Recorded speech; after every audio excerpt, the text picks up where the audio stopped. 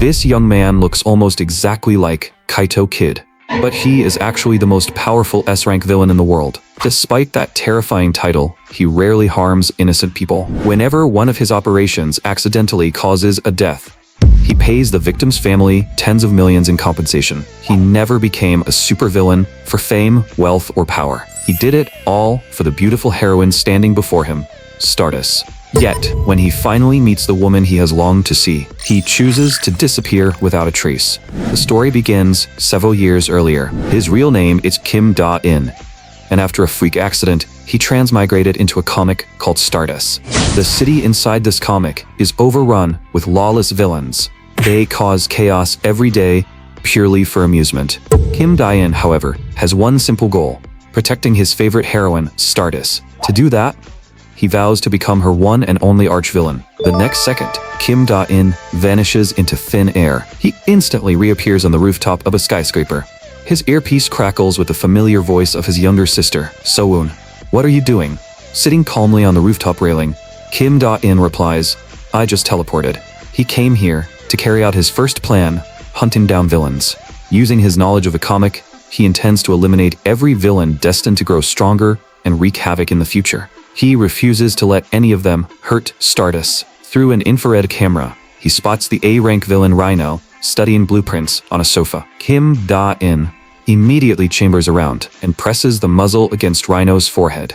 Rhino jerks his head up in panic, but sees no attacker, only a pitch-black gun barrel floating before him. Kim Da-in has already slipped behind him like a shadow. A gunshot rings out and Rhino drops dead. Kim Da-in then picks up the department store blueprints Rhino left behind. In the original comic, Rhino eventually became an S-rank villain who wore a rhinoceros mask and slaughtered hundreds. These blueprints prove that his terrorist attack had been planned long ago. Just then, Seo-in's voice comes through the earpiece again. The gunshot has alerted the Hero Association and the police, so she urges Kim Da-in to leave immediately. Kim Da-in ends the call and dips his index finger into Rhino's blood. He then writes a message across the glass. Moments later, the police arrive at the scene. Stardust sees the blood-red words and clenches her fists in anger. "What a psychopath!" He wrote in blood just to taunt the police. "I swear I'll catch him." Soon, news of the A-rank villain Rhino's death dominates the headlines. Kim Da-in is now sitting in front of his computer, on the verge of losing his mind, because the police completely misunderstood his intentions. His younger sister, Han Seo-in, hears the commotion and walks over. Leaning against the doorway, she asks why he is so furious. Kim Da-in glares at the screen. "Why are they thanking me for killing a villain? At this rate, the public will keep seeing me as a good guy. How am I supposed to become Stardust's personal villain? I need to convince everyone that I'm a truly ruthless criminal." Meanwhile, several miles away, at Seoul Tower, tourists continue wandering around, completely unaware that something enormous is about to happen. Moments later, Kim Da-in's face appears across the nearby screens. "Hello everyone, I'm the villain Egostic. I know you're all wondering who I am, but before we get to that, there's something I need to tell you. The tower you can see in the distance, and the observation deck beside it, have both been rigged with explosives." With a wave of his hand, countless airborne cameras turn toward him. Kim Da-in is waiting for Stardust to appear. As he stands there, he repeatedly adjusts his clothes. Even he cannot understand why he is so nervous when he is supposed to be playing the villain. Suddenly, a chain of sonic booms tears through the air. Stardust arrives right on cue and lands before Kim Da-in. But the moment he sees his idol in person, his face turns bright red. Her dazzling blonde hair and crimson combat suit make his heart race uncontrollably. The two of them are finally standing face to face.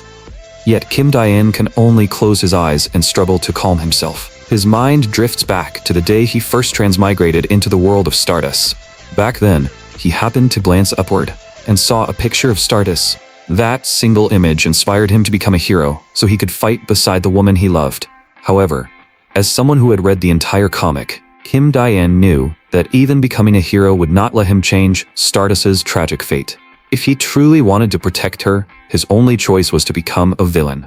Back in the present, the furious Stardust starts walking toward him. Kim Da-in immediately raises the detonator. Take one more step, and you know what happens. He then forces out an exaggerated villainous laugh, making Stardust's face turn red with rage. The two face each other on the rooftop, while the screens behind them display the terrified faces of countless innocent civilians. Seeing Stardust's tightly clenched fists, Kim Da-in suddenly freezes. Kim Da-in immediately says, "I know what you're thinking. My people control the broadcast and hold the detonator, so don't even think about solving this by taking me down." Stardust stops in her tracks as Kim Da-in spreads his arms, causing countless floating cameras to appear around him. "You lunatic. Release these innocent people immediately, or you'll regret it." Kim Da-in turns toward the cameras. Since Stardust asked so nicely, I'll unlock the elevators in both buildings. With that, he snaps his fingers.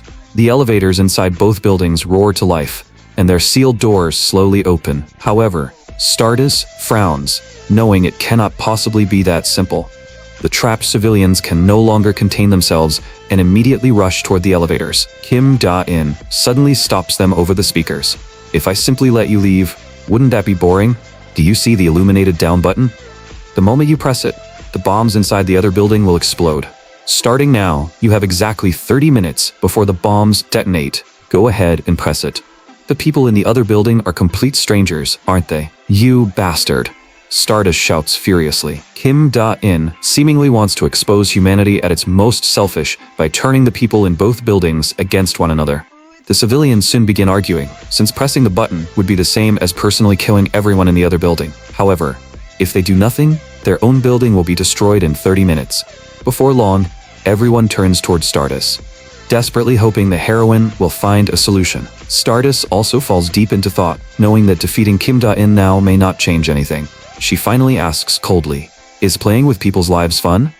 Kim Da-in merely gazes back at her. He then presses a button on his remote, and his body gradually becomes transparent. Staring at Stardust from a distance, Kim Da-in says, "If you can persuade them, and no one in either building presses the button within 30 minutes, none of the bombs will explode. Now then, let the game begin." At his command, every camera begins recording. Stardust's face appears on the screens inside both buildings, and every civilian looks up at her. With determination burning in her eyes, she begins addressing the crowd.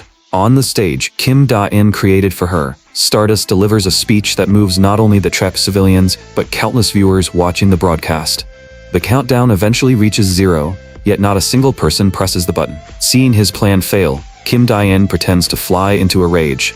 "Impossible. Are you telling me those selfish humans didn't scramble to save themselves? At least one person should have pressed the button. How could humanity possibly be this selfless?" Stardust calmly replies, "Not everyone in this world is selfish. There are far more kind people than you think." Kim Da-in's body then begins fading away.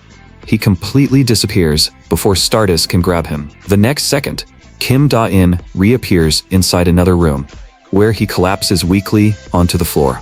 Long-distance teleportation places an enormous strain on his body, leaving him barely able to stand. His younger sister, Han So-eun, stands nearby and silently watches her brother lying on the floor. Back at the tower, Stardust feels no joy as she looks at the civilians she saved. Instead, she clenches her fists and whispers, "Next time, I'll catch you." Meanwhile, an emergency meeting is underway at the headquarters of the Korean Hero Association. The villain known as Egoistic has already taken over the national headlines. Every piece of information gathered about him is projected onto the conference room wall. Association Chairman Park Jun-ho speaks first. "Everyone, begin your reports. There were no casualties, and we've reviewed the footage multiple times. Egoistic teleported the bombs inside the buildings, then moved them to a safe location before detonating them. But it's unlikely that he accomplished all of this alone.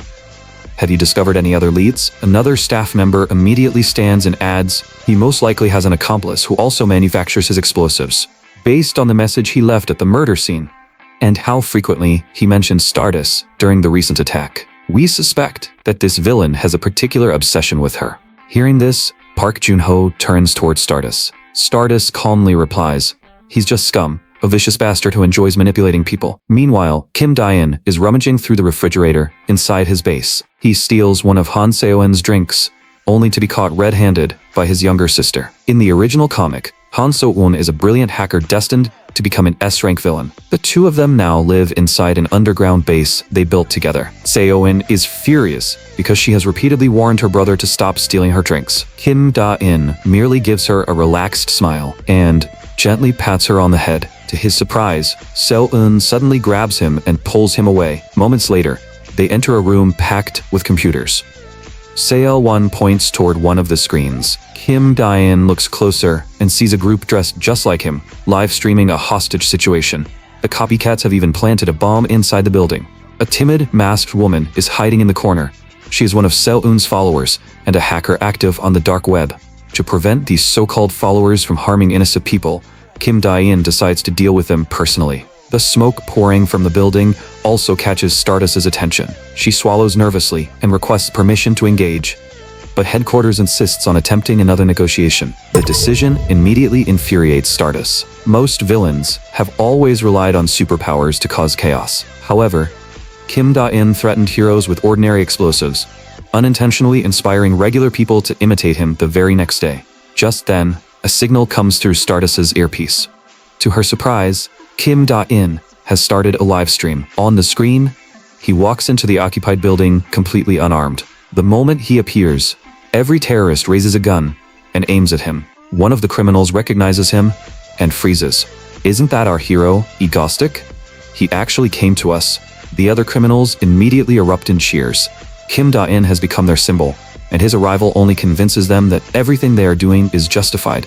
However, Kim Da-in responds to the cheering criminals with an icy glare. His reaction immediately leaves them confused. The moment he notices the criminal behind him gripping the bomb's detonator, Kim Da-in's body suddenly blurs. With a single motion, he blasts a massive hole through the man's chest. The others stare in shock before raising their guns and aiming at Kim Da-in. But the next second, every weapon flies uncontrollably into the air. In the blink of an eye, the barrels turn toward their own masters. An eerie blue light glows around Kim Da-in's hand. A barrage of gunfire echoes through the building as every criminal is killed by their own weapon. The entire massacre is broadcast live, leaving viewers wondering why a villain would slaughter his own followers. Outside the building, Stardust receives permission to engage and immediately leaps down to rescue the hostages. Meanwhile, Kim Da-in points a gun at the last remaining masked woman. Han Se-eun quickly warns him through his earpiece, "Don't shoot. She's innocent." Kim Da-in slowly approaches the woman cowering in the corner and pulls off her mask. The mask flies past Kim Da-in, revealing a tearful young woman named Lee Soo-bin. Lee Soo-bin immediately bursts into tears and admits her mistake, leaving everyone watching the live stream completely confused. Kim Da-in shows no sympathy. "Save the crocodile tears. Cry again, and I'll shoot." Lee Soo-bin instantly closes her mouth. Kim Da-in then turns toward the hostages. "I sincerely apologize. I wasn't responsible for this attack, but these people were clearly inspired by my actions. I'll make sure every one of you receives compensation." With that, Kim Da-in picks up Lee Soo-bin in his arms. However, the side effects of repeated teleportation are making his body increasingly weaker. Suddenly, a thunderous crash erupts inside the building. Kim Da-in looks up in surprise and finds Stardust standing beside him, glaring at him with fury. She immediately reaches out to grab him, but Kim Da-in's weakened legs suddenly give out, causing him to accidentally duck beneath her hand. Stardust instantly realizes something is wrong. By the time she turns around, Kim Da-in and Lee Soo-bin have already disappeared. Later, after failing to catch them, Stardust sits dejectedly at a desk on campus. Kim Chae-hun pulls out the chair beside her and asks, "Haru, what's wrong?" Stardust silently flips through her notebook without answering. Korea's #1 hero, Stardust, is actually a university student named Shin Haru. Whenever she operates as a hero, she uses a perception blocking filter.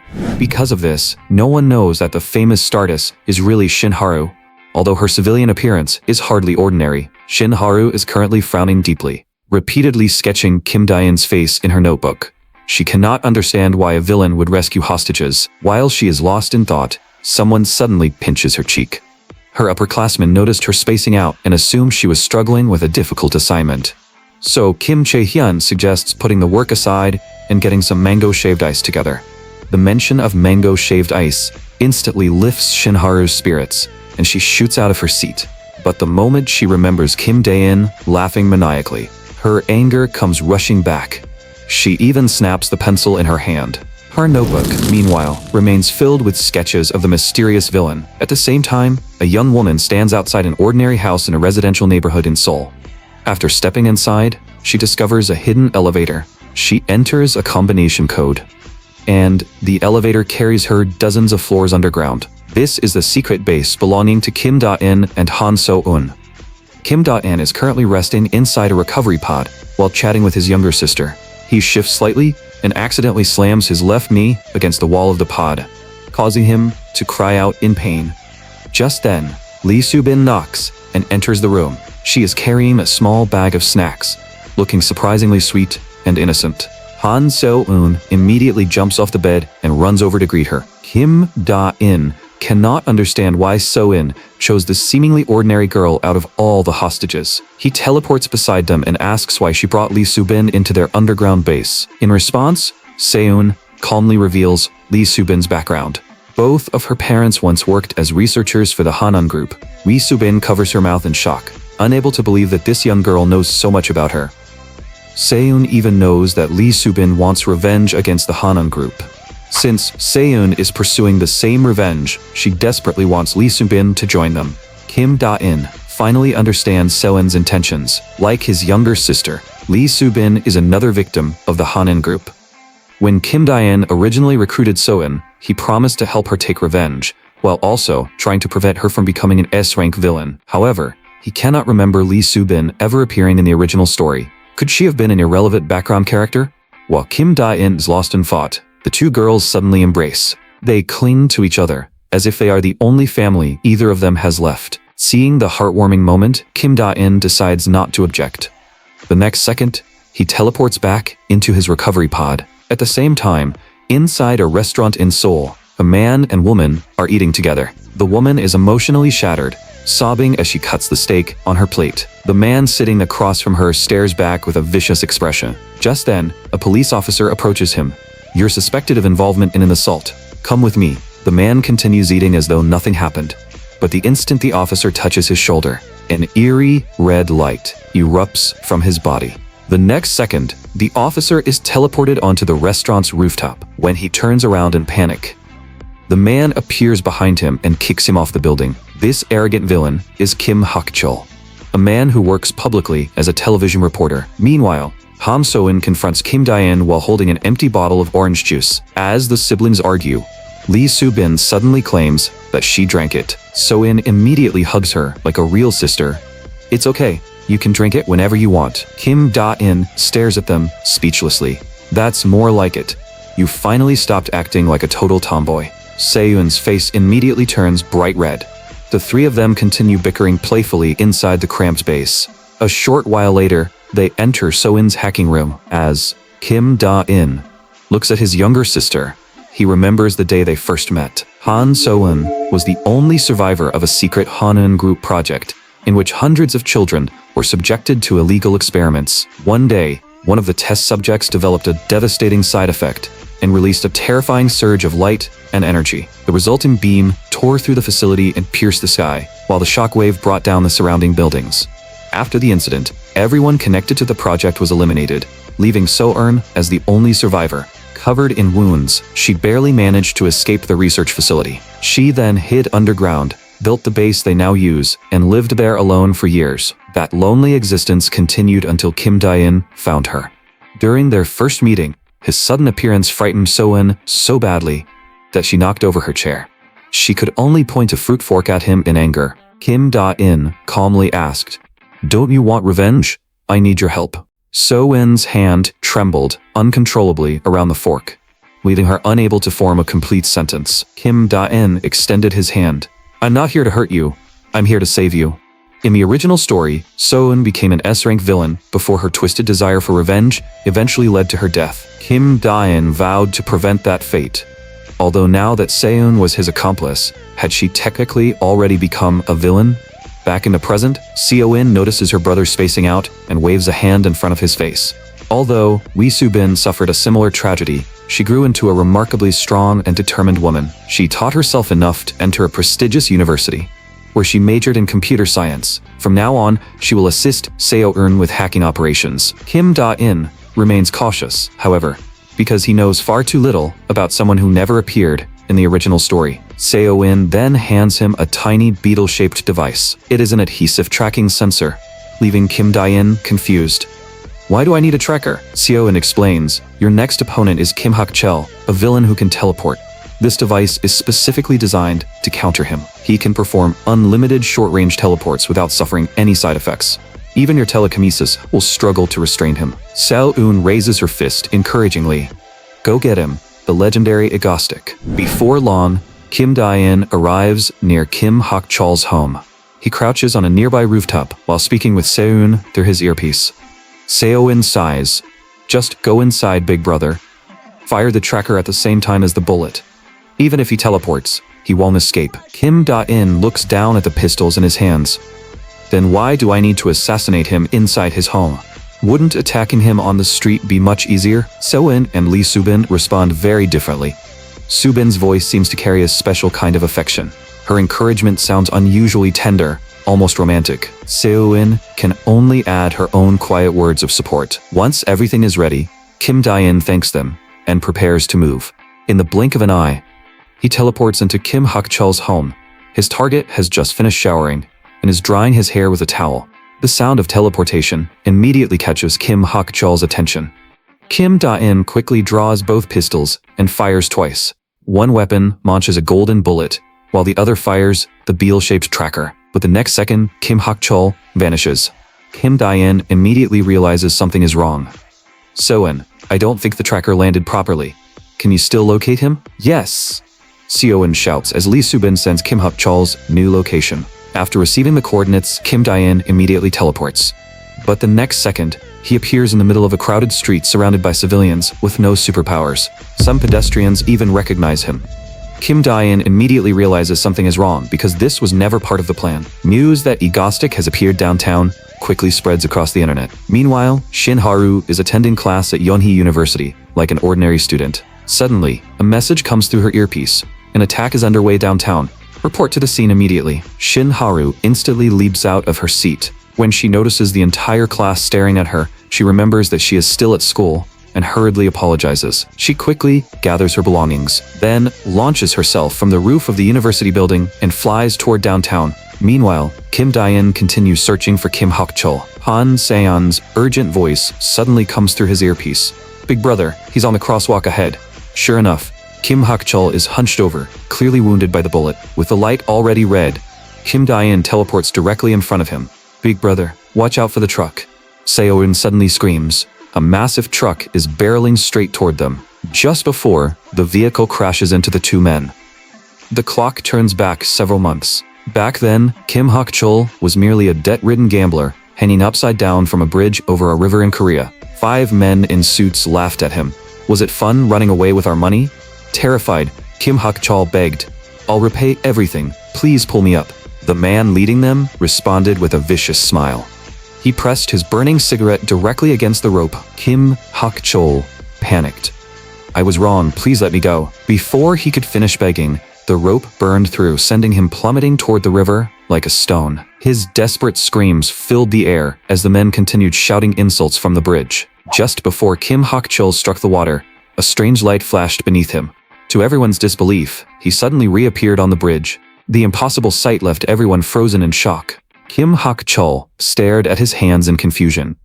How did I get back here? Before he could understand what happened, the suited men rushed forward to capture him again.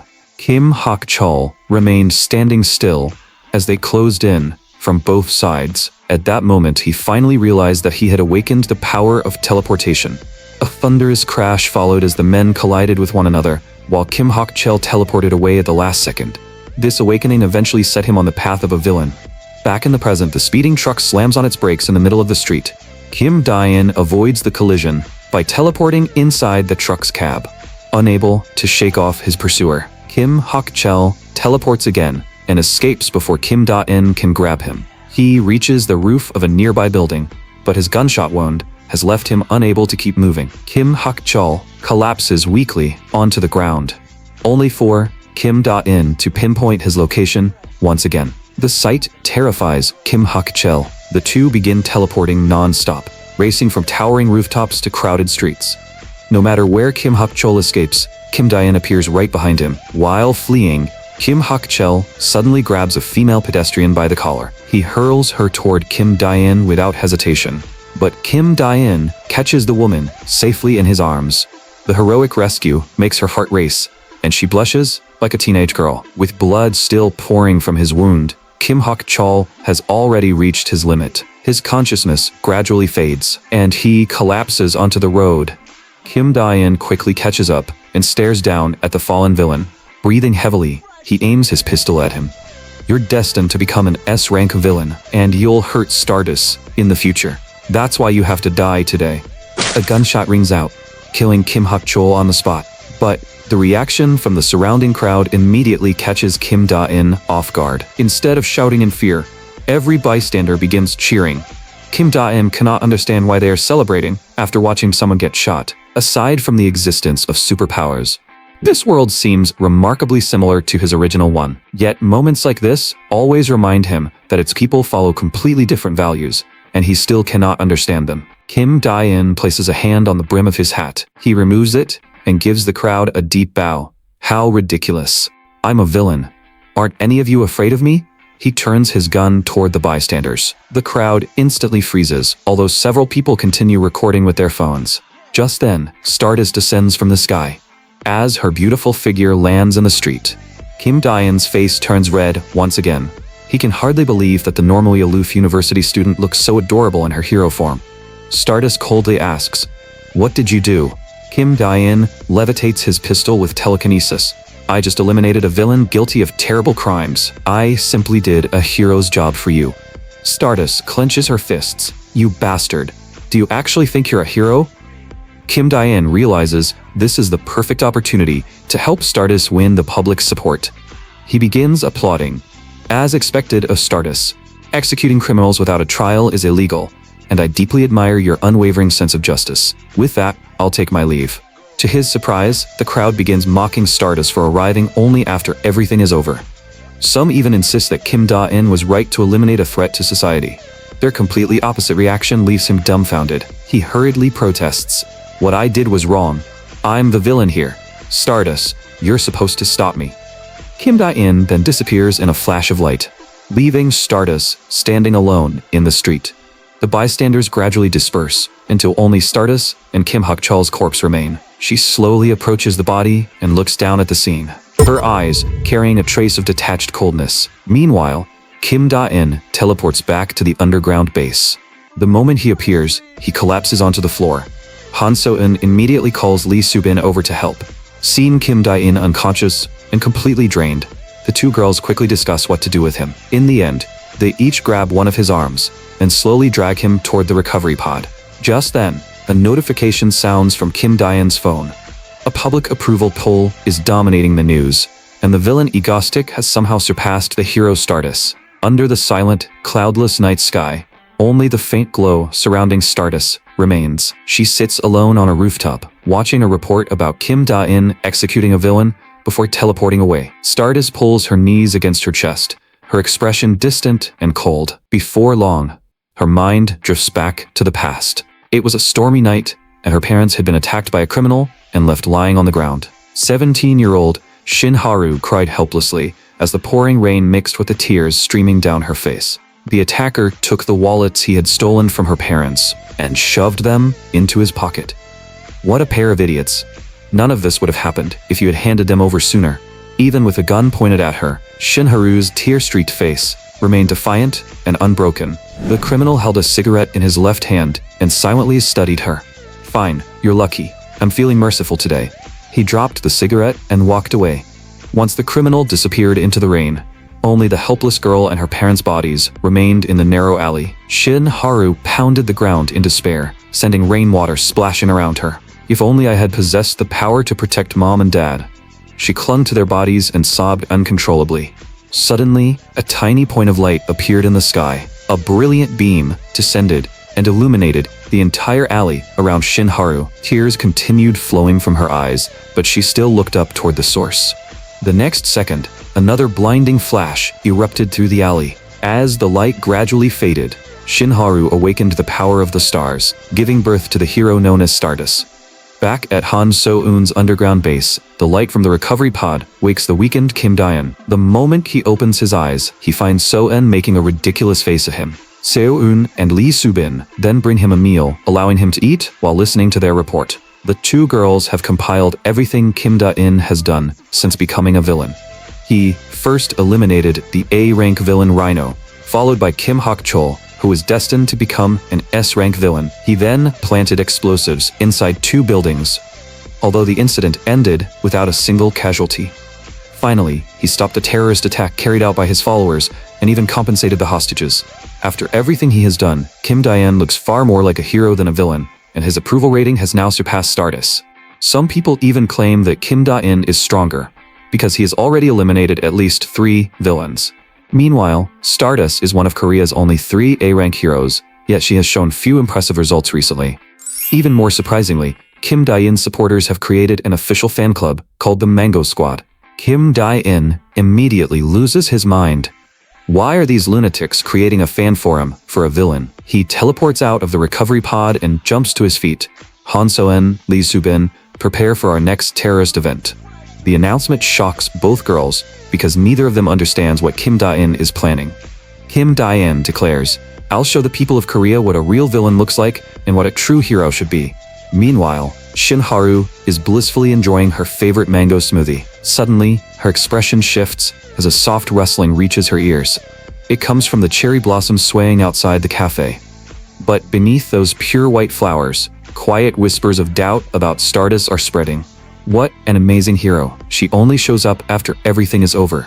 What kind of villain could someone like her ever catch? Hearing those comments, Shin Haru lowers her head dejectedly. The public seems to prefer Kim Da-in, who kills villains, over heroes who arrest them only for the criminals to receive a light punishment.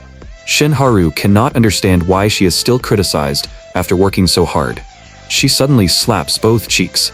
"No, I can't keep feeling sorry for myself. I need to pull myself together." A familiar voice interrupts her. "Haru, why are you hitting yourself?" It is her upperclassman, Kim Chae-hyun, who came to relax and enjoy the pleasant weather.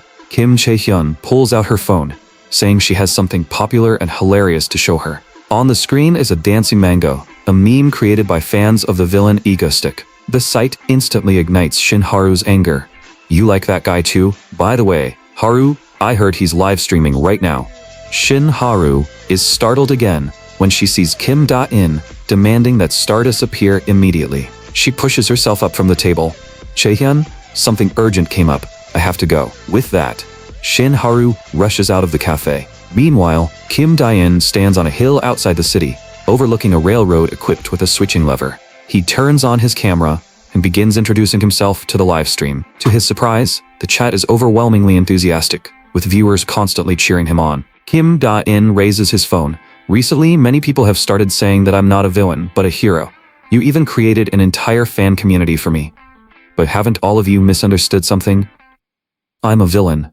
The camera suddenly turns toward the railroad below. 6 hostages are tied to the 2 tracks, with 1 woman on the left and 5 men on the right. Kim Da-in slowly circles a finger through the air. The camera reveals a speeding train rapidly approaching the switch. He calmly explains, "The rules of this game are extremely simple. You have 2 choices, Stardust. Will you save 1 person or 5? And don't try anything clever. If you remove the hostages from the tracks, I'll immediately blow up the train, killing even more people. Your only option is to pull the switching lever." Rocks and debris scatter as Stardust finally lands at the scene. She studies the situation while desperately searching for a solution. If she rescues the hostages directly, every passenger aboard the train will be placed in danger. Stardust closes her eyes and struggles to find a way to save everyone. Kim Da-in reminds her, "The train is almost here, Stardust. Which side will you choose?"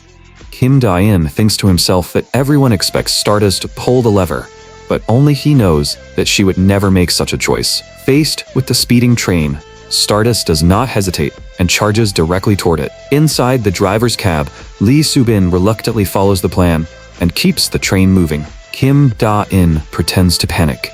"No, Stardust, you'll be crushed. Why are you trying to kill yourself?" A thunderous impact erupts as Stardust slams both hands against the front of the train. She digs her feet into the ground and uses every ounce of strength to resist the speeding vehicle. Sweat pours down her face, but she refuses to give up. However, Instead of slowing down, the train continues accelerating. Kim Da-in immediately panics for real. Subin, what's happening? The train should be slowing down. This wasn't part of the plan. It turns out that Lee Subin has lost consciousness inside the cab, causing the train to accelerate out of control. Kim Da-in stares in shock as Stardust attempts to stop the train with her bare hands. Her performance has already exceeded everything he expected. Before the train arrived, Stardust had been standing beside the switching lever, while every viewer waited for her decision. After hesitating for only a few seconds, she pressed her lips together, then charged toward the train without looking back, moving so fast that sonic booms erupted behind her. Kim Da-in lowered the brim of his hat. Excellent. Everything is still going according to plan. Several hours earlier, Kim Da-in had abducted a woman and carried the tightly bound hostage over his shoulder. After reaching the location, he gently placed her on the railroad track. Her mouth was gagged, preventing her from making any sound.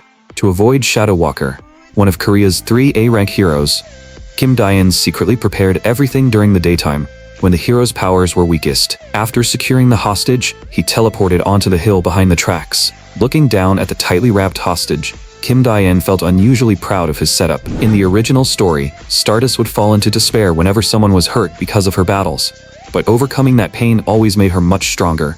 By eliminating so many threats early, Kim Da-in had unintentionally deprived her of those opportunities to grow. That was why he specifically designed this trial for Stardust, drawing a circle on the ground with his finger. Just think of this place as a physical training ground I prepared especially for you. Back in the present, Kim Da-in pretends to reach out and stop Stardust as she races toward the train. Meanwhile, the livestream chat erupts into an argument, with most viewers believing that this impossible game was designed to force Stardust to choose between the 2 tracks. Instead, Stardust charges toward the train as if she intends to kill herself.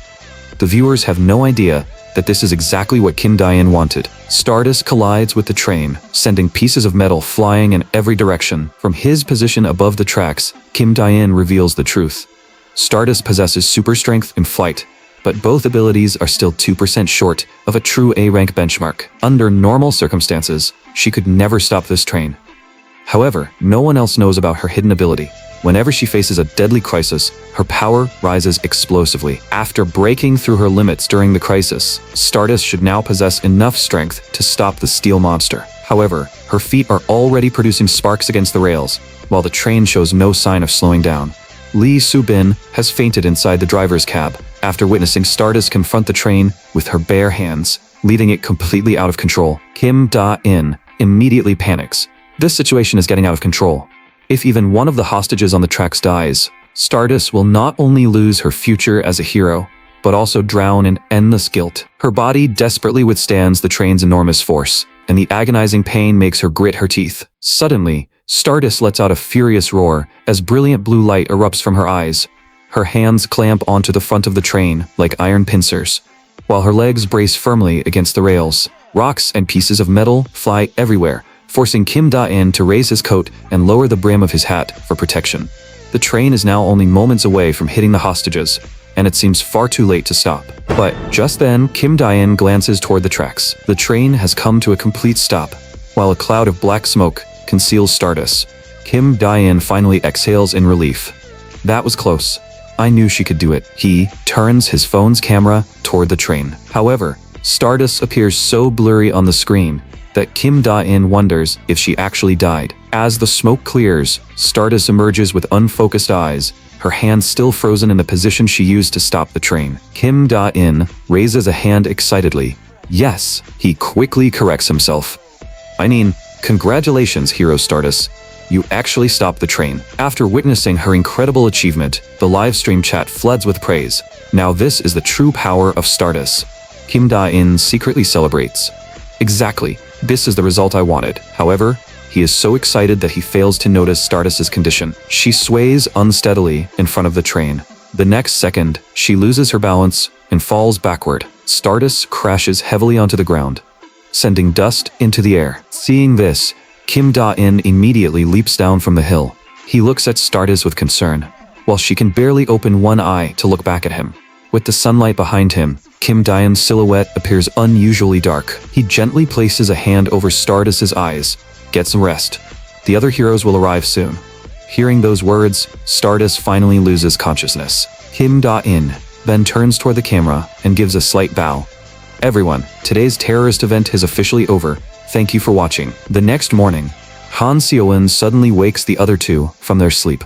Kim Da-in and Lee Soo-bin greet her while still barely able to keep their eyes open. With a wave of her hand, Seo-in reveals a table covered with delicious breakfast dishes. Lee Soo-bin's eyes instantly light up. Wow, Seo-in? Did you make all of this? Kim Da-in affectionately pats his younger sister's head. Thank you, my dear sister. Seo-in responds by pinching his side. Just hurry up and eat. If you wait any longer, the noodles will dry out. As the siblings resume their familiar bickering, the three begin enjoying breakfast. The delicious food instantly washes away their exhaustion. Suddenly, Seo-in seems to remember something. She picks up the remote, jumps onto the sofa, and turns on the television to see how the news is reporting their great achievement from the previous day. Kim Da-in looks completely confident. After yesterday's operation, I've definitely established myself as a real villain. However, the next news report leaves Kim Da-in completely stunned. The television station claims that the villain Egostic is secretly dating the hero Stardust. Their only evidence is a photograph of Kim Da-in covering Stardust's eyes, but the media insists that the two look exactly like a couple. At the same time, Shin-Haru happens to see the report while eating breakfast. She becomes so furious that she sends the can in her hand flying. Despite being in different locations, they both shout at the same time, "Are you kidding me?" Meanwhile, the hosts inside a Korean television studio are fiercely debating the rumored romance. One reporter points toward the bloody message Kim Da-in left behind and begins offering a dramatic interpretation. He insists that the words were not merely a threat, but a love letter written for Stardust. He even interprets every encounter between Kim Da-in and Stardust as proof of their romance. The reporter screams passionately and gestures so dramatically that he almost makes the theory sound real. Shin-Haru is currently sitting alone inside an empty university classroom, watching the report on her phone. She presses a hand against her forehead. Has everyone lost their mind? How could they say I'm dating that bastard? Although hatred and disgust continue churning inside her. A strange and unfamiliar emotion is also beginning to grow. Just then, her upperclassman Kim Chae-hyun enters the classroom. She pulls an invitation to an ice cream festival from her bag and looks at Shin-Haru expectantly. Come out and have fun with me today. Meanwhile, Han Seo-in is throwing a tantrum on the floor of the underground base, completely ignoring Lee Soo-bin's attempts to calm her. After helping with 2 terrorist operations in a row, Seo-in desperately wants a day off. To her surprise, Kim Da-in immediately agrees. Seo-in springs up from the floor, then drops to her knees and raises both arms in celebration. Kim Da-in also looks down at the ice cream festival invitation in his hand. Unaware that he is about to meet Shin-Haru as an ordinary civilian for the first time, the three soon arrive at the lively ice cream festival, where numerous visitors are also camping nearby. Kim Da-in wears a hoodie beneath a black blazer, making him look unusually handsome. Seo-in smiles brightly beside him. Kim Da-in is surprised because this is the first time he has ever seen his younger sister look so happy. Seo-in immediately runs toward a nearby rice ice cream stall. Kim Da-in and Lee Soo-bin follow together, enjoying their rare vacation. Kim Da-in takes the first bite of the rice ice cream. The combination of creamy milk and favorite rice tastes surprisingly delicious. He scoops up another spoonful and holds it toward Lee Soo-bin. Soo-bin, you should try it. Lee Soo-bin's face instantly turns red when she sees the ice cream held near her mouth. Seo-in urges her from the side, "Come on, just eat it." But Soo-bin shakes her head furiously. In her mind, using the same spoon as Kim Da-in would be the same as indirectly kissing him. After hesitating, she finally leans forward and accepts the spoonful. The sweet flavor immediately wins her over. Seo-in has already run toward another stall. She has spotted mango ice cream, and the frozen treats inside the display make her eyes sparkle. Seo-in raises her hand excitedly. "I want mine in a cone." The vendor looks at the three of them and smiles. "You must be a family of 3. Your daughter is adorable." Han Seo-in immediately understands what he means, while Lee Soo-bin's ears turn bright red. Seo-in tilts her head and teases, "Big brother, just how old do you look?" After preparing their order, the vendor places 3 delicious ice creams in front of them. While eating, Seo-in casually says, "As the leader of the mango squad, you obviously have to eat mango ice cream." The vendor's expression suddenly becomes serious. "Did you just say the mango squad?" Kim Da-in immediately tries to deny it. But the next second, he notices something strange. The vendor is wearing a fan-made shirt featuring Egostic, meaning he is also one of Kim Dae-in's supporters. Kim Dae-in is completely speechless, while Seo-eun gives the vendor an enthusiastic thumbs up. A short while later, the three sit beneath a cherry blossom tree and enjoy their ice cream. A nearby game booth suddenly catches Kim Dae-in's attention. Its sign reads, "Pop the balloons with darts." Kim Dae-in stands and demonstrates a throwing motion with his spoon. "Your big brother used to be a master at darts." Seo-eun immediately exposes him. "You're planning to cheat with telekinesis, aren't you?" The booth operator enthusiastically explains, "Pop 10 balloons in a row and you'll win 10 ice creams." Kim Dae-in confidently asks, "If I take first place, I can choose any prize I want, right?" He grips a dart and says, "Watch closely, Seo-eun, I'll win you something amazing." Kim Dae-in secretly activates his telekinesis and aims at the distant balloons, but just as he prepares to throw, a familiar-looking young woman nearby catches his attention. Kim Dae-in quickly recognizes her as Kim Chae-hyun, Shin Haru's university upperclassman. Kim Chae-hyun's voice follows. "Haru, the prize is 10 ice creams, let's try it."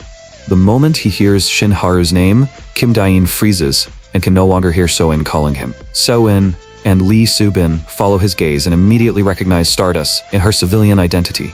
All three of them become completely motionless.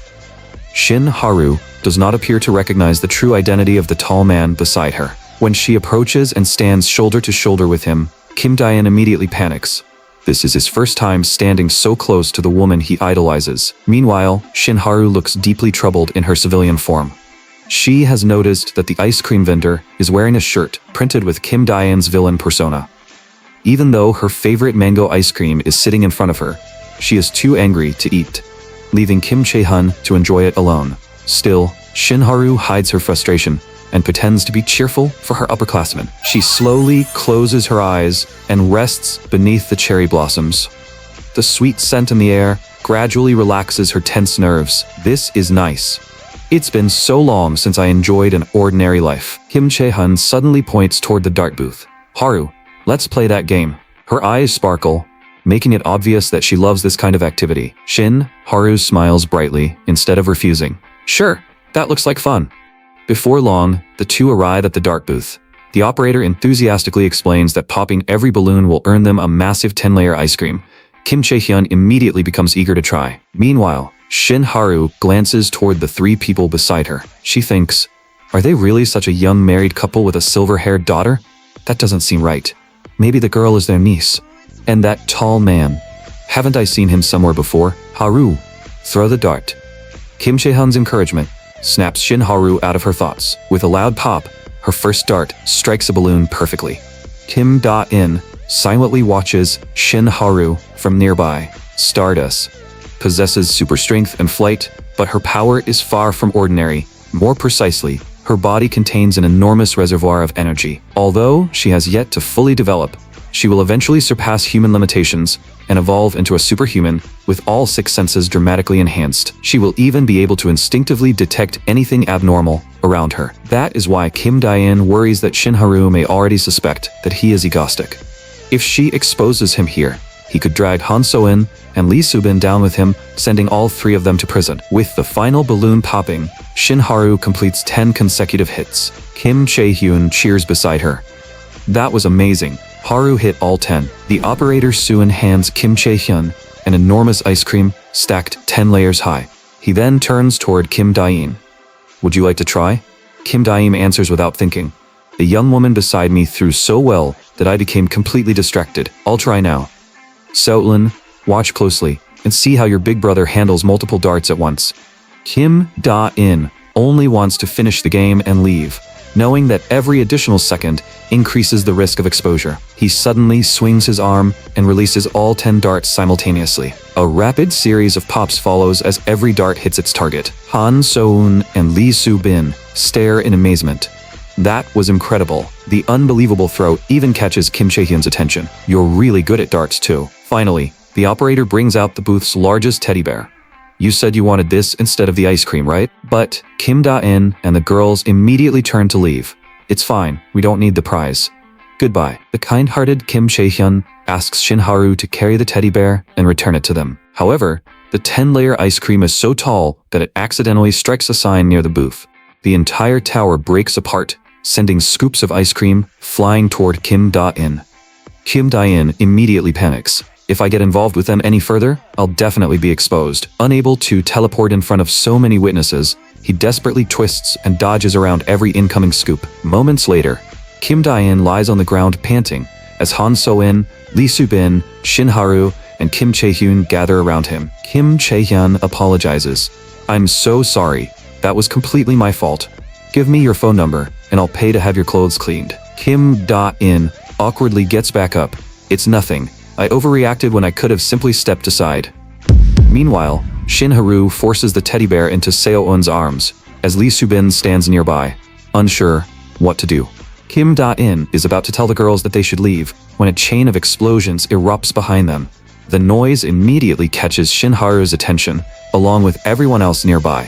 Flames rise into the sky as countless civilians flee in terror. A pair of vicious fangs emerges through the raging fire. "Stardust, come out here." The A-rank villain Crocodile Man screams her name like a madman. Kim Da-in immediately pulls Han So-in and Lee Soo-bin into his arms to protect them. He frowns. This villain wasn't supposed to appear this early in the original story. Why is he already here? Shin Haru grabs Kim Chae-hyun and runs. Her upperclassman has no powers, meaning a single attack could kill her. However, Shin Haru has no time to return to the Hero Association and retrieve her perception-blocking filter. If she confronts the villain now, the story may follow its original course and push her toward despair. Kim Da-in steals his resolve. "Even if it kills me, I have to stop this tragedy from happening." A brilliant light erupts from his body as he attempts to teleport all three of them simultaneously. A purple aura quickly surrounds them. Kim Da-in's shirt flies into the air, and in the blink of an eye, he changes into his egoistic costume. Han Seo-in and Lee Soo-bin are teleported safely home. Seo-in clutches the teddy bear, her eyes filled with worry for her brother. Meanwhile, Crocodile Man continues rampaging through the festival, threatening to destroy everything unless Stardust appears. Just then, a deafening shout catches his attention. Kim Da-in's booming voice blasts through a massive speaker. "Greetings everyone. I am the true villain of this era. Korea's public enemy, #1. Egoistic. You pathetic little crocodile. How dare you cause trouble in my territory?" The livestream comments immediately explode. He calls himself a villain, but isn't he doing exactly what a hero would do? Kim Da-in wears his usual manic expression, but cold killing intent hides within his eyes. "You're dead today." 3 years earlier, an important meeting was held inside the Korean Hero Association headquarters. The meeting introduced a device known as the perception blocking filter, usually shortened to simply the filter. After spending a few moments inside the device, a cognitive filter would be applied to the hero's face, preventing ordinary people from recognizing their true appearance. However, once a hero revealed their real face to the public, the filter would permanently lose its effect. Everyone present understood that exposing a hero's identity could completely destroy their life. Shin Haru answers firmly from the audience. "Yes, instructor." Back in the present, Shin Haru hides behind a wall with Kim Chae-hyun, struggling with a painful decision. She has no time to return to the association for a perception-blocking filter, so she slowly clenches her fist. She became a hero to step forward when people needed her most. Since she cannot run away, she decides to reveal her true face to the public. Shin Haru removes the band tying her hair and strides toward the battlefield. But at that exact moment, Kim Da-in is already holding a microphone and taunting Crocodile Man through the massive speakers. He wears his familiar manic grin. "You're dead today, little crocodile."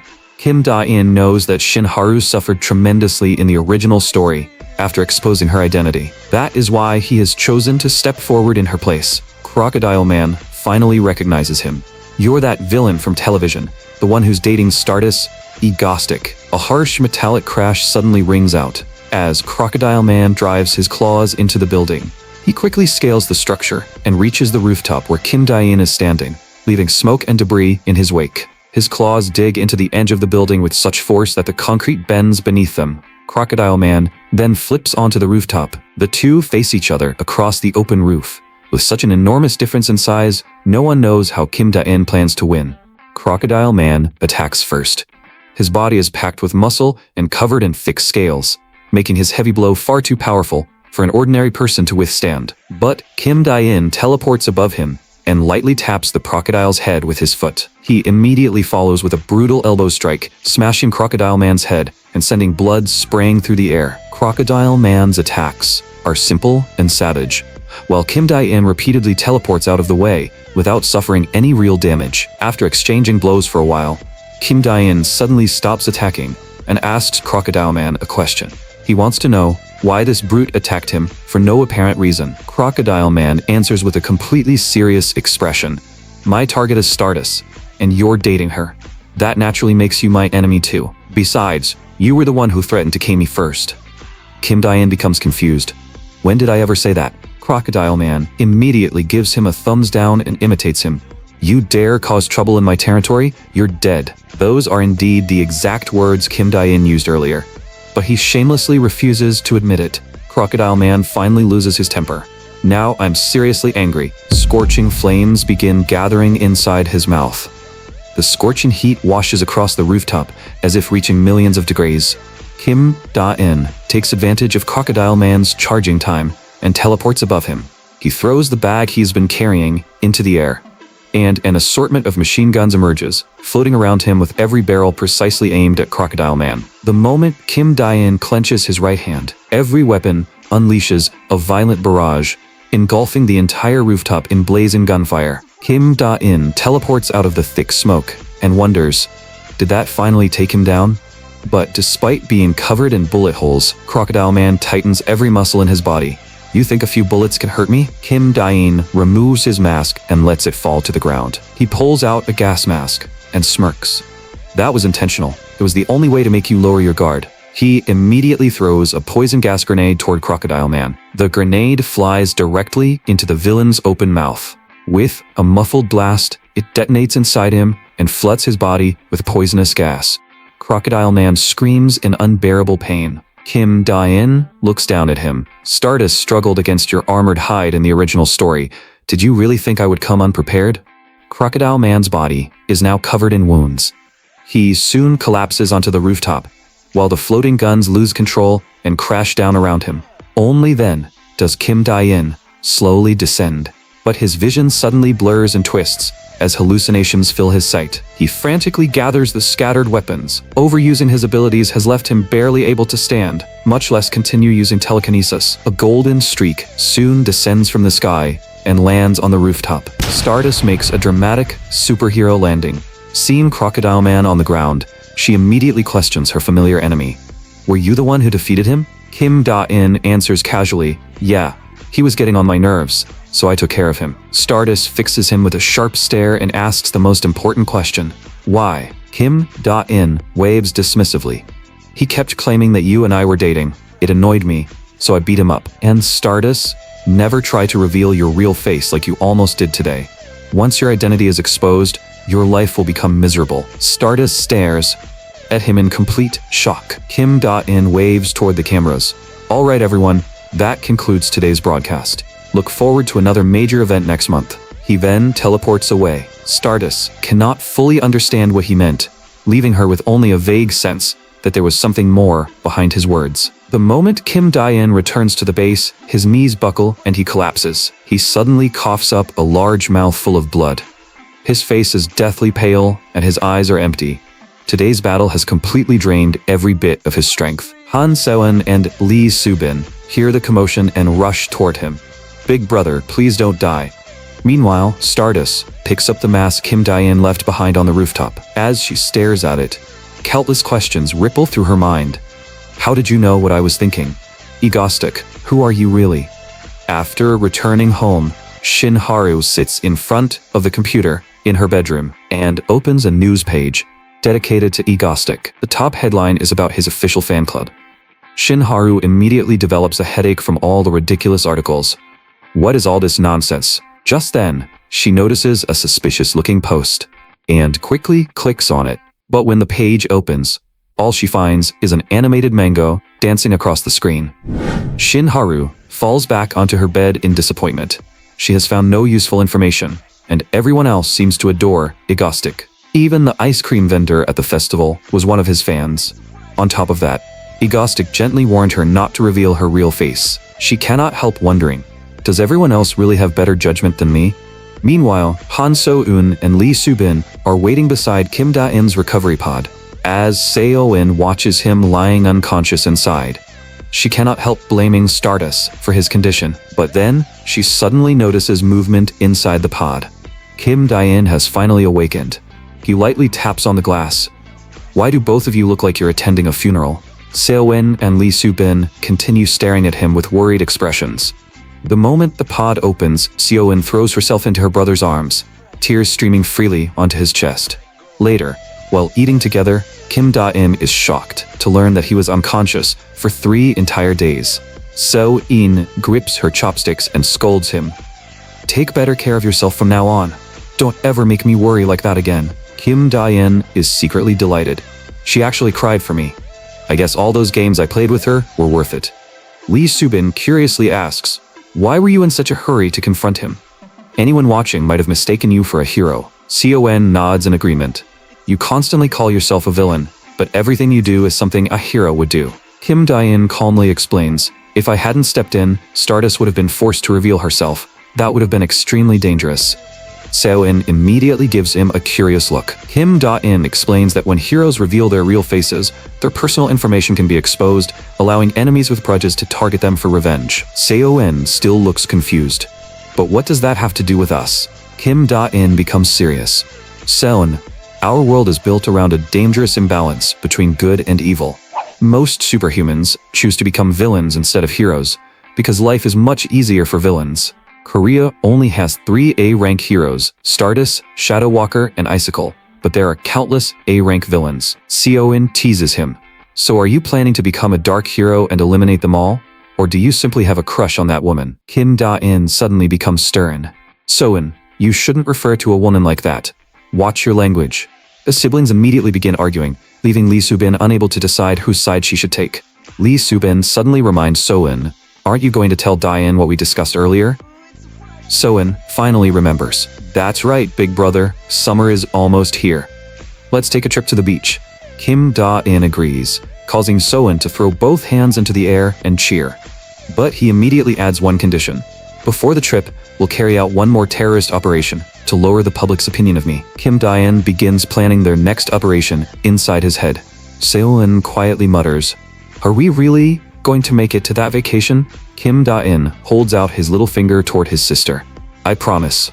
We'll definitely go." Han Seo-in happily links her finger with his, turning the innocent promise into a heartwarming moment. Kim Da-in then leaves the 2 girls and returns to his room to pack for the trip. Meanwhile, Seo-in prepares numerous ideas for their next terrorist operation and brings out a whiteboard and marker. Our previous operations involved destroying the building and creating the train dilemma. Both of those took place on land. So this time, we should choose either the water or the sky. Kim Da-in begins thinking, the water or the sky? After considering it for a moment, an unbelievable idea suddenly flashes through his mind. Kim Da-in gives them a sinister smile. "I've decided." Lee Soo-bin curiously asks, "What are we doing next?" "We are going to make an ordinary passenger plane fall out of the sky." The siblings both reveal wicked smiles, while Lee Soo-bin stares at them in complete disbelief. The following day, a passenger plane filled with travelers cruises peacefully through the sky. The passengers laugh and chat with one another, as most of them are tourists heading away on vacation. A sudden click echoes through the cabin, and every light immediately goes out. One couple assumes that the airline turned them off intentionally, and even thinks the darkness creates a romantic atmosphere. But the lights suddenly return, and strange words appear across the screens in front of every seat. Kim Da-in's voice begins playing through the speakers. "Greetings everyone, welcome to a quiz show taking place 25,000 feet in the air, and thank you for joining my live stream." The couple immediately calls out to a flight attendant. "What's going on?" Kim Da-in's voice rings out once more. "Oh, that's right, there's one more thing I forgot to mention. I've planted a bomb somewhere on this plane." The announcement horrifies the captain inside the cockpit. He grabs his forehead and exclaims, "What the hell is happening?" As the aircraft begins shaking violently, terrified screams erupt throughout the cabin. Kim Da-in controls the operation from a distant tower. "Now, let the game begin." Meanwhile, inside the Korean Hero Association headquarters, Stardust throws open the conference room door and demands, "How long ago did the attack begin?" The chairman calmly answers from the side, "Forget it, Stardust. Even if you leave now, you won't be able to change anything. Stardust slams her hand against the conference table. Is that something the chairman of the Hero Association should say? I'm going there right now. The chairman says nothing, and slowly turns his chair. Stardust follows his gaze toward the back of the room. A black boot steps through the doorway. The moment Stardust recognizes the newcomer, her face lights up with surprise. He is Kim Ja-hyun, the A-rank hero Shadow Walker. As one of Korea's 3 A-rank heroes, he is also known as the Emperor of the Night. Kim Ja-hyun briefly greets the chairman, then wraps an arm around Stardust and prepares to teleport her to the airport. A burst of fire erupts where they disappear, shining so brightly that it reflects off the chairman's head. The two soon appear inside an airport stairwell. The long-distance teleportation makes Kim Ja-hyun end over and vomit, while Stardust waves goodbye. She then leaps into the air, preparing to fly toward the passenger plane, but the sight before her leaves her completely stunned. She even stops before taking off. The passenger plane is already engulfed in flames and rapidly falling from the sky. Many years earlier, inside a warehouse somewhere in Korea, a group of villains gathers for a secret meeting. They come in all shapes and sizes, and the group even includes a pair of goblin brothers. Their leader is Cheon-jin, an S-rank villain with brilliant red hair.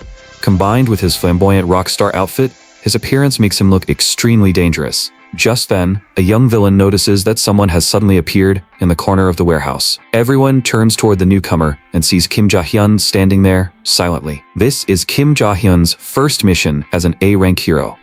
He adjusts his gloves, preparing to take down every villain in the room. Cheon-jin rises from his seat.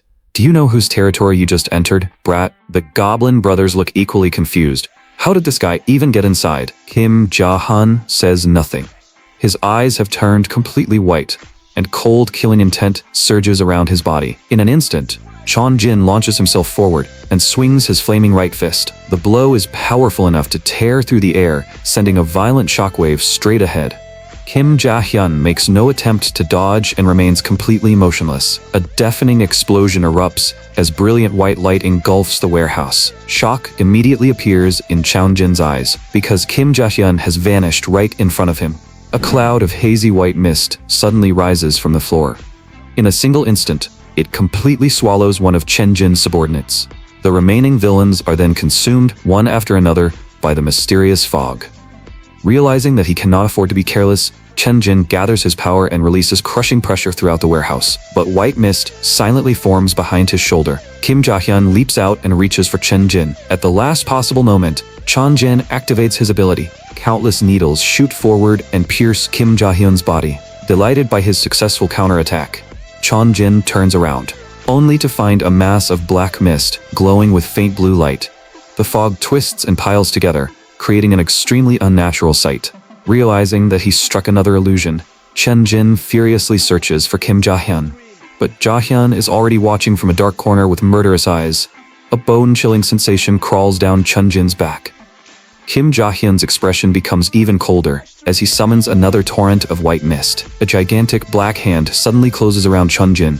It is now obvious that Kim Ja-hyun will be the only victor. Back in the present, however, the powerful A-rank hero is lying miserably inside the airport stairwell. Carrying another person through a long-distance teleport clearly drains more energy than fighting. Meanwhile, Kim Da-in watches from the control room as Stardust and Kim Ja-hyun go their separate ways. Realizing that the real show is about to begin, he switches on his microphone. Passengers, it is time for the final round you've all been waiting for. Although everyone remains terrified, no one causes a disturbance. 30 minutes earlier, however, they were nowhere near this calm. Everything changed when Kim Da-in's face appeared on their screens, and he placed a finger against his lips. The entire cabin immediately fell silent. Before I explain the rules, please turn on your phones and disable airplane mode. You will then receive a message. One male passenger immediately looks down at his phone. Sure enough, a text message soon appears on the screen. Everyone holds their breath. The rules forbid them from sharing answers or even speaking to one another. Here is the first question. How many people can fit inside one of the Titanic's lifeboats? The competition officially begins, and one woman cannot resist secretly glancing at the answer of the passenger beside her. Kim Da-in immediately eliminates her. The woman desperately denies cheating and insists that she never looked. But by speaking out, she also causes the middle-aged man beside her to be eliminated. The 1-minute time limit quickly expires. Kim Da-in reveals the answer. 9 people. Even he begins laughing, because the answer relies on a Korean pun, where part of the word for lifeboat sounds like the word for 9. He then announces the eliminated passengers, and red crosses appear over more than half the people displayed on the main screen. Time races by as the passengers are tormented by one bizarre question after another. The impossible riddles leave them pulling at their hair and praying desperately for help. The game soon reaches its final question, with only one contestant remaining. The situation could not be more tense. Meanwhile, Stardust rushes out of the airport terminal. Realizing that the time has come, Kim Da-in speaks to the final contestant. "Sir, your next words will decide the fate of everyone aboard this plane. How do you feel right now?" The middle-aged man panics and completely forgets the rule forbidding him from speaking. He barely gets 2 words out before Kim Da-in interrupts with a disappointed sigh. "How could you forget the rules? I clearly told you not to speak." The man immediately seals his lips and does not dare make another sound, hoping that Kim Da-in might show him mercy. But Kim Da-in coldly announces, "Unfortunately, you have been eliminated." The passenger plane immediately begins shaking violently, throwing everyone from side to side. Its exterior is now engulfed in flames, and the aircraft has lost all power as it enters a freefall. Kim Da-in remains completely confident. The stage is finally ready. Now it's time for the hero to make her entrance. But Stardust's expression is filled with despair. With her current strength, she cannot safely stop an entire passenger plane, falling at such tremendous speed. She appears completely helpless. As the aircraft rapidly approaches the ground, Stardust remains frozen in place. She can only whisper into her earpiece, "Chairman, what am I supposed to do?" The chairman's helpless voice answers through the call. "Give up, Stardust. At this point, there's nothing you can do. I'm already busy drafting an official statement condemning Egostic." Stardust clenches her fists. Upon hearing his response, she suddenly drops to her knees as feelings of failure and helplessness overwhelm her. She possesses enough strength to stop a speeding train head-on, yet she still cannot save the passengers aboard the plane. Just then, a powerful memory surges through her mind. She once again remembers the night she lost both of her parents. She hates the criminals who took them away. But she hates her own helplessness that night even more. Stardust clenches her fist and slams it against the ground. Tears stream down her face as anger and regret tear through her heart. Is there really nothing I can do?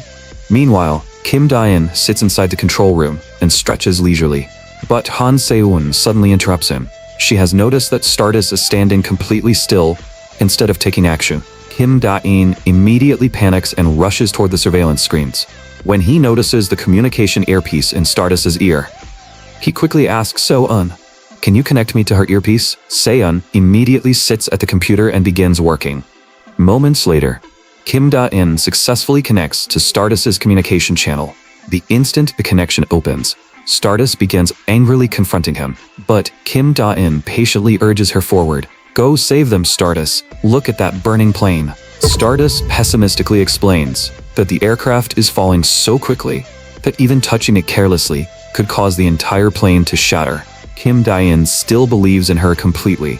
He is certain that Stardust can succeed. In fact, he planned this entire operation to push her forward from the very depths of her heart. He wants her to surpass her limitations and become a hero with greater power and an even stronger spirit. After hearing his words, Stardust's eyes become noticeably more determined. She rises and lowers herself into a launching stance. Stardust then tears the communication earpiece away from her ear and crushes it inside her hand. She drives both legs against the ground, and brilliant golden light erupts around her body as she launches into the sky toward the falling plane.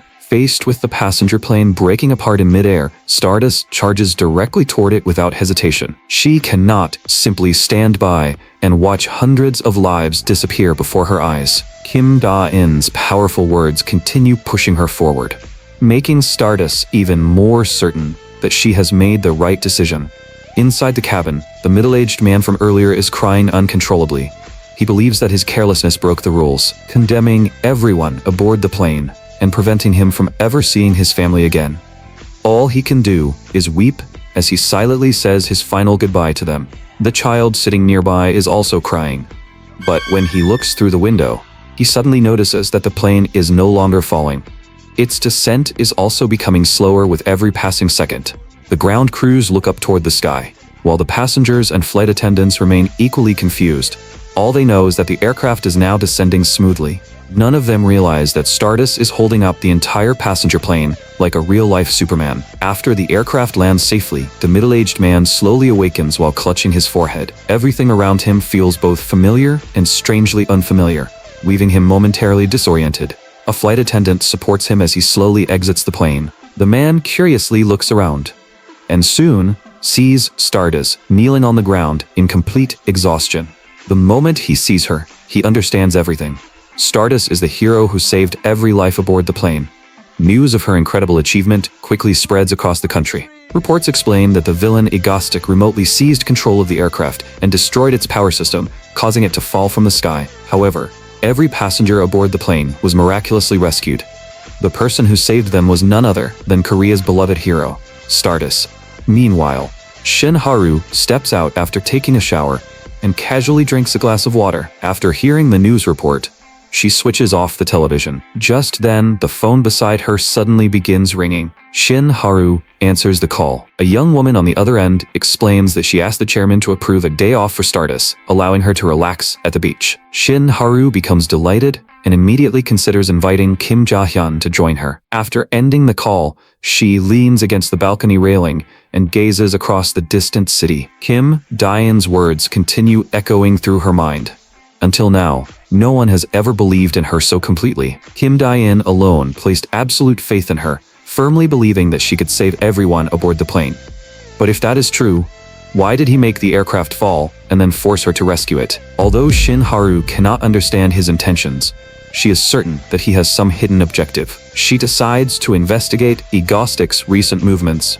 Just then, the Hero Association calls her. The moment she answers, she is informed that the association wants to retest her abilities. Meanwhile, Han So-in has already put on an inflatable swim ring and is ready to leave for the beach, looking especially adorable. She happily skips toward the car, unable to contain her excitement. This is Kim Da-in's first real vacation since being transported into this world. He plans to use the opportunity to relax and properly enjoy his time off. But once the three begin driving, they discover that the roads are completely jammed with traffic. To make matters worse, the car's air conditioner breaks down, leaving all three of them feeling as if they are being roasted alive. Unable to bear the heat, So-in asks Kim Da-in to teleport the entire car to their destination, but he immediately refuses. With no other choice, Kim Da-in removes his shirt to escape the unbearable heat. Just then, Han So-in notices a case beside her that does not belong with their luggage, so she opens it. To her surprise, she finds a handgun inside. Kim Da-in explains that bringing a weapon seems safer because they have no idea what might happen during the trip. So-in immediately becomes furious and begins arguing with him inside the car. How is this supposed to be a vacation if you brought a gun? After the long drive, the three finally reach the beach, where rows of colorful umbrellas cover the sand. So-in charges into the ocean while carrying her inflatable ring, looking exactly like a carefree child. Lee Soo-bin opens a bottle of soda and hands it to Kim Da-in.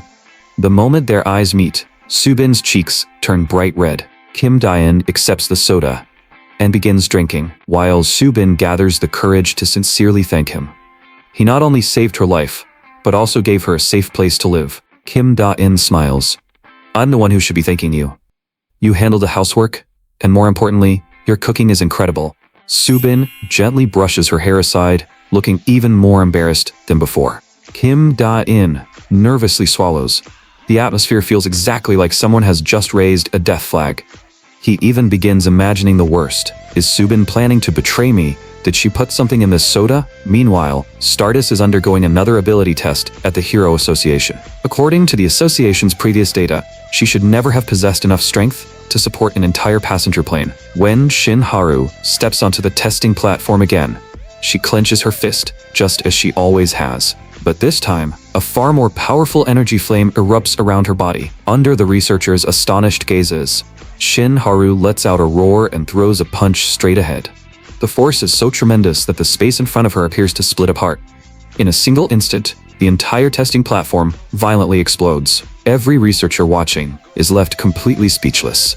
Stardust's power has grown far beyond the level recorded during her previous test. Meanwhile, So-in is floating alone in the ocean, while Kim Da-in and Lee Soo-bin sit on the shore, laughing together. So-in immediately glares at them. The three of us came here together, but you abandoned me so you could flirt with each other. Soo-bin's face instantly turns red. Kim Da-in suddenly reveals a mischievous grin. As Se-eun looks at him in confusion, he charges forward and lifts her into his arms. Kim Da-in then throws So-eun straight into the ocean. She hits the water with a loud splash before quickly resurfacing. Se-eun grabs a handful of seaweed and throws it directly into Kim Da-in's face. Kim Da-in calmly pulls the seaweed away, then begins splashing her relentlessly. The siblings playfully battle in the water, while Lee Soo-bin happily watches from nearby. Night soon falls as a convoy of vehicles speeds down the highway. A group of heavily armed criminals sits inside, each carrying loaded firearms. Their leader is an older bearded man who tells his subordinates that they are going after a major target tonight. Meanwhile, Kim Da-in and the girls arrive at the hotel where they will be staying. The receptionist helps the three complete the check-in process, but she only hands them one keycard, making Kim Da-in ask, "Did we only book one room?" Se-eun reluctantly admits that she reserved a single room to save money, and it contains only one enormous bed. She does not seem concerned. "This is perfect. The three of us can sleep together." Lee Soo-bin appears surprisingly excited because it has been a long time since all three of them slept together. Kim Da-in becomes extremely nervous, afraid that something unexpected might happen during the night. But nothing he imagines ever occurs, and the three peacefully fall asleep in the same bed. While they are sleeping, a countdown suddenly begins. Outside their door, the next second, two armed criminals kick their way into the room. Kim Da-in merely raises one finger and uses telekinesis to slam their own guns into their chins. Both men's eyes roll backward as they immediately collapse, unconscious. Kim Da-in yawns and sits down in front of them. I knew something like this would happen. He leans his head through the doorway and looks into the hall. A massive group of armed criminals is forcing the hotel guests forward at gunpoint. Kim Da-in frowns. Is this some kind of terrorist attack? He becomes so furious that he crushes part of the doorframe. This is his first real vacation, yet he has somehow encountered another disaster. The commotion quickly awakens Se-eun.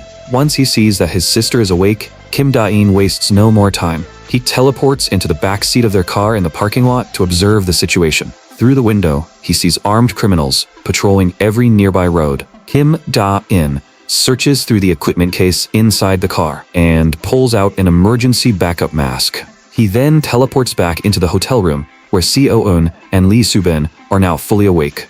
Kim Da-in hands each of them an in-ear communicator. After adjusting the equipment, he prepares the girls to move with him. His manic expression makes him look almost excited. At that moment, every hostage inside the hotel is being held inside the lobby. The leader is an A-rank villain known as Monkey Wrench. He sits atop a platform made from stacked chairs and commands the criminals below. Monkey Wrench attacked the hotel to take its guests hostage and extort money from the Hero Association. If the association refuses to transfer money into his account, he will begin executing the hostages. But just then, a sudden noise nearby catches Monkey Wrench's attention. Kim Da-in approaches while wearing his mask and slowly applauding. He casually waves one hand, causing every criminal's gun to fly into the air. The weapons immediately turn around and point toward their owners. The moment Kim Da-in lightly clenches his fist, a storm of gunfire erupts throughout the lobby, killing every criminal almost simultaneously. However, that single attack consumes all the telekinetic power Kim Da-in has stored over the past several months. Monkey Wrench leaps down from his platform, but Kim Da-in teleports behind him. Resting his face against one hand, Kim Da-in mocks him. How pathetic. You tried to launch a terrorist attack with this useless collection of thugs? Monkey Wrench immediately becomes furious, pulls a handgun from his pocket, and fires at Kim Da-in. The bullet tears through Kim Da-in's side. But instead of collapsing, Kim Da-in continues resting his face against his hand and smiles. Is that really all you can do, Monkey Wrench? In reality, cold sweat is already pouring down his neck. If he forces himself to move, the blood loss could kill him almost immediately. Monkey Wrench begins considering his escape. He originally planned to strike while Shadow Walker was on vacation and extort a fortune from the Hero Association, but he never expected to encounter the villain Egostic. Kim Da-in continues pretending to be calm and offers Monkey Wrench one chance to escape. Instead of responding, Monkey Wrench cautiously asks, "What are you really after?" Kim Da-in looks down at him arrogantly. "Some fools are determined to die. You ruined my vacation, so leave while you still can." In reality, Kim Da-in is desperately praying that he will leave. The severe blood loss has already made his vision blur. Monkey Wrench becomes tense and decides that surviving today will give him another chance in the future. He immediately turns around and runs.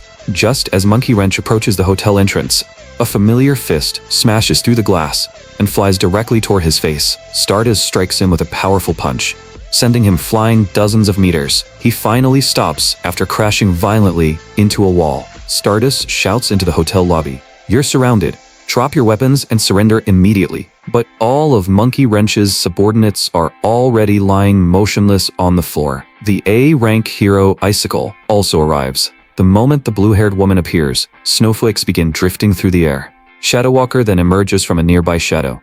All three of Korea's A-rank heroes have now gathered. They stare at the masked man on the platform, wondering who he could be. Kim Da-in's eyes immediately soften when he sees Stardust, and he almost looks infatuated. Stardust coldly asks who he is, and whether he was the one who stopped the terrorist attack. Kim Da-in presses one hand against his bleeding wound. Meanwhile, Han Seo-eun and Lee Soo-bin are wearing their earpieces and secretly listening to the conversation inside the hotel lobby. Kim Da-in speaks with a completely serious expression.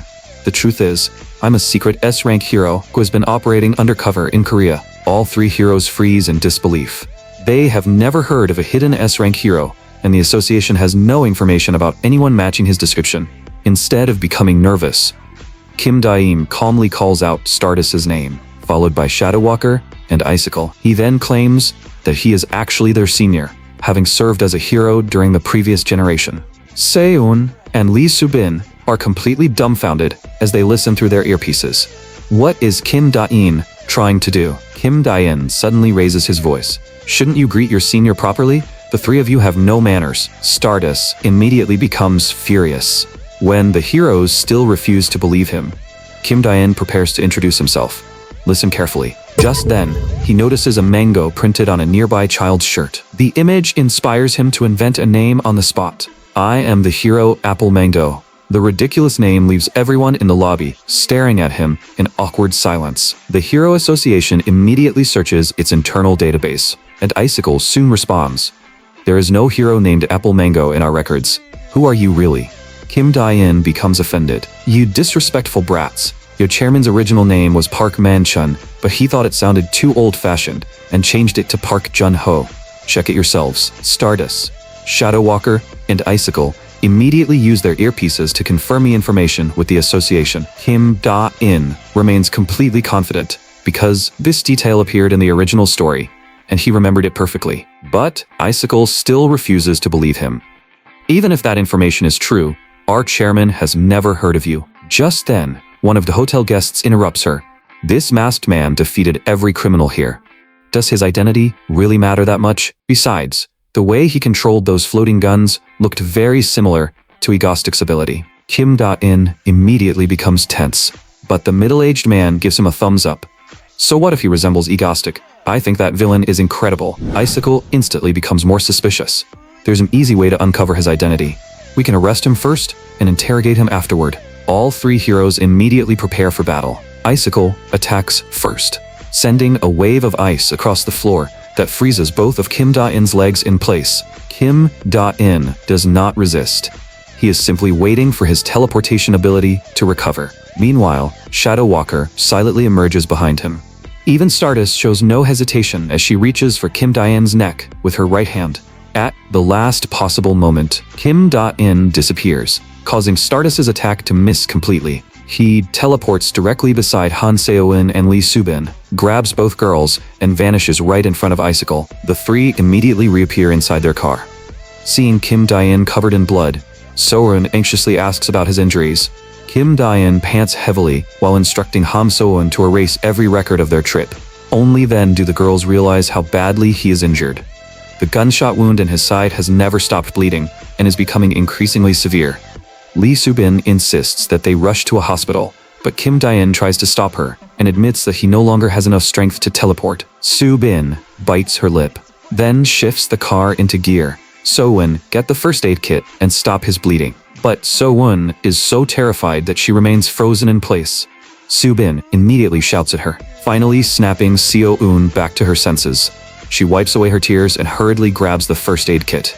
Lee Subin then races down the highway at full speed. Meanwhile, the cleanup operation has begun at the hotel. Hero Association personnel arrive to provide support. Stardust and Icicle talk nearby, frustrated that such a disaster occurred on their rare day off. Kim Jahan hides alone in a corner.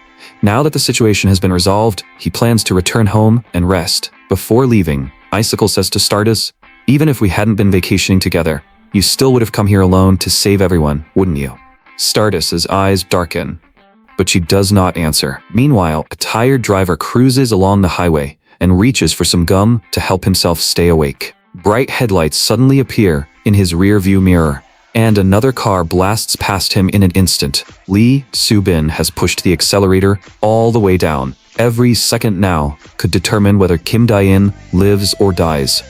He lies weakly across the back seat with only a piece of gauze covering the wound in his abdomen. As his consciousness begins fading, Kim Dae-in remembers his life before entering this world. Back then, his bookshelf was filled with comics about Stardust. On that particular night, he had just closed one of the comic books and was lying in bed thinking about its story. The series constantly showed different villains tormenting Stardust, pushing the suffering hero formula to its absolute limit. The comic slips from Kim Dae-in's hand and falls to the floor. He turns over and prepares to sleep. Once, Kim Dae-in falls into a deep sleep. A mysterious flash suddenly appears in the sky behind him. Back in the present, Kim Dae-in lies inside a recovery pod at the underground base beneath So-eun's home. The accident has left So-eun looking completely exhausted. Lee Subin brings her lunch, but So-eun refuses because she has no appetite. As she stares at the unconscious Kim Dae-in, So-eun begins quietly crying. Subin sits beside her and gently offers comfort. Eventually, So-eun begins eating while tears continue streaming down her face. Kim Dae-in suddenly teases her from inside the pod. "Our So-eun can still eat at a time like this? Your big brother is practically dying."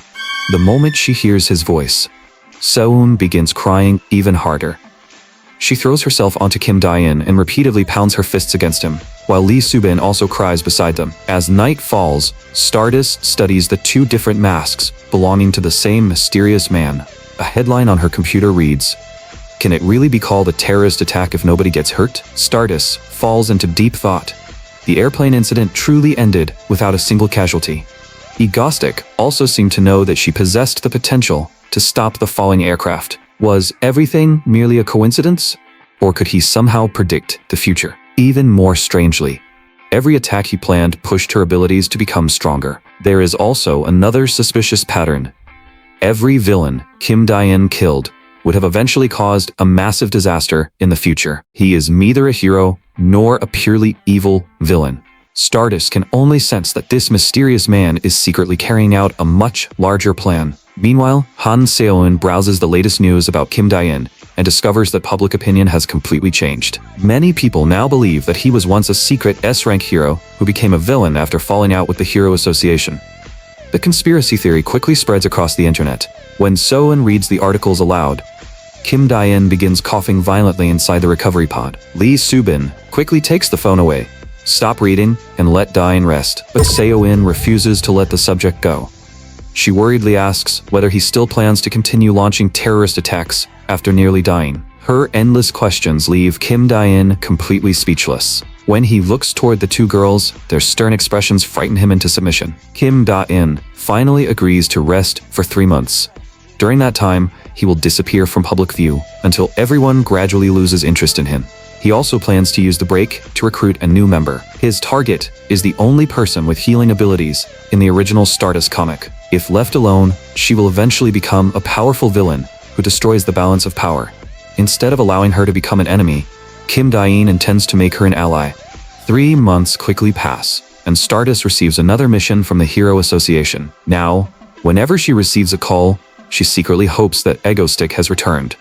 But when she learns that the current villain is named Rock Bottom, Stardust sighs in disappointment and flies toward the scene. Even while flying, she cannot stop wondering, what has Egostick been doing during these past 3 months? Meanwhile, Kim Dae-in and Han So-eun are watching the news together at her home. Kim Dae-in eats popcorn while enthusiastically watching Stardust battle the villain. Rock Bottom is a mutant whose entire body is covered in stone.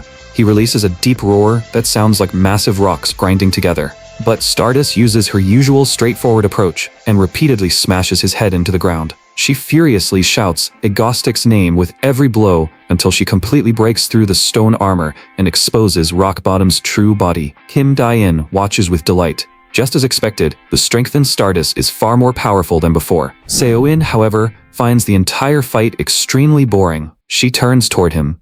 Big brother, it's time for us to get back to work. I'm sick of watching you browse your own fan forum every day.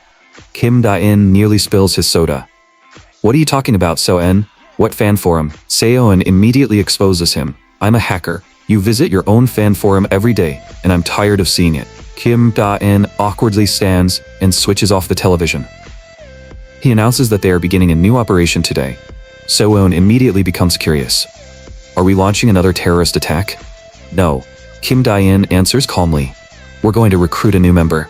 Meanwhile, a married couple is enjoying the scenery on the outskirts of Korea. A red-haired girl, wearing a cap, deliberately bumps into the man's arm. Although she clearly approached him on purpose, the girl quickly lowers her head and apologizes. The man does not blame her and simply says that it is fine. Once she has moved far enough away from the couple, the girl pulls out the wallet she secretly stole. But then she suddenly notices something. Several young men are smoking at the bottom of the stairs, and they are clearly members of a street gang. They stare at the red-haired girl as if she were helpless prey. The girl lightly bites her lip, showing no fear whatsoever. Instead, her expression is filled with contempt. Just then, a young boy runs down the stairs. His name is Lee Cha-yun, and he is the red-haired girl's younger brother. When he approaches, the girl gently brushes the dust from his shirt and asks whether he enjoyed himself today. She also notices the injury on his knee. The girl immediately crouches to examine it, while Cha-yun rubs his head and explains that he accidentally fell earlier. A green light suddenly radiates from the girl's palm. Under Cha-yun's astonished gaze, the wound on his knee begins healing before his eyes. After treating his injury, the girl removes her hat and gently places it on her brother's head. Her name is Lee Ha-yul, and she is the only person with healing abilities that Kim Da-in intends to recruit. When it is time to return home, Lee Ha-yul carries a serving of spicy rice cakes back to their house. She opens the front door and softly calls Cha-yun's name, but the sight inside causes her to freeze. Members of the Swamp Dogs gang have completely filled her home. They are also holding Cha-yun captive nearby. Their leader threatens her. You stole on my territory and tried to keep it from me. I'll kill you for that. Although Ha-yul is terrified, she forces herself to remain calm. Release Cha-yun. Take all the money and get out. One of the gang members suddenly grabs Cha-yun by the hair and lifts the boy off the ground to teach Ha-yul a lesson she will never forget. The criminal presses a knife against Cha-yun's neck. Ha-yul immediately screams, "Don't hurt him." But the man has no intention of stopping. He lifts Cha-yun's head and prepares to drive the knife downward. Suddenly, an invisible force knocks the knife from his hand. The man is then thrown violently into the wall. Before the others can react, a handgun appears behind the head of every gang member. Several gunshots ring out, and the criminals collapse one after another. Cha-yun finally breaks free. The boy immediately runs back into his sister's arms. The man silently watching their reunion is none other than Kim Da-in, who knows the original story. In the original timeline, Cha-yun was supposed to die at the gang's hands today. His death would have driven Lee Ha-yul into despair and turned her into a villain. If Kim Da-in had arrived even a moment later, the consequences would have been disastrous. The siblings finally notice him, standing behind them. Ha-yul immediately shields her brother with her slender body and cautiously stares at the tall man. Are you Agostic? Kim Da-in keeps both hands in his pockets. Hello, Ha-yul and Cha-yun. I'm here to take you somewhere safe. Ha-yul remains extremely cautious. Why should we go anywhere with you? You're a vicious villain too. Kim Da-in casually waves her concern aside. I'm actually here to save you. More importantly, we should leave before the police arrive. Ha-yul immediately refuses. We're not going anywhere. Who knows what a villain like you might do?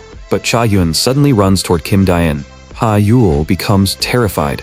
In her eyes, her brother is walking straight into a predator's jaws. But when Cha-yun reaches Kim Da-in, he simply grabs his hand tightly. The boy's eyes sparkle because he is also one of Agostic's devoted fans. Lee Ha-yul is completely dumbfounded. Cha-yun acts like an excited fanboy who has finally met his greatest idol. Kim Da-in soon brings the siblings to Han So-eun's underground base. He enthusiastically introduces the new members, Lee Ha-yul appears extremely nervous, but Cha-yun immediately feels at home and approaches So-eun because he admires hackers. Seo-eun studies the siblings with a serious expression, because she has already heard that Ha-yul possesses healing abilities. Everyone soon becomes comfortable around one another. While Lee Seung-bin continues preparing meals for the group, Seo-eun lies across the sofa and remembers how she first met her big brother. Back then, she was not very different from the girl who has just joined them. But when she looks to the side, she notices Kim Dae-in drinking directly from a bottle again. Seo-eun erupts like venom and screams at him, frightening Kim Dae-in so badly that he spits out his drink. Kim Dae-in quickly explains, "This one belongs to me. Your drink is still inside the refrigerator. I never touched it." Lee Soo-bin soon returns with a plate of freshly sliced fruit. Ha-yul appears ready to say something, but when she sees her brother's happy expression, she remains silent. Kim Dae-in then asks to speak privately with Ha-yul and Cha-yun, so he requests that So-eun and Soo-bin leave the room. Seo-eun makes a face at her big brother, and the enormous room is soon occupied by only Kim Dae-in and the two siblings. Kim Dae-in goes straight to the point. "Lee Ha-yul, you killed the orphanage director and ran away, didn't you?" Shock immediately fills Ha-yul's eyes. Kim Dae-in continues, "I investigated what happened. That director had been abusing you. I didn't find the two of you by accident. The truth is, I have my own objective. I want you both to live happily with us. And I don't mean inside this underground base. I already installed a portal, so we'll soon be moving into a large house." Ha-yul remains cautious and braces one hand against the table. "Why are you treating me so kindly? This is the first time we've ever met." Kim Da-in calmly answers, "Because I also have a younger sister around your age." Cha-yun remains completely unaware of the tense atmosphere. "I've watched every one of your terrorist attacks several times. I'm a huge fan." Kim Da-in once again invites Ha-yul to join them. "We're not as terrible as you think. Come live with us." He then leads the siblings deeper into the underground base. A massive portal appears before them, and Kim Dae-in asks the two to follow him through it. He steps into the portal first. Ha-yul remains behind, hesitating, but Cha-yun eagerly runs inside and even turns around to wave at his sister. Ha-yul releases a helpless sigh, then follows her brother through the portal. The sight on the other side immediately leaves her stunned. The spacious and luxurious room has an enormous floor-to-ceiling window, and Cha-yun is already happily playing beside it. Kim Dae-in asks whether Ha-yul likes the place because this house will become their new home. He adds, "You don't need to worry about Cha-yun's tuition. I have plenty of money, so I can support him all the way through college. If you haven't decided yet, you can stay here for a few days and think about it. Whether you choose to remain, return home, or reject my offer, I won't stop you." Ha-yul stares at the sincere man in front of her and becomes speechless. She remembers the moment the gang threatened her younger brother, and the horrifying memory stands in complete contrast to the sight of Cha-yun happily playing before her. Ha-yul has no desire to return to her former life. In the end, she accepts Kim Dae-in's offer and decides to stay. Kim Dae-in celebrates internally. "This is perfect. We successfully recruited a healer." Meanwhile, Stardust is alone inside her luxurious home. She sits in front of her computer and browses the latest news about Agostic. Stardust cannot stop wondering where he has been after disappearing for nearly 4 months. Elsewhere, Lee Soo-bin and Lee Ha-yul are preparing food together in the kitchen. Ha-yul looks towards Soo-bin, who was also brought into the group by Kim Dae-in, and gradually realizes that life here is nothing like the terrifying rumors. In fact, she feels happier than she has ever been before. Even Kim Dae-in is not nearly as frightening as she imagined. Instead, he appears remarkably warm and approachable. At times, he is even as kind and endearing as a friendly older brother from next door. Ha-yul makes a silent promise. If he ever returns home injured, I'll use my healing ability to help him. Meanwhile, Kim Da-in studies the calendar on the wall and calculates how much time remains. The black disaster, created by the Hanan group, is about to appear. Suddenly, Han Seo-in throws open the door. Completely bored, she suggests launching another terrorist operation. To her surprise, Kim Dae-in immediately agrees. He rises with a smile. "Ego Squad, assemble." Kim Da-in brings out a whiteboard, while So-eun, Lee Soo-bin, and Lee Ha-yul sit together on the floor. Ha-yul looks confused. Why do we need to carry out terrorist attacks? Her question leaves Kim Da-in and the others staring at her in awkward silence. Kim Da-in prepares to explain the purpose behind their operations. But Seo-eun interrupts him. "Old man, stop wasting time and get to the point." Kim Da-in becomes serious. Hayul, the truth is that all of us are villains. However, none of our terrorist operations are ever allowed to harm innocent civilians. So N adds, and every operation should benefit Stardust, right? Kim Dae-in nods. Exactly. Thank you for adding that, Soen. Our next operation is called the Bridge Collapse Plan. Every winter, a monster appears near Uedo and travels north across the bridge. If we destroy the bridge while the creature is crossing, it will fall straight into the river. We can launch a terrorist attack and eliminate the monster at the same time. It's the perfect 2-for-1 plan. Kim Dae-in even removes his hat and bows dramatically after finishing the explanation. Con begins laughing. I can't believe this operation wasn't designed specifically for Stardust. So what kind of theme are we using this time? Kim Dae-in cracks his fingers. This operation will be all about money. Before long, he appears on a bridge spanning the river near Yoido. Kim Dae-in raises an enormous microphone and shouts across the bridge, "Ladies and gentlemen, Egostic has returned." The live stream comments immediately explode as everyone tries to predict his next move. Kim Dae-in looks across the long and narrow bridge, then presses the button on his remote control. A chain of violent explosions immediately tears through the structure. Only a handful of cars remain trapped on the bridge. Kim Dae-in then explains the rules. He shares a website through the live stream, and anyone who submits their bank account will instantly receive 100,000 won. However, if more than 500,000 people claim the money, Kim Dae-in will destroy the entire bridge along with everyone still trapped on it. So, which will you choose? Will you claim 100,000 won for free? Or will you allow this bridge to be destroyed? The decision now belongs to all of you. Oh, and my dear Stardust, you don't need to come today. Stay home and enjoy your rest. Kim Dae-in then stretches lazily in front of the camera. He believes that he is acting like a perfectly normal villain today. So Stardust should be pleased. But a sudden noise comes from behind him. Kim Dae-in turns around and sees Stardust flying toward him with a furious expression. The unexpected sight nearly causes him to drop the bomb detonator in his hand. Cold sweat immediately covers his forehead as Stardust stares at him without expression. Her terrifying death stare makes him increasingly nervous. Kim Dae-in screams internally, "What the hell is happening?" Meanwhile, a young man happens to discover Kim Dae-in's livestream. The page promises 100,000 won to anyone who submits a bank account. An older man beside him sees the news and quickly realizes that this is Egostic's latest terrorist operation. The younger man appears extremely excited because 100,000 won has already entered his account. The older man immediately scolds him. "How could you do something like that?" The young man quickly apologizes to his elder. However, the older man has secretly claimed the money as well. Both of them assume that their individual choices could never push the total beyond 500,000. Elsewhere, a housewife receives a phone call from her son. After giving him her bank account information, she discovers that 100,000 won has actually appeared in her account. Meanwhile, flames continue rising from the bridge over the river. Kim Dae-in sits on the roadway while wrapping his clothes tightly around himself. He never expected the weather to be so cold. But whenever he remembers Stardust's burning glare, a chill runs through his entire body. He still cannot understand. Why was she so angry? However, Kim Dae-in has no other choice, because he planned this entire operation to help Stardust. If the black disaster from the original story appears, Stardust's current strength will never be enough to stop it. His phone suddenly displays the latest numbers. 450,000 people have already claimed the money, and 3 hours still remain. Kim Dae-in teleports back onto the bridge's main roadway. At the current rate, he is guaranteed to win if he simply allows the game to continue.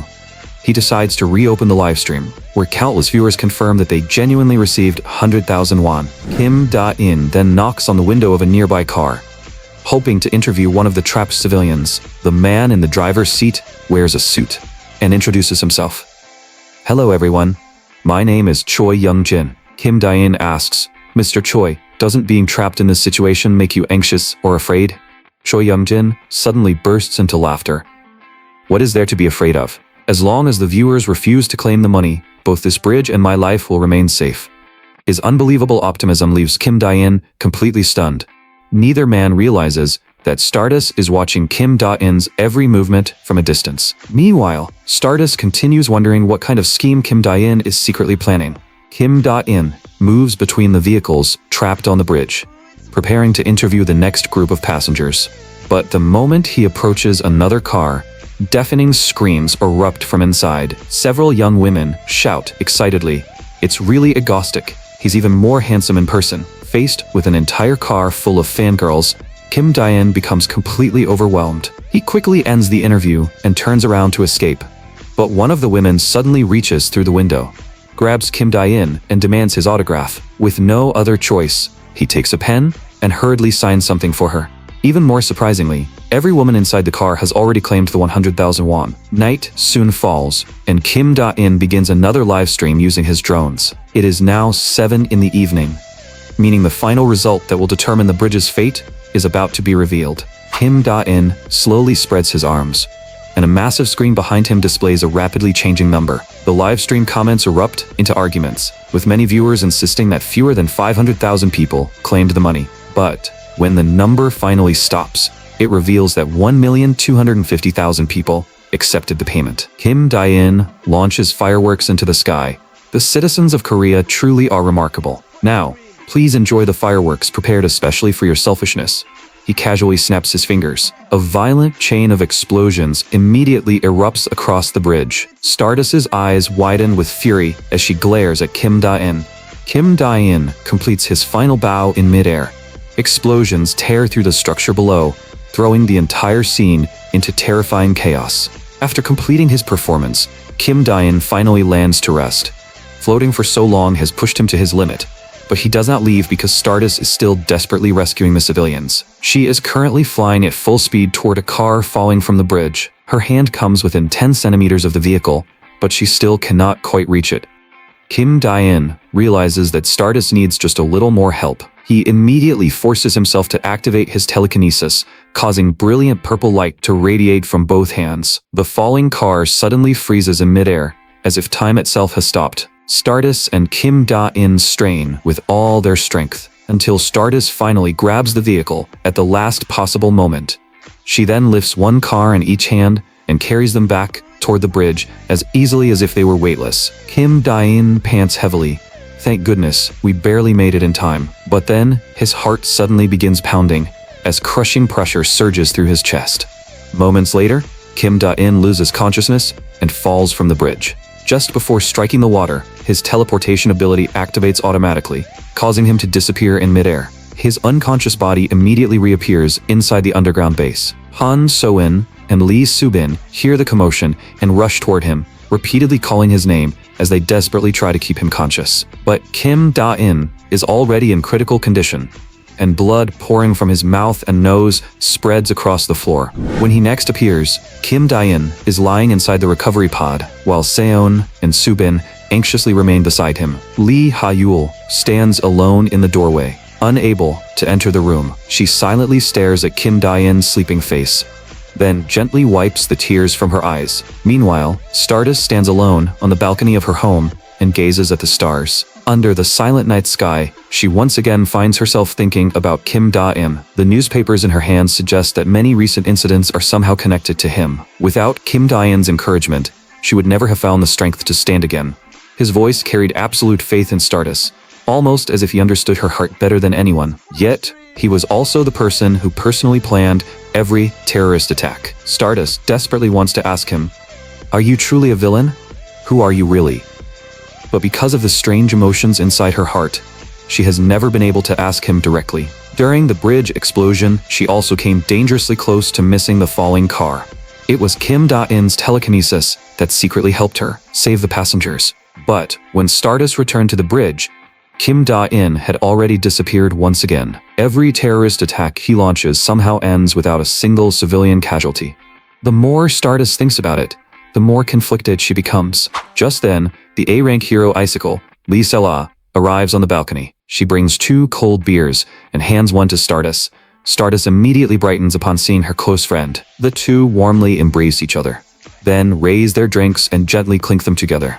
Lee Se-la tilts her head back and begins drinking. She smiles. "It's wonderful being able to enjoy this beautiful night view with you. But Haru, why do you still look so troubled? Is this about Agostic again?" Stardust clutches the documents in her arms and falls back into thought. After a moment, she looks toward her friend. "Se-la, can I tell you something? I don't think Agostic is truly a bad person." Stardust's eyes remain completely determined, as if she is already certain of her answer. Not long before this conversation, Lee Ha-yeol quietly entered the underground base. She first placed a blanket over Han Seo-eun, who had fallen asleep on the floor, then entered the room containing the recovery pod. Kim Da-in was lying silently inside as his body recovered. Ha-yeol still could not decide what to believe. Kim Da-in appeared to be a good person, but was helping him truly the right choice? While she hesitated, a painful expression suddenly appeared on Kim Da-in's face. Ha-yeol immediately became worried. He had treated her with nothing but kindness, and she could not watch him slowly die before her eyes. Tears rolled down her cheeks and landed softly against the glass of the recovery pod. Ha-yeol wiped away her tears, then looked at Kim Da-in's wounded body once more. She finally raised both hands and released a green light, using her ability to heal him. The gunshot wound in his side gradually closed before her eyes. Ha-yeol continued until the pain disappeared from Kim Da-in's expression. After completing the treatment, she quietly turned and left the room. But as Kim Da-in watched her leave, he slowly opened his eyes. He had already regained consciousness. It looks like we successfully won our healer over. Kim Da-in slowly sits up and stretches his arms. Feeling his recovered body, he sincerely thanks Lee Ha-yeol. Back on the balcony, Stardust and Lee Sola have already finished several beers. The two have also shared many of their thoughts about Egostic. Stardust's cheeks are red from drinking, but she remains convinced that Kim Da-in is not a purely evil person. Lee Sola cannot resist teasing her. Don't tell me you actually believe Egostic is that secret S-rank hero. Stardust stubbornly responds, I don't think that theory is completely impossible. Sola reminds her that although Kim Da-in's behavior is mysterious, he has still committed many crimes. His zero-casualty record only applies to civilians, while the villains he targets usually end up dead. She advises Stardust to stop thinking about him for now, and simply accept that he is an extremely unusual villain. Their conversation eventually ends with the two friends playfully arguing. Meanwhile, inside a prison on the outskirts of the city, the gates slowly open as 2 rows of black-suited bodyguards line the road to welcome someone. The man being released is Kim Sun-woo, a technical advisor for the Hanun Group and an S-rank villain. A company researcher arrives to greet him, but Kim Sun-woo immediately demands an update on their development progress. When he learns that the project is only 56% complete, he becomes furious. You're moving far too slowly. Every preparation must be completed before winter. After entering the car, Kim Sun-woo reveals a sinister smile. Just wait. Before this winter ends, all of Korea will be beneath my feet. Meanwhile, the television news reports Kim Sun-woo's release and announces that he will soon return to the Hanun Group's frontline operations. Kim Da-in gives the screen a wicked smile. It looks like another player has entered the game. Another 3 months quickly pass, and the city finally enters the snowy season. Lee Cha-yeon and Han So-eun put on thick winter coats and excitedly rush outside to play in the snow. Lee Soo-bin and Lee Ha-yeol remain beneath an umbrella, while Soo-bin slowly drinks a cup of hot tea. The weather may be freezing, but everyone's hearts are filled with warmth. Seo-eun and Cha-yeon sit in the snow making tiny ducks before simultaneously looking behind them. Kim Da-in is still speaking when a snowball suddenly strikes him directly in the face. Delighted by their successful ambush, Seo-eun and Cha-yeon begin dancing like 2 excited monkeys. Kim Da-in immediately retaliates, throwing 2 snowballs that perfectly strike them both. He then goes all out and uses telekinesis to launch countless snowballs from above. Prepare to die, brats. Faced with the overwhelming barrage, Cha-yeon immediately loses his courage and raises both hands in surrender. Seo-eun is left completely alone as Kim Da-in's enormous shadow slowly covers her. Her screams ring out as countless snowballs bury her. Covered from head to toe in snow, she trembles in the wind like a snowman. Kim Da-in and Cha-yeon burst into laughter at the sight. But while Kim Da-in is casually eating a cookie, Seo-eun suddenly lifts an enormous snowball and throws it toward him. The heavy impact knocks Kim Da-in flat onto the ground. Worried that she used too much force, Seo-eun immediately crouches beside him and begins shaking his body. However, Lee Ha-yeol notices Kim Da-in twitch slightly and realizes that he is perfectly fine. Kim Da-in suddenly reveals a mischievous grin. He was pretending the entire time. Seo-eun's face turns bright red with anger and embarrassment. You made me worry for nothing. She grabs an even larger snowball and furiously chases Kim Da-in, forcing him to run away. The group has spent these 3 months resting. Kim Da-in considered launching another attack, But Stardust is already roughly 3 years stronger than she was at this point in the original story, so he abandoned the idea.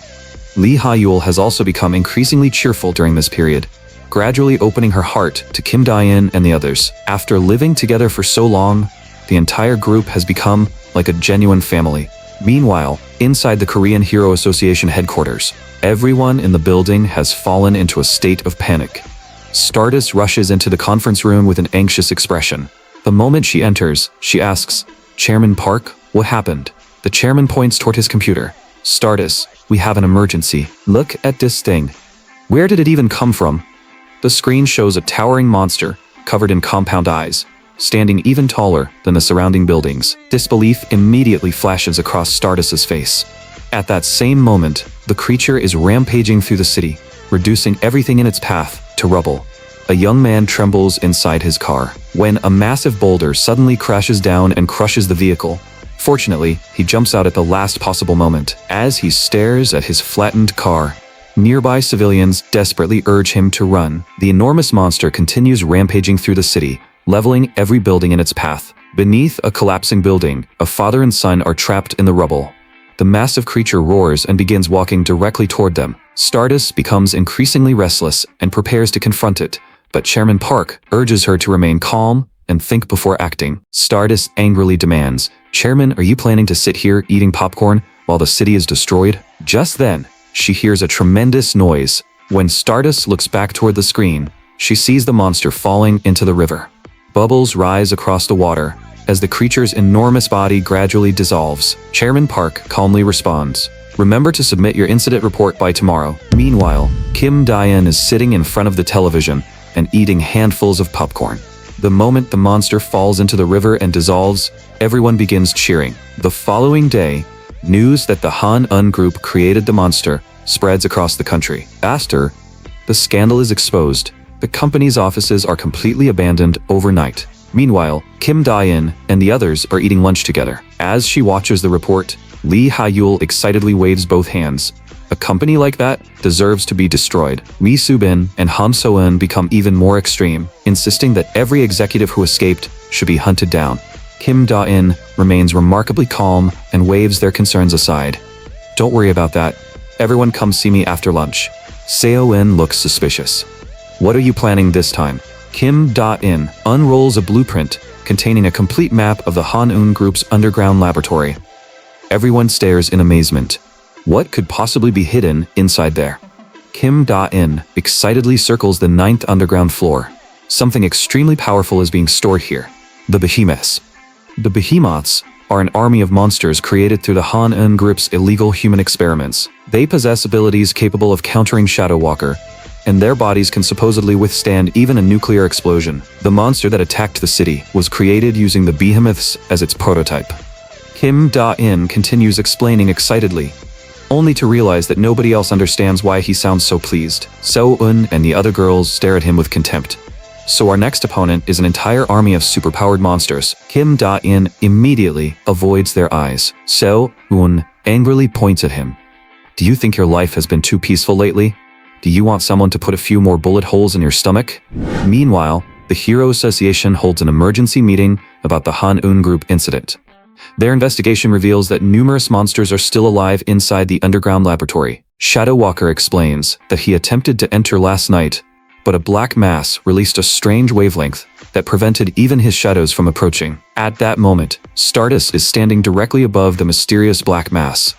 The wavelength blocks both abilities and communication, meaning nobody from the association can assist her. Despite this, Stardust refuses to retreat and decides to enter the laboratory alone. After she descends into the underground facility, Kim Da-in secretly appears behind her. This exploration contains far more unexpected variables than he planned for, making even Kim Da-in slightly nervous. Fortunately, Han Seo-eun and Lee Soo-bin are providing remote support, so he is not completely afraid. Kim Da-in suddenly teleports away. When he reappears, he has already started a live stream and begins addressing the camera. Today's broadcast is not a terrorist attack. Instead, we'll be exploring a mysterious underground laboratory where the Han-un group created its monsters. Meanwhile, Stardust's signal completely disappears from the association's monitors because she has entered an area that radio waves cannot reach. Kim Da-in continues forward while holding a camera. Broken cultivation pods surround him everywhere. What the hell were these people doing down here? A nearby control cabinet suddenly catches his attention. The slightest noise immediately puts Kim Dae-in on edge. He summons every weapon he possesses and aims them toward the sound. But the creature emerging from behind the cabinet is only an adorable white kitten. Under the weapons and powerful lights, the kitten's eyes reflect a ghostly white glow. Kim Dae-in becomes confused. Why is there a cat down here? But then a ring of strange red ribbons appears behind it. Under Kim Dae-in's stunned gaze, the kitten's body begins expanding rapidly as its eyes glow bright red. Kim Dae-in slowly looks upward and sees that the once adorable face has become horribly distorted. The monster bares its teeth and charges directly toward him. Kim Dae-in immediately aims every weapon at the creature and prepares to unleash a barrage. Meanwhile, Stardust is walking alone through the dark underground laboratory. Because the surrounding area is completely silent, she soon hears the distant sound of gunfire. Kim Dae-in is currently being chased by the savage beast that was once a harmless kitten, forcing him to run for his life. He suddenly slips, loses his balance, and tumbles forward across the floor. After regaining control, Kim Dae-in points the camera light directly toward the creature. Orange saliva drips from the beast's mouth as it slowly approaches him. With no other choice, Kim Dae-in controls his weapons and unleashes a merciless storm of bullets. The monster releases a horrifying roar, while its enormous mouth looks capable of swallowing him whole. Moments later, Kim Dae-in raises his head and realizes that the creature appears to be dead. Only a cloud of gray mist remains where the bullets struck. However, Kim Dae-in lost both his camera and handgun during the chaos. Even his earpiece has stopped working because there is no longer any signal at his current location. A violent explosion suddenly erupts from the wall beside him. Stardust has punched straight through it. Smoke is still rising from Stardust's fist. The familiar sense of pressure immediately warns Kim Dae-in that something is wrong, and he prepares to escape. But Stardust calls out to him first. "Egostic, what are you doing here?" She has already entered a fighting stance, and the two begin arguing over why the other person is inside the laboratory. Stardust firmly insists that she is a hero, making it perfectly normal for her to investigate a criminal organization's facility. Kim Dae-in can only laugh awkwardly. "You certainly have a point." Stardust suddenly grins. "Meeting you here is an unexpected bonus." Kim Dae-in is still captivated by her smile when Stardust suddenly throws a punch at his face. A chase immediately begins, but no matter how quickly she moves, she cannot catch Kim Dae-in as he repeatedly teleports away. The two continue fighting throughout the underground laboratory. Just as Stardust reaches for Kim Dae-in again, he suddenly calls for a truce and pants heavily. "I know that you only see me as a villain, but look around us. Neither of us knows what this place is truly hiding. So why don't we work together for now?" Stardust remains cautious and asks why he came here. Kim Dae-in casually claims that he was simply curious. After hearing his explanation, Stardust gives him a slight smile. She tells Kim Dae-in to remain close because the laboratory contains many monsters and she may need his assistance. Kim Dae-in freezes in disbelief. He only suggested an alliance on impulse, yet the two have somehow formed a temporary team. However, both of them have their own hidden motives, and neither reveals everything. Stardust pulls out the control terminal's keyboard and searches through the research files, while Kim Dae-in wanders around nearby. Stardust suddenly swings her fist toward him. "You're a villain, so why are you snooping around? Don't you understand that this information is classified?" Kim Dae-in hurriedly admits his mistake and prepares to leave. But the perfect side profile Stardust reveals while studying the files strikes directly at his heart. Kim Dae-in thinks, "Simply being beside her makes me happy." Stardust then leads him deeper into the mysterious underground laboratory. The two walk closely together, one directly behind the other. Before long, they discover a room labeled the Superpower Suppression Chamber. Stardust suddenly calls out, "Egostic." She gestures toward the entrance, signaling for him to go inside first. Faced with Stardust's clenched fist, Kim Dae-in obediently agrees. As he lowers his head and steps through the doorway, he suddenly throws his hat into the air. Instead of floating, it falls directly to the floor. The chamber clearly disables his telekinesis, meaning he cannot teleport either. An uncomfortable silence fills the room. While Kim Dae-in wonders why his abilities have disappeared, Stardust steps inside behind him. A piercing alarm suddenly begins ringing. The unexpected warning immediately makes them realize the same thing. They are trapped. A hero and a villain have been locked together inside a sealed chamber where neither can use their powers. Stardust refuses to wait helplessly and begins pounding the reinforced door with both fists. Kim Dae-in looks toward the countdown timer above them, then says, "The door will open automatically in 3 hours, so stop wasting your strength." His words cause Stardust to freeze. She is already breathing heavily, and blood continues dripping from her injured hands. Seeing Stardust's injured hands, Kim Dae-in slowly rises to his feet. Stardust watches him cautiously and silently assumes a boxing stance. But instead of attacking, Kim Dae-in speaks gently. "Stardust, give me your hand." Stardust freezes in confusion. Where did this sudden intimate atmosphere come from? Kim Dae-in simply takes out some gauze and begins bandaging her wounds. As she watches him carefully treat her hands, a faint trace of emotion appears in Stardust's eyes. Once he finishes, she stubbornly turns away. "Considering our relationship, I'm not going to thank you." Kim Dae-in teases her. "That sounded like a thank you to me." Stardust suddenly punches the wall, frightening Kim Dae-in into immediately agreeing with her. A short while later, Kim Dae-in sits on the floor and announces that he intends to sleep. There's nothing to do for the next 3 hours anyway. If you're tired, Stardust, you should rest too. Despite his suggestion, Stardust refuses to fall asleep beside a villain. An hour passes, but Kim Dae-in cannot relax either.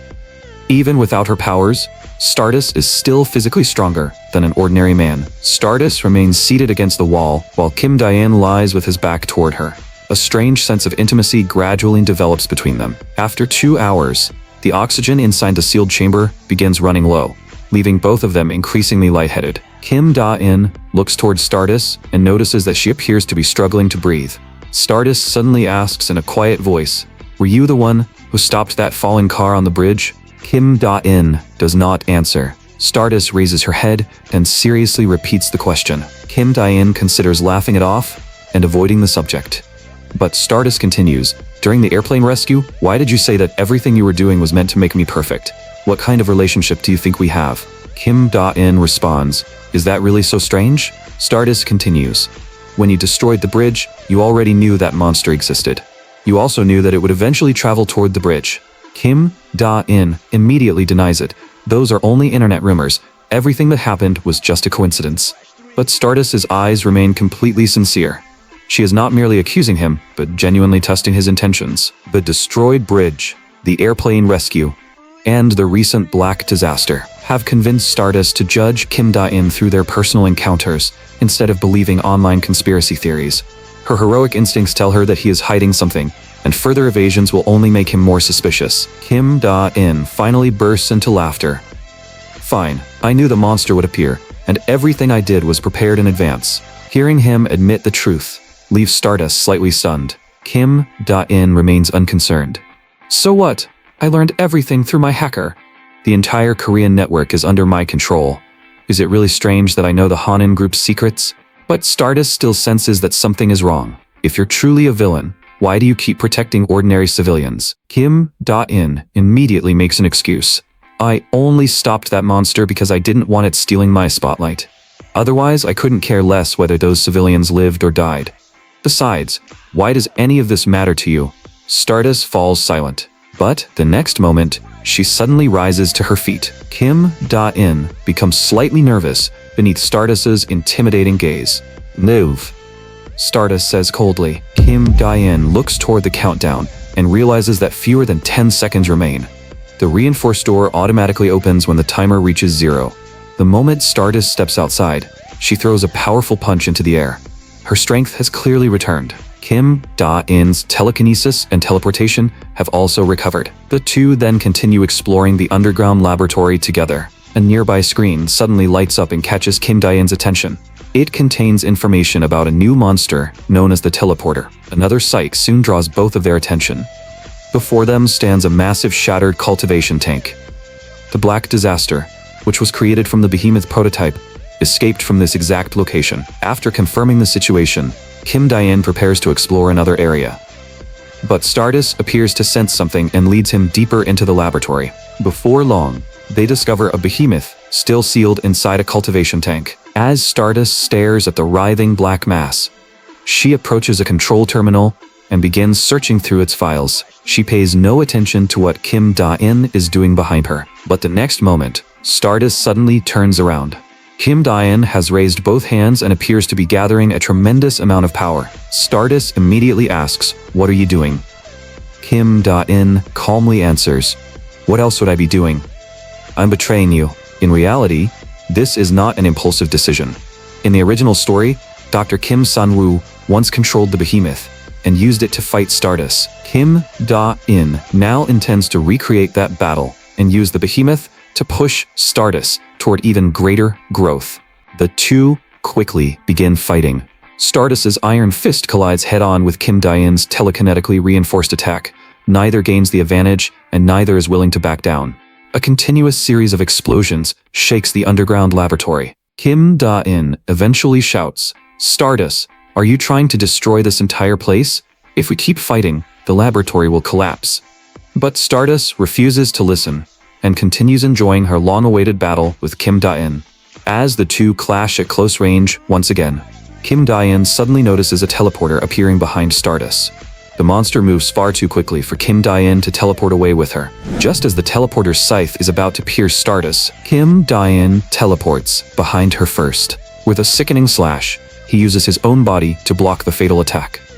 The sudden ambush shocks Stardust, and she immediately asks whether Kim Da-in is alright. Kim Da-in turns his face toward her. "You owe me one for this." He then disappears from the laboratory. Meanwhile, Han So-eun and the others are sitting together, worried because they still cannot contact Kim Da-in. A short while later, Seo-in suddenly jumps to her feet after hearing what sounds like her brother's voice. She excitedly rushes out of the room, only for the happiness on her face to turn into horror and grief. Seo-eun's scream immediately catches the attention of Lee Soo-bin and Lee Ha-yul. The two hurriedly rush toward her and find Kim Da-in lying unconscious in a pool of blood. Seo-eun desperately attempts to support her brother, while Soo-bin becomes so terrified that she immediately prepares to call for emergency help. Kim Da-in has already lost consciousness from the severe blood loss. Lee Ha-yul immediately orders Seo-eun to move aside. A brilliant green light erupts from her hands as she begins healing Kim Da-in with all her strength. The entire room is instantly filled with green light. Meanwhile, Stardust kneels inside the underground laboratory and stares at the large pool of blood left behind. She cannot understand why Kim Da-in risked his own life to protect her. Thanks to Lee Ha-yul's treatment, Kim Da-in recovers quickly. However, Lee Soo-bin still insists on feeding him personally, leaving him completely embarrassed. Meanwhile, Ha-yul has changed her clothes and is preparing to leave for school. She is overjoyed that both she and her younger brother can finally return to school, making her even more grateful to Kim Da-in. Kim Da-in tells her not to worry about repaying him and simply enjoy her high school years. Under everyone's warm and encouraging gazes, the siblings leave for school together. Seo-eun remains furious and places Kim Da-in under house arrest once again. She then notices a strange black fuzzball that Kim Da-in brought back from the laboratory. Kim Da-in quickly claims that it is only a stress relief toy. But before Seo-eun can examine it, the black fuzzball suddenly flies into Kim Da-in's hand. Kim Da-in recites a mysterious command. "Behemoth, awaken." The black fuzzball gradually turns blood red. Under Seo-eun and Soo-bin's astonished gazes, the restraints around Kim Da-in's wrists suddenly snap open. Several thick tentacles then emerge from the creature, leaving both girls speechless. What is that thing? Before they can react, Kim Da-in uses the tentacles to lift both of them into the air. 1 month later, Stardust is attending class at her university as Shin Haru. Her upperclassman Kim Chae-hyun approaches her. "Haru, why do you look so troubled? Is something bothering you?" Shin Haru quickly claims that nothing is wrong.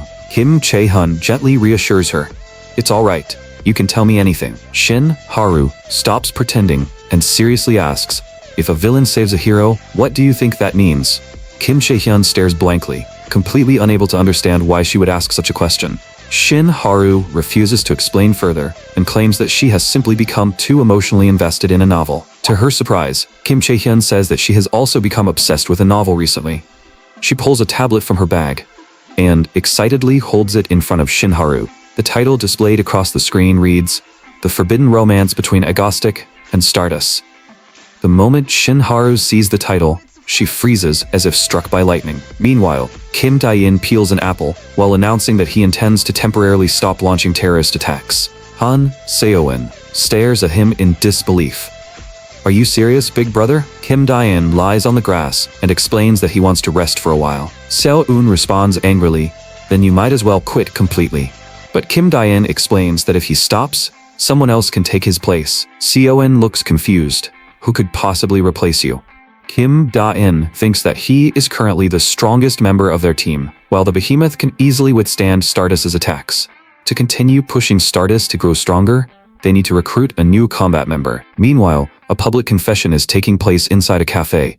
A bespectacled man kneels on one knee and offers flowers to a female employee. Kim Da-in watches from nearby and cannot help laughing. But the employee becomes furious. Do you think causing a scene at someone else's workplace is funny? Her harsh rejection immediately sends the man running away. The employee's name is Choi Se-hee, and she rubs her forehead in frustration over the ridiculous confession. Kim Da-in silently observes her from beside the cafe counter. In the original story, Choi Se-hee eventually operates under the name Elektra and becomes an A-rank villain. For now, however, she continues living as an ordinary and kind-hearted civilian. She works at the cafe partly to suppress the powerful urges growing inside her. In short, Choi Se-hee is a ticking time bomb waiting to explode. Night soon falls, and Choi Se-hee walks home alone after confirming that nobody else is nearby. She secretly summons lightning and begins playing with it in her palm. Brilliant electricity jumps and dances between her fingers. Feeling the power of lightning fills Choi Se-hee with intense satisfaction.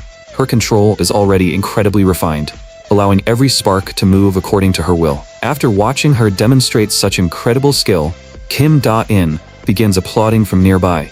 Beautiful. I've been searching for someone with talent like yours. Choi Se-hee, would you like to use your abilities to help me launch terrorist attacks? Choi Se-hee immediately explodes with anger and prepares to fight. You lunatic, do all superhumans look like villains to you? Kim Da-in also prepares himself. If you want to fight, then come at me.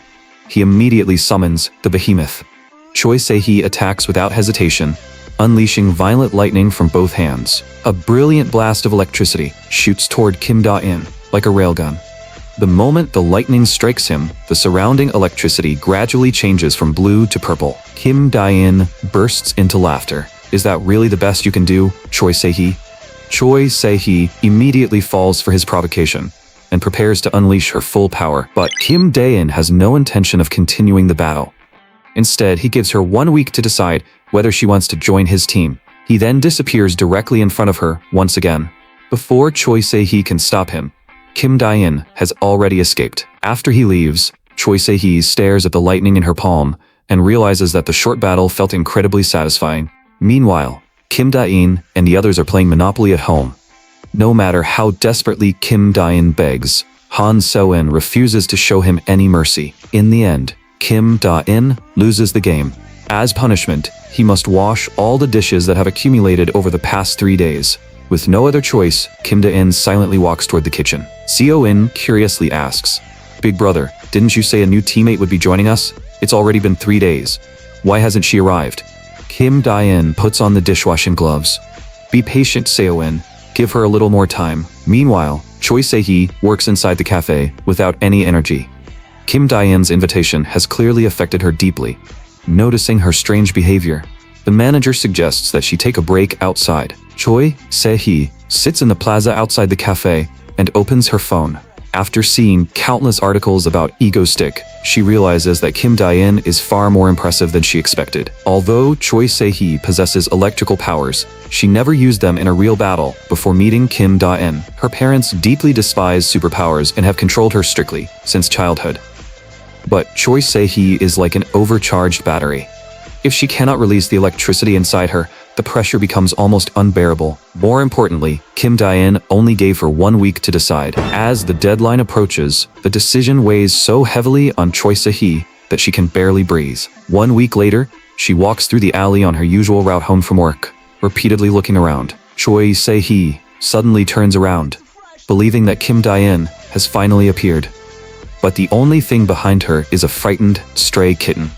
Choi Se-hee becomes deeply disappointed and assumes that Kim Da-in will not return, but the next moment, he teleports directly behind her.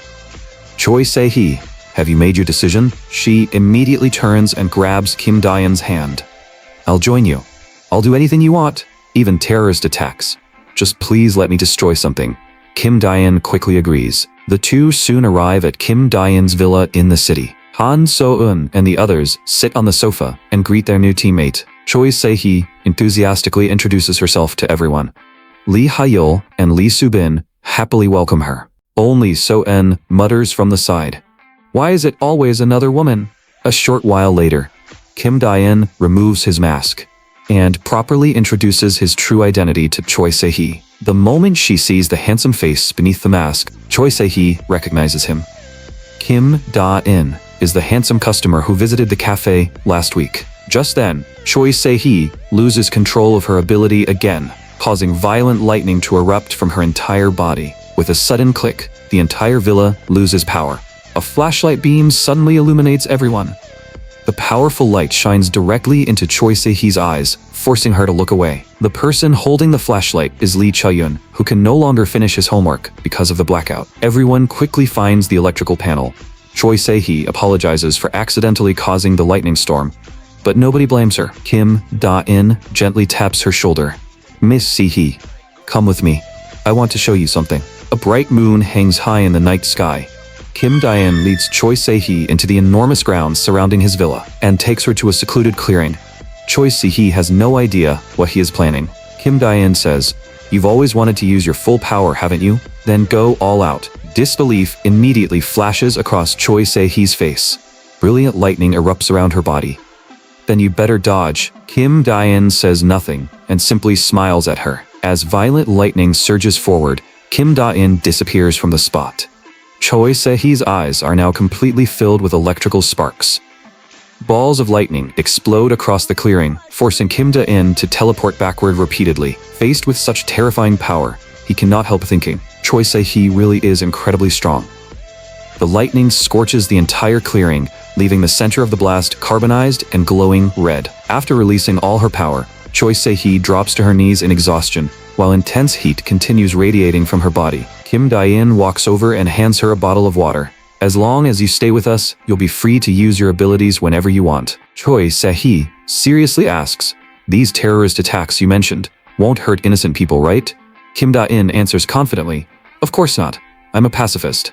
Choi Se-hee opens the water bottle and casually asks how old he is. Kim Da-in counts on his fingers. "I'm about 23 this year." The two are actually the same age, even though Kim Da-in has been speaking to her formally. Choi Se-hee casually holds out her hand. "Since we're the same age, you can stop being so formal with me." The two shake hands and officially agree to work together. Kim Da-in smiles. "Welcome to the team." The following day, Kim Da-in teaches Choi Se-hee how to control her ability. He tells her to imagine electricity wrapping around her body before releasing it toward the ground. Choi Se-hee quickly masters the technique. She fires lightning downward and instantly launches herself into the air. But when she lands, she falls directly onto the ground. Just then, Han So-eun walks outside while yawning. Kim Da-in explains to Han So-eun that he is giving Choi Se-hee special training because she will fight Stardust during their next terrorist attack. Kim Da-in rests his chin on one hand and seriously considers the next training exercise. He then says, "Se-hee, imagine lightning wrapping around both legs before you release it toward the ground. Do you understand?" Choi Se-hee follows his instructions, and brilliant lightning immediately surrounds her legs. The resulting force instantly launches her into the air. Seo-eun stands nearby and hands Choi Se-hee a bottle of water during the training. Under the sunlight, Choi Se-hee looks especially radiant as she drinks while wearing her athletic clothes. She soon notices Kim Da-in staring at her, but Kim Da-in gives her a disgusted look. "You smell like sweat. Go take a shower." Choi Se-hee angrily throws the water bottle at him. "How am I supposed to train without sweating?" Her response also makes Kim Da-in angry. The two immediately prepare to fight each other. Seo-in watches from the side and sighs, "I wish the two of you would act like adults." Before long, Stardust receives a report about another terrorist attack. She immediately flies toward the scene. But when Stardust lands, the person waiting for her is not Kim Da-in. It is Choi Se-hee. Choi Se-hee now possesses her own villain identity, Elektra. Stardust does not attack immediately and cautiously observes her new opponent. But Elektra wastes no time. Before Stardust can react, she charges forward in a storm of sparks and lightning. 1 week earlier, Kim Da-in taught Elektra a special finishing move. He named the technique Lightning Punch, believing that the name sounded incredibly impressive. Electra, however, thought it sounded lame and tasteless. Kim Da-in explained that the technique does not involve simply firing electricity. Instead, she must wrap lightning around her arm, clench her fist, and strike directly. Electra quickly mastered the technique. With a furious shout, 100,000 volts of electricity gather around her fist. Her punch is powerful enough to burn a trench through the ground. She spent an entire week mastering this attack. Her goal is to land that exact punch on Stardust today. Electra fills her entire hand with electricity while repeatedly taunting Stardust. Faced with the relentless barrage, Stardust struggles to defend herself and can only dodge from side to side. Meanwhile, Kim Da-in watches the battle from a distance through binoculars. To him, this is a free performance being staged exclusively for his enjoyment. With nowhere left to retreat, Stardust endures the electrical shock and forces herself closer to Electra. When Electra sees Stardust attempting to break through, she gathers an enormous amount of electricity around both legs. The moment she stomps the ground, thousands of lightning bolts surge towards Stardust. Seeing the attack connect, Electra laughs excitedly. This is much easier than I expected. But the devastating attack fails to leave even a scratch on Stardust, whose body continues radiating a powerful aura. Electra immediately launches herself into the air and creates distance between them. Stardust slowly rises into the sky and faces her from across the battlefield. Electra cannot help thinking she's a complete monster. Has Kim Da-in really been fighting someone like this all along? Meanwhile, Stardust continues enduring Electra's electrical attacks, and her body gradually adapts to their rhythm. Kim Da-in has been strengthening Electra, specifically, to permanently improve Stardust's endurance. Electra still refuses to admit defeat, and assumes another fighting stance. Stardust gives her a final warning. Surrender immediately. This is your last chance. Electra refuses without hesitation. The next moment, Stardust transforms into a brilliant meteor and charges directly toward her. Electra refuses to retreat. She gathers an enormous amount of lightning around both fists and prepares to meet Stardust head-on. Their fists collide with a thunderous explosion. Even Kim Da-in, who is watching from a distance, is struck by the resulting shockwave. He is forced to teleport somewhere safer, while the buildings surrounding the battlefield begin catching fire. Kim Da-in immediately opens the feed from his remote camera, only to see Stardust standing alone. She remains in place, with her eyes fixed straight ahead.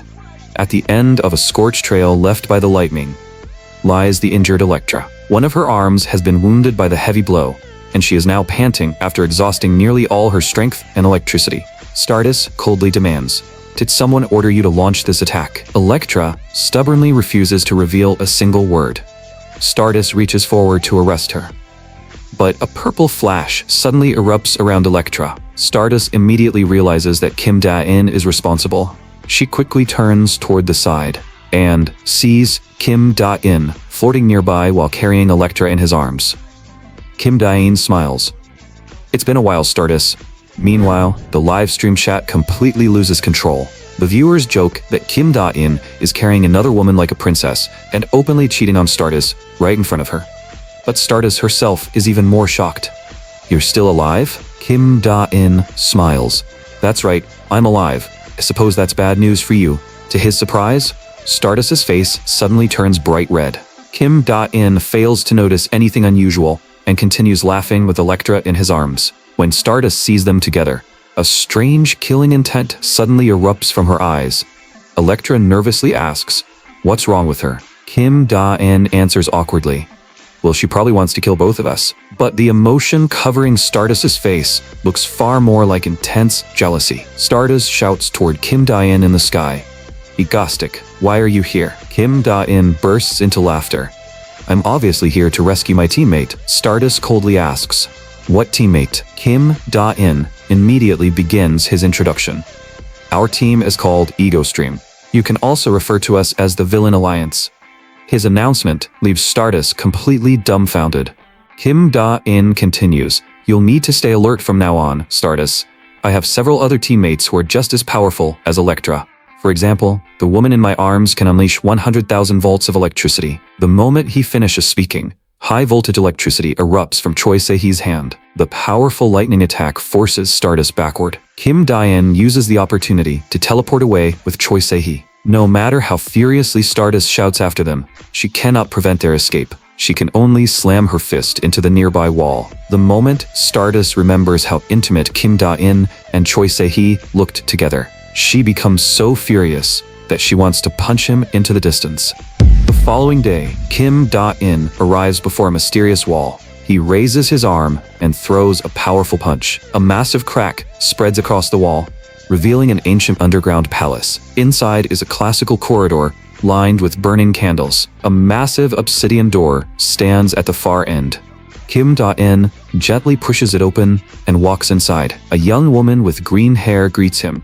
She is known as the Vine Witch. Kim Da-in has come to ask her to place a sealing spell on 2 of his possessions. One diary records the events of this world, while the other contains information about the future. In exchange, Kim Da-in gives the witch a beautiful red gemstone. He requests that the seal remain active until the day he dies. The Vine Witch releases a quiet sigh, then begins placing the sealing spell on both diaries. Green vines instantly spread throughout the room as the witch gently runs her hand across the 2 books. The spell is completed. From now on, nobody except Kim Da-in can read their contents. As she watches him leave, the Vine Witch says, "The path you've chosen will be extremely difficult." Kim Da-in stops and looks back with a faint smile. But someone has to walk that path, don't they? At sunset, he teleports alone to the top of a building. The fading sunlight slowly covers the entire city. A massive screen on a distant skyscraper continues displaying Stardust's image. Kim Da-in rises to his feet and stretches. He then shouts across the city, "Stardust, trust me. I promise I will." Just then, a call from Han Seo-in interrupts Kim Da-in. He tells Seun that he will be home soon. Gazing at the glow of the setting sun, Kim Da-in reflects. The first chapter of the story is finally coming to an end. Meanwhile, a small truck travels down the highway. The people inside are intensely preparing some kind of operation. Suddenly, the road ahead begins collapsing. A gigantic mechanical arm bursts out of the ground. A colossal robot then leaps from beneath the earth, nearly overturning the nearby truck with the force of its arrival. Dr. Kim Sen-woo slowly declares, "Oedipus will crush every building in Korea beneath its feet." Meanwhile, Shin Haru is attending a university lecture while 2 students in front of her whisper to each other. They talk about how beautiful Electra is and wonder whether she might be dating a Dostik. At first, Haru merely smiles at their conversation. But then, one of the young men says that Egastic and Electra look better together. Haru instantly loses her temper and slams a hand against her desk. The 2 students fall silent at once. Just then, Haru receives an emergency alert from the Hero Association. She immediately skips class and rushes toward the scene. However, Stardust freezes when she arrives and sees what awaits her. A colossal robot resembling a massive weapon of war stands before her. It is currently marching along an expressway outside the city. A small car is trapped directly beneath the robot. A family of 3 is still inside, moments away from being crushed under its foot. At the last possible second, Stardust grabs the car and pulls the entire family to safety. She tells them to drive away immediately. After thanking her, the family quickly leaves the area. Stardust then becomes a streak of golden light and rockets toward the giant robot. Inside the cockpit, Dr. Kim Sun-woo shouts arrogantly, "You lackeys of the government and the Hero Association, and you too, Stardust, can you stop the final spark of the Hanan group?" Stardust answers with a rocket-powered flying punch aimed directly at the robot. However, the robot swings its enormous mechanical arm and knocks her away. Stardust crashes violently into the ground. The impact is far beyond anything an ordinary person could survive. She is sent flying all the way into a distant hillside, but only a moment later, she launches herself back into the air and returns to the battlefield. Then, the bizarre sight ahead suddenly makes her stop. The giant robot has inexplicably begun flailing its arms and dancing around. Harsh electrical noises echo from inside, mixed with Dr. Kim Sun-woo's screams. Faced with the strange spectacle, Stardust decides not to approach yet. Suddenly, she hears someone inside the robot calling her name. "Is that you, Egastic?" Meanwhile, Choi Se-hee has already subdued Dr. Kim Sun-woo. Kim Da-in is sitting at the control panel, preparing to borrow the giant robot for a while. Han Seo-in is beside him, equally fascinated by the massive weapon. Kim Da-in speaks through the loudspeaker. "Stardust, if I use this magnificent robot to destroy the city, do you think you can stop me?" Stardust merely smiles. "I will stop you, Egastic." With that, she flies toward the giant robot at full speed. Just then, Han So-eun reports to Kim Da-in. The power output has been recalibrated. Kim Da-in immediately presses the attack button.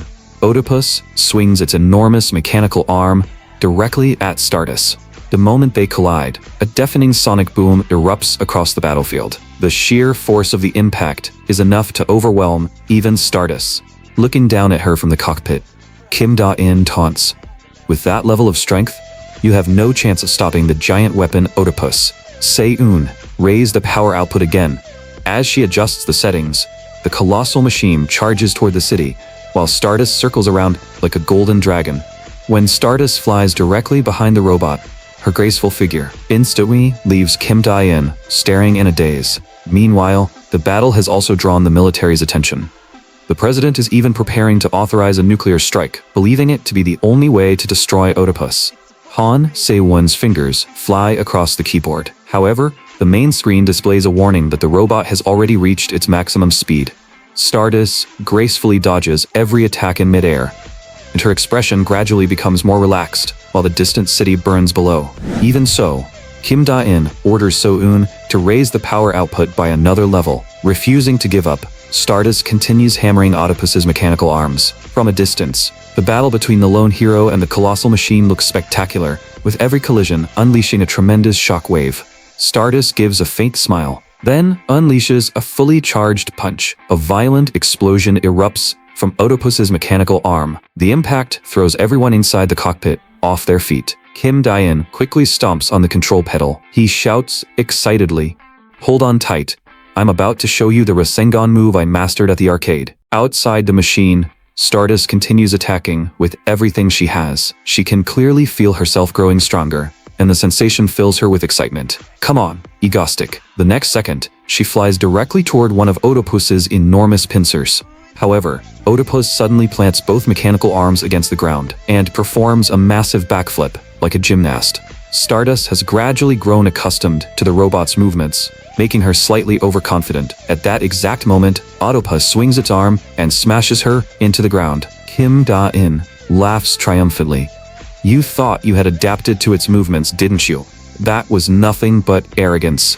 Stardust grits her teeth and forces herself back onto her feet. Without taking a moment to rest, she launches into the sky like a rocket. Her eyes burn with determination as even greater power gathers inside her clenched fist.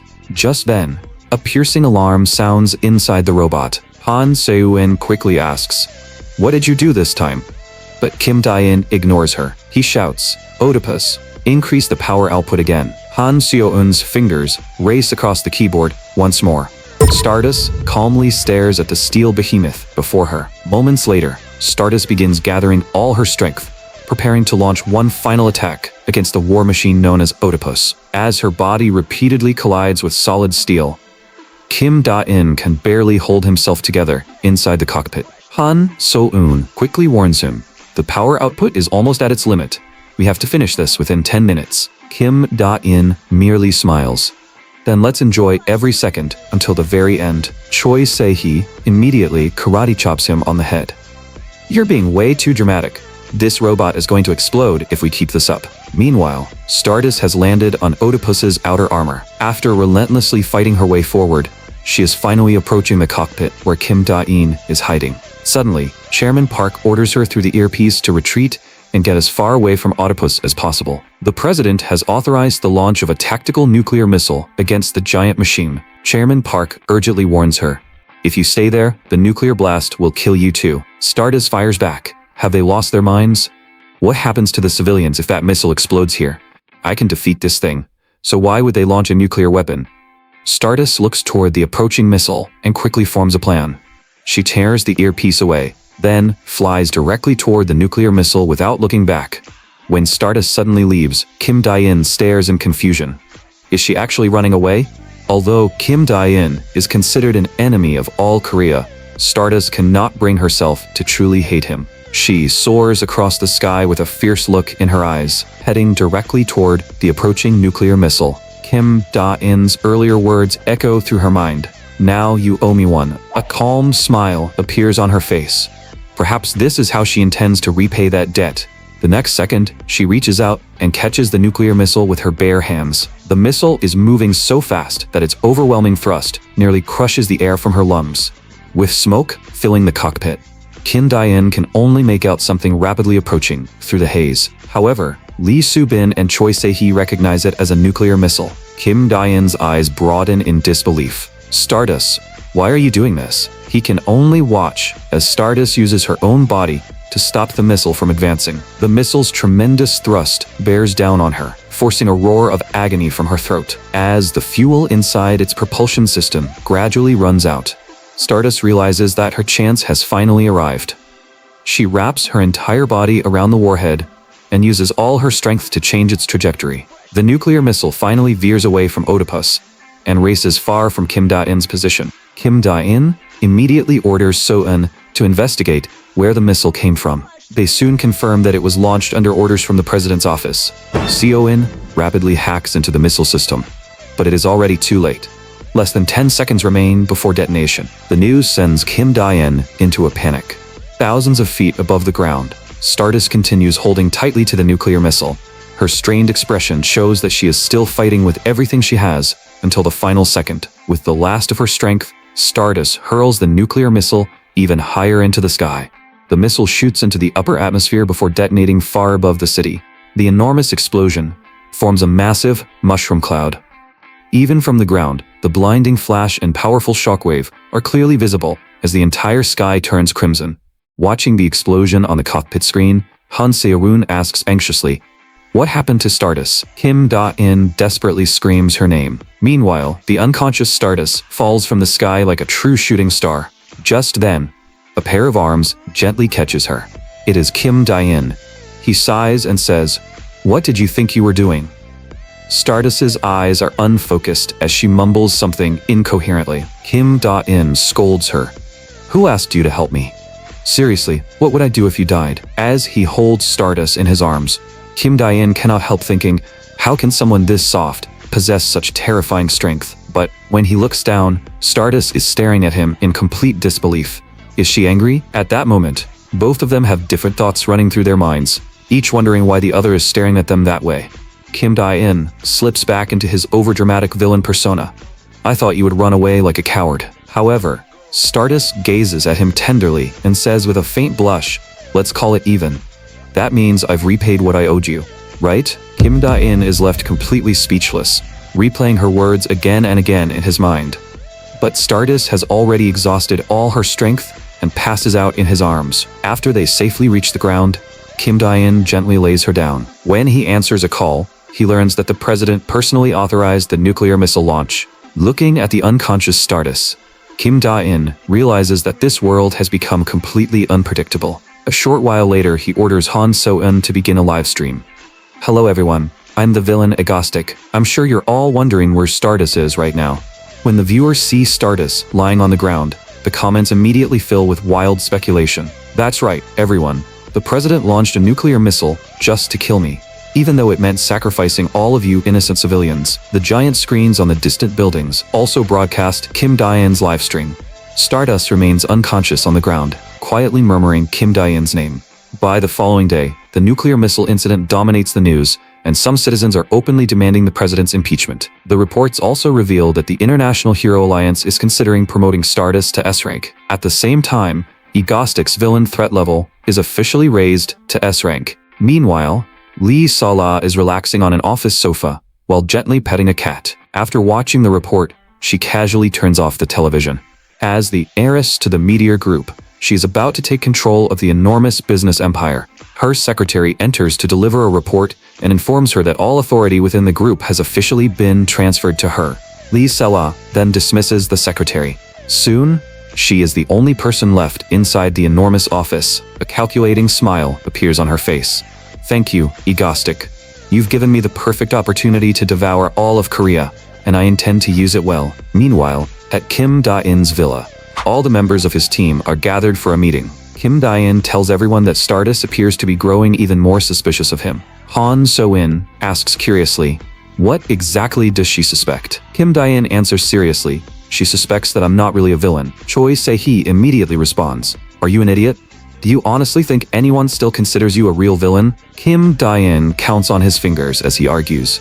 I launch terrorist attacks whenever I get bored.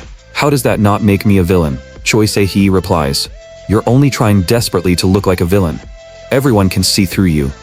Why do you think I agreed to join your team? Her relentless argument leaves Kim Dae-in frozen in disbelief, especially when everyone agrees that he does not resemble a true villain at all. In reality, Kim Dae-in did not become a villain because he was insane.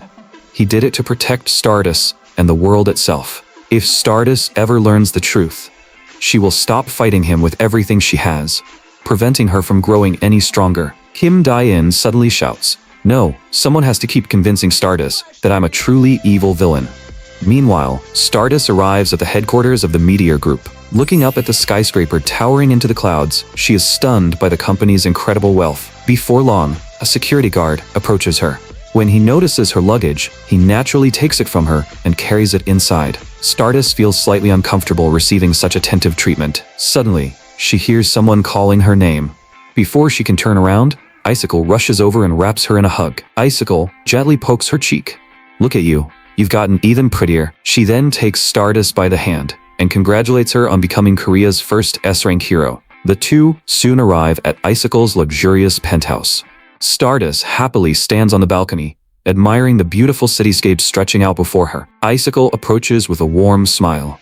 This place is amazing, isn't it? When they look behind them, the chefs have already filled the dining table with exquisite dishes. There is even a mango slush, Stardust's favorite, causing her eyes to light up instantly. The two soon begin enjoying their elegant lunch. As Icicle looks at the mango slush, she naturally finds herself thinking about Kim Dae-in. She wishes she had a dedicated villain of her own, since that might help her reach S rank faster. She therefore plans to participate the next time Egostic launches an attack. However, Stardust strongly objects and gives her a long list of reasons to stay away from him. Suddenly, Icicle's watch begins vibrating violently, warning her that someone has entered her office and disturbed her desk. Icicle remains calm, merely saying that an urgent matter has come up at the company before quickly leaving. A short while later, she enters her office but cannot find anything out of place. Just then, her pet cat is lifted by an invisible telekinetic force and sent gently into her arms. As Icicle catches the adorable cat, she immediately realizes who the intruder must be. Kim Dae-in deliberately triggered the security system so he could meet her. It's a pleasure to meet you, Ms. Lee Sola. I'm Agostic. Icicle keeps a cold expression. Why are you here? Have you finally come to surrender to a hero? Kim Dae-in cannot help laughing. Surrender? Why would I ever do that? I came because I'm interested in the true ruler of the Meteor Group, a woman who poses as a righteous hero while secretly planning to swallow all of Korea. Icicle responds with a taunt of her own.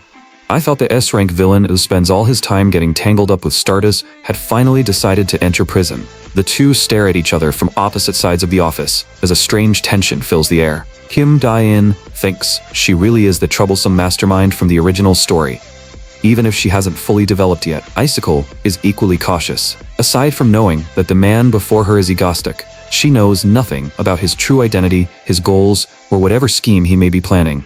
Kim Dae-in finally breaks the long silence and extends a hand. Lee Sola, let's join forces. More precisely, I'm proposing a partnership. Meanwhile, Stardust subtly shivers for no apparent reason. Still enjoying her mango slush, she senses that something is wrong. It is the unmistakable intuition of a hero. Back inside the office, Kim Dae-in and Icicle continue staring at each other. Icicle thinks that if working with him can put her image on giant screens across the country, cooperation might not be such a bad idea. Kim Dae-in takes the opportunity to reveal his objective. I know you want to take control of all Korea, and I can help you. Hearing this, Icicle activates her powers and rises to her feet. Leave now, or I'll arrest you myself. Kim Dae-in remains calm and simply offers her a USB drive. He then turns around and casually walks away. There's a small gift inside that I prepared for you. Keep it. I'll return in 1 week. As soon as Kim Dae-in leaves, the tension drains from Icicle's body.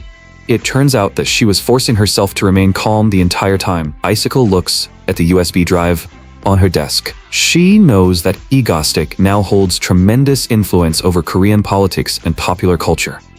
Although he seems more like a hero than a true villain, he has somehow seen through her ambition to take over Korea. she realizes that Kim Da-in has been several steps ahead of her all along. Icicle inserts the USB drive into her computer. A title appears on the screen: The Intelligence Lee Sola Needs to Control Korea. She stares at the countless folders filling the screen. Unable to suppress her smile, Icicle realizes that this information could place all Korea beneath her control before the end of the year. 1 week later, the two meet again. Kim Da-in asks whether she enjoyed his gift. Icicle does not care where the information came from.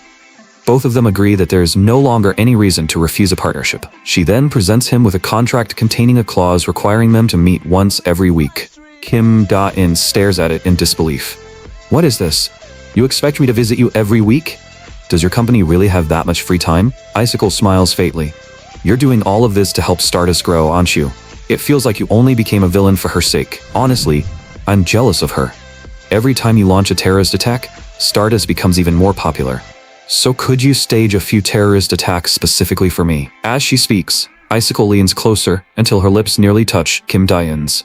But the next second, Kim Da-in flicks her hard on the forehead. Keeping his fingers raised, he says, "Are you insane? What kind of hero asks a villain to attack her?"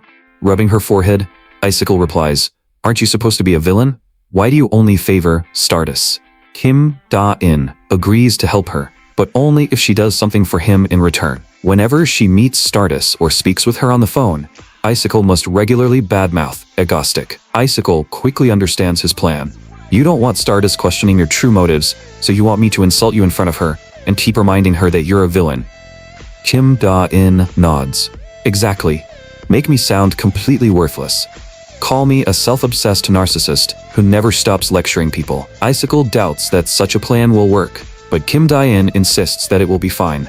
In the end, she reluctantly agrees.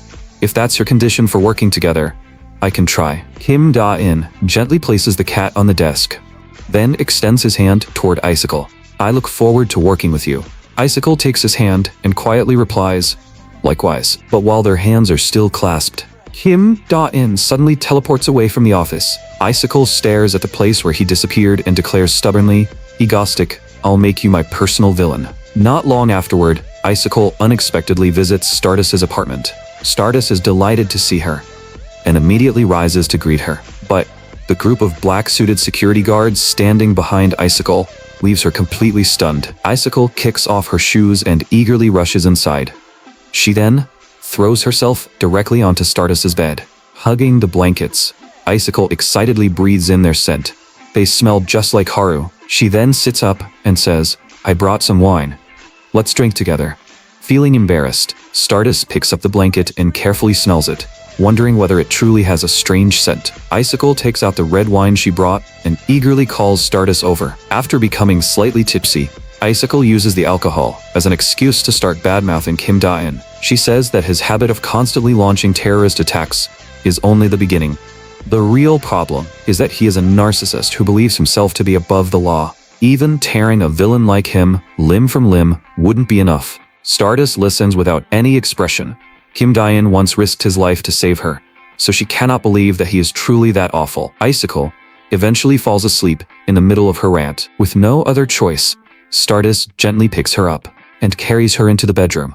She cannot understand why Sola suddenly started insulting Kim Da-in, especially when none of it sounded sincere. Stardust then opens the Mango Squad fan group on her phone. She finds herself wondering when Kim Da-in will launch his next terrorist attack. The following morning, Lee Ha-yeol and Lee Cha-yeon finish breakfast and prepare to leave for school. Lee Soo-bin and the others warmly wave goodbye to the siblings. Just then, Han Seo-eun walks out of her room while yawning. Kim Da-in asks curiously, "What were you doing last night? Why are you so tired?" While eating breakfast, Seo-eun mysteriously replies, "That's a secret." Kim Da-in later calls another meeting and announces that their next terrorist attack will take place in F City the following week. Lee Soo-bin asks in confusion, "F City? But Stardust isn't there." Han Seo-eun teases him from the side. "What happened to the president of the Stardust fan club? You're suddenly not very enthusiastic about her." Kim Da-in explains that a company in F City has proposed a partnership and invited him to stage a terrorist attack there, leaving everyone extremely curious. What they do not know is that the person controlling that company is actually a hero. 1 week later, the crowds on a beach in F City suddenly descend into panic. A gigantic airborne battleship is hovering directly above them. Kim Da-in has arrived. He speaks through the loudspeakers and announces, "Citizens of F City, Egostic has arrived. Come out, Icicle. I know you're here."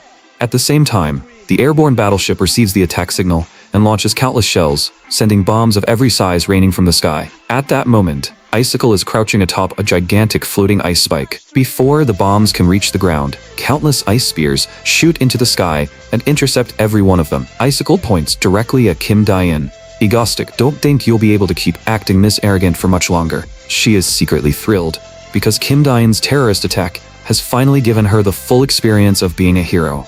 Meanwhile, Stardust departs from the Hero Association.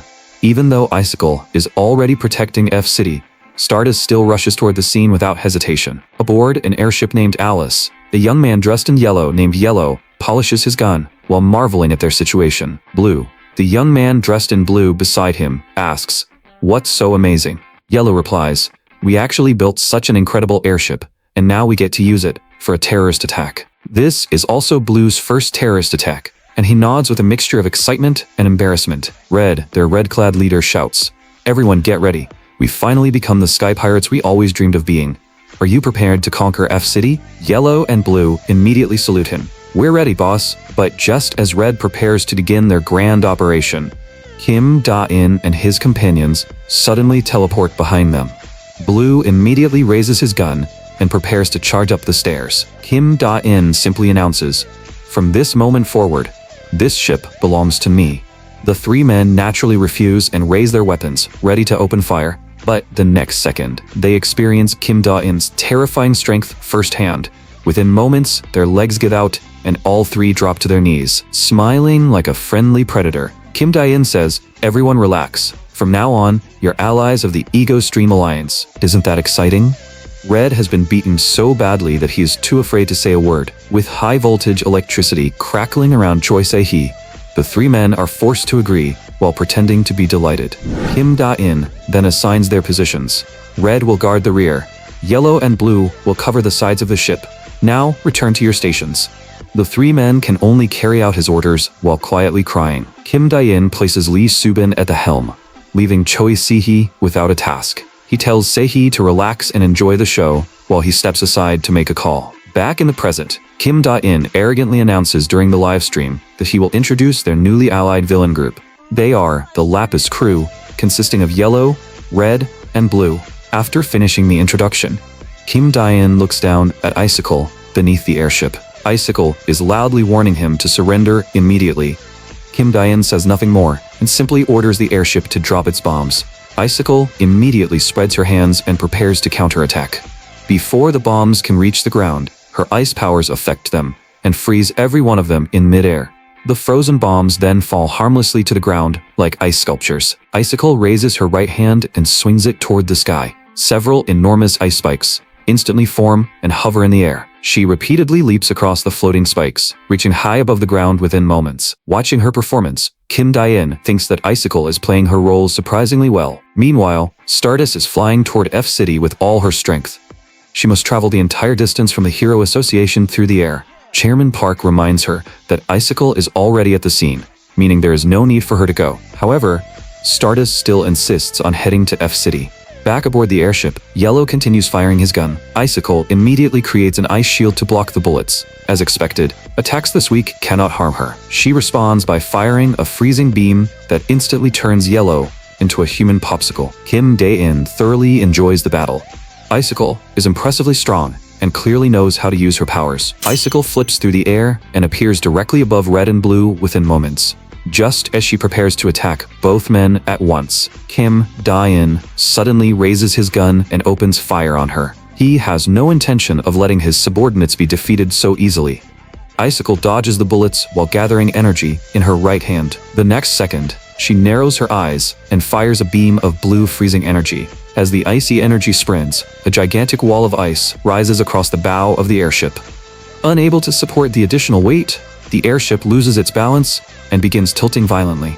Kim Da-in never expected her to attack the ship itself. Icicle declares triumphantly, "This ship is about to crash. Let's see what you do now."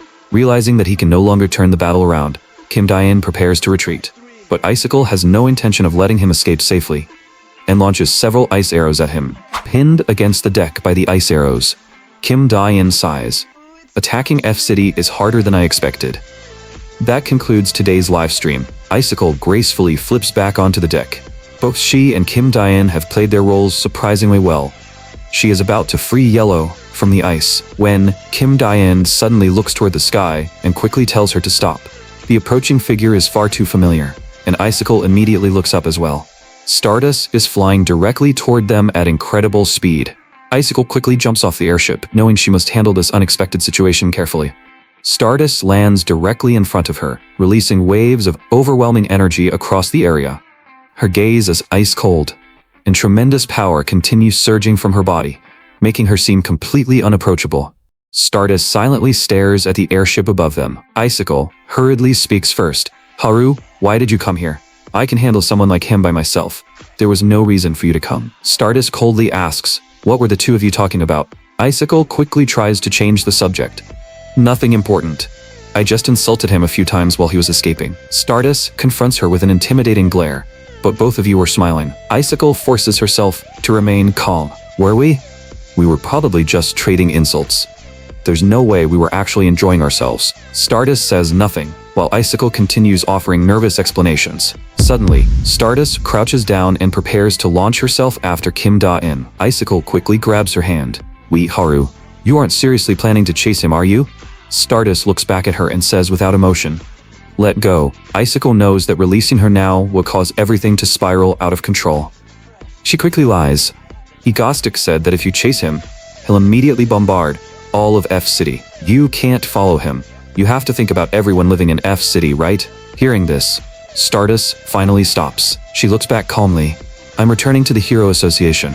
Take care, Sola. Before Icicle can say goodbye, Stardust launches into the sky and disappears into the distance. Watching her leave, Icicle smiles to herself. Seriously, Shinharu, you're adorable. As Stardust flies through the sky alone, her mind remains filled with images of Kim Dae-in and Icicle laughing together. She gently bites her lip and thinks, Egostic is supposed to be my personal villain. So why is he getting involved with Sola? Before long, the news reports that Egostic, who has always been devoted to Stardust, now appears to be turning his attention toward Icicle. The experts on television even claim that Egostic may have entered a new romance. Choi Se-hee watches the report and complains, these people are idiots. All they ever do is spread rumors on the news. She then glares at Kim Dae-in. This is all your fault. You're the one who gave them a chance to make up this nonsense. With that, she and Han So-eun turn around and leave. Lee Soo-bin cuts a piece of mango and offers it to Kim Dae-in. Here, try this. It's chilled mango. Kim Dae-in stares at her and suddenly freezes. A moment later, he says, Soo-bin, come somewhere with me. Before long, the two arrive at the Eska auction house, the gathering place for the wealthiest people in the world. Kim Dae-in and Lee Soo-bin put on simple disguises to conceal their identities. Kim Dae-in has come here to purchase one very special item. The item displayed on the screen is a ring once worn by Sortier, a deceased Korean B-rank hero. The bidding begins at 10,000. No one at the auction realizes that this ring will eventually give rise to an S-rank villain. Not long after the bidding begins, someone raises the price to 25,000.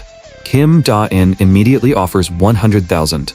After seeing the smug look on his face, another man raises the bid to 105,000. Kim Dae-in counters with 150,000 and successfully wins the ring. That evening, Han Se-eun discovers that 150,000 is missing from their account and immediately confronts Kim Dae-in. In response, Kim Dae-in simply shows her the ring he purchased. Choi Se-hee stares at the completely ordinary ring.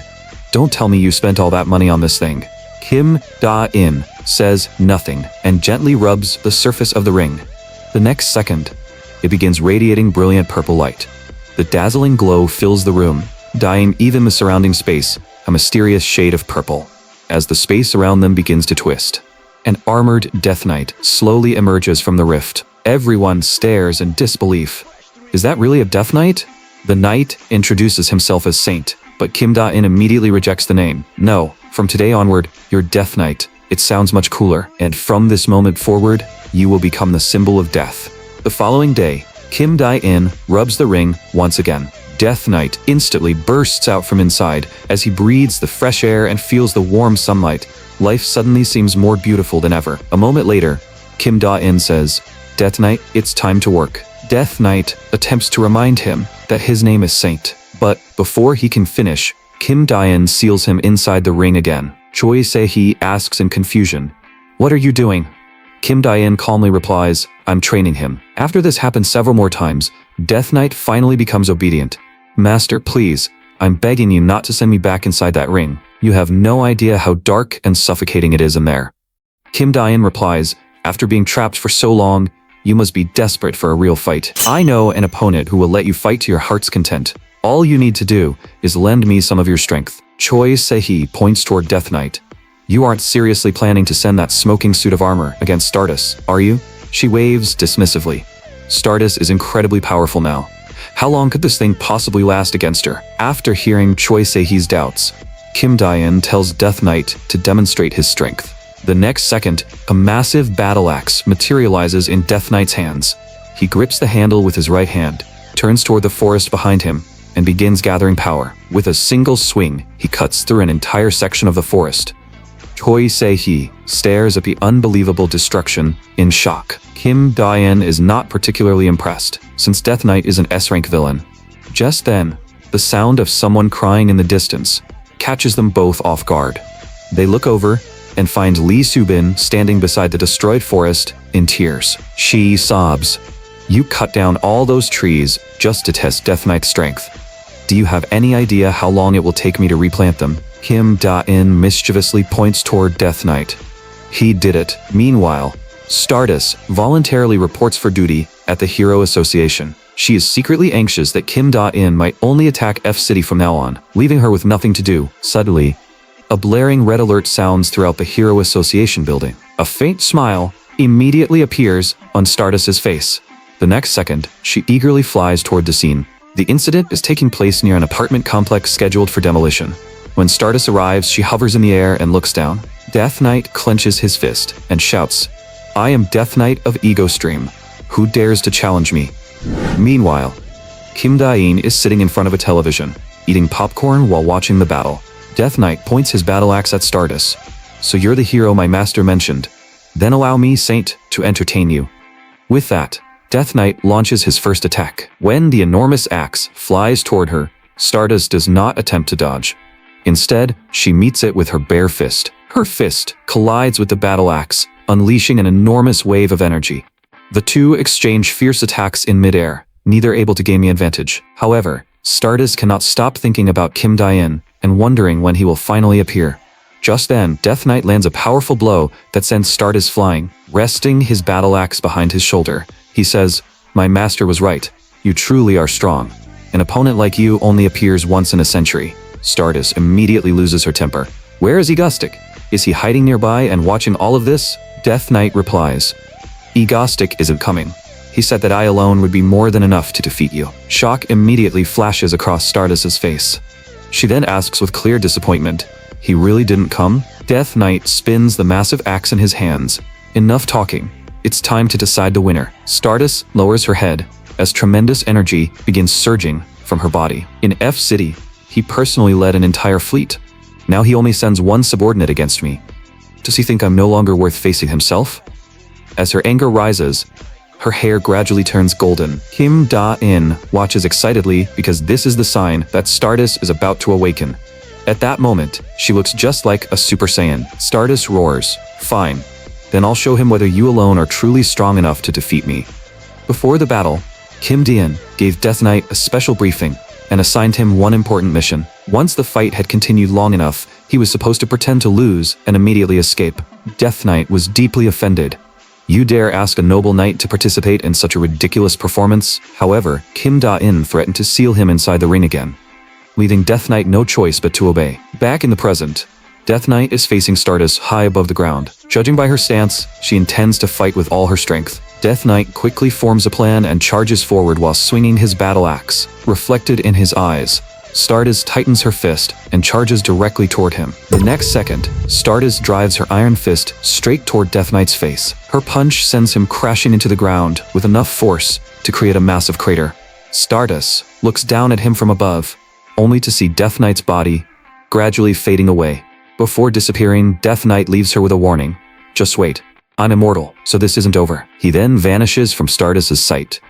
Of course, she knows that Death Knight merely pretended to lose before escaping. Before long, footage of the battle is uploaded to a Stardust fan forum. Kim Da-in eagerly opens the comment section. One comment catches his attention, claiming that Ego Stick was the true reason Stardust awakened. The claim irritates Kim Da-in so much that he nearly blocks the commenter. Still, he also wonders why Stardust suddenly awakened.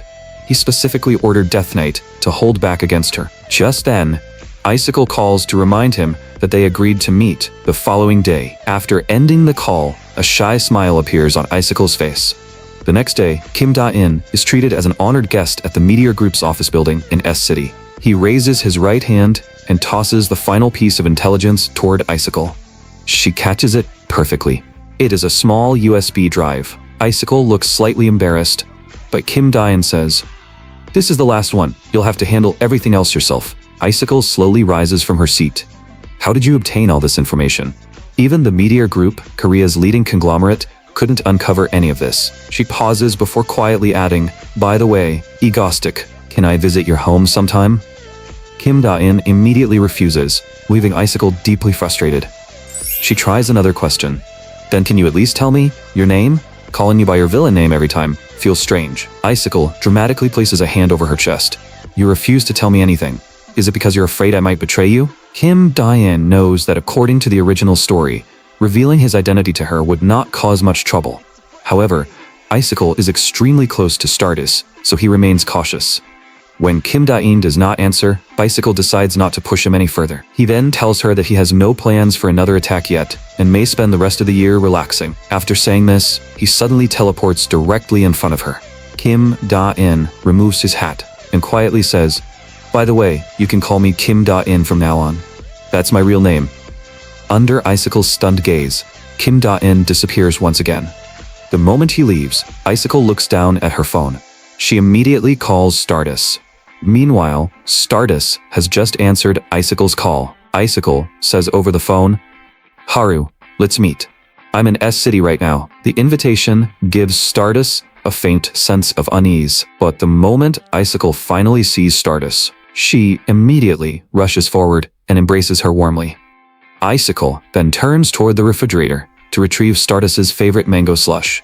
However, Stardust speaks first and apologizes to her. With tears glimmering in her eyes, Stardust admits that she should not have treated Icicle so coldly in F-City. Icicle tightly holds her hand. "It's fine.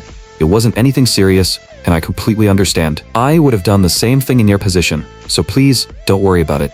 Stardust tilts her head in confusion. "You would have done the same thing?"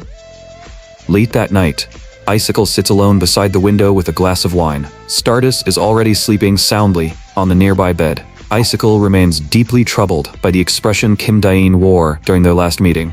He said that he might spend the rest of this year relaxing, but he also implied that next year could be different, as though something important was destined to happen.